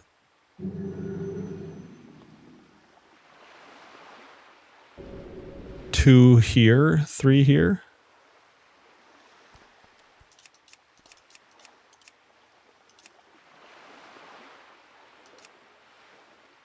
I guess I'd need more points to assign so I can see how that scales. Because, I mean, lowering the target's movement speed and attack speed is still nice just while questing. The movement speed is nice if they run away. The attack speed just makes them do less DPS to you effectively. I mean, crit damage is great, and so is AoE damage reduction, but I'm not really playing cat DPS in dungeons. I'm mostly questing with it out in the world. Well, well, you know, the thing is, though, I don't have Mangle yet. I don't get that to level 50, so infected wounds won't be doing much for me at all.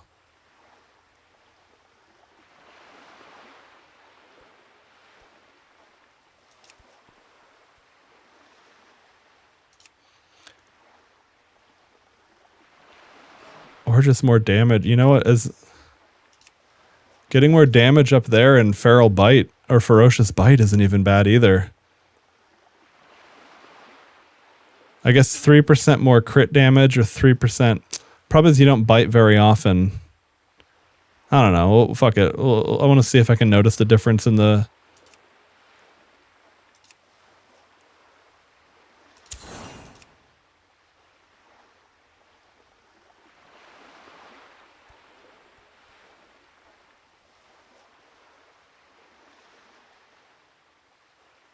Wait, does that work?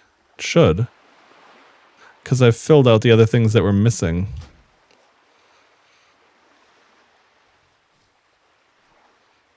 Yeah, fuck it, who cares?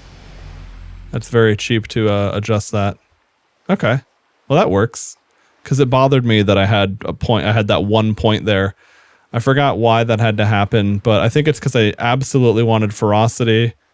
And then I wasn't... Oh, I think I wasn't sure if I was going to get Feral Instinct or not. I don't know. I can't remember when or where that happened.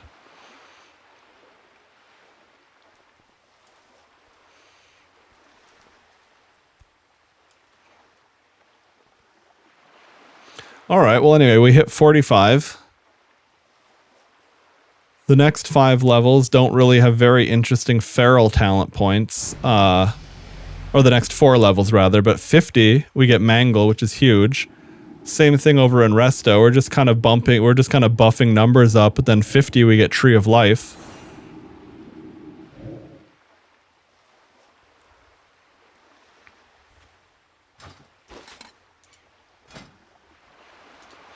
Oh, nice. I didn't have to... I either already did or didn't need to train a bunch of new skills. It's always so damn expensive.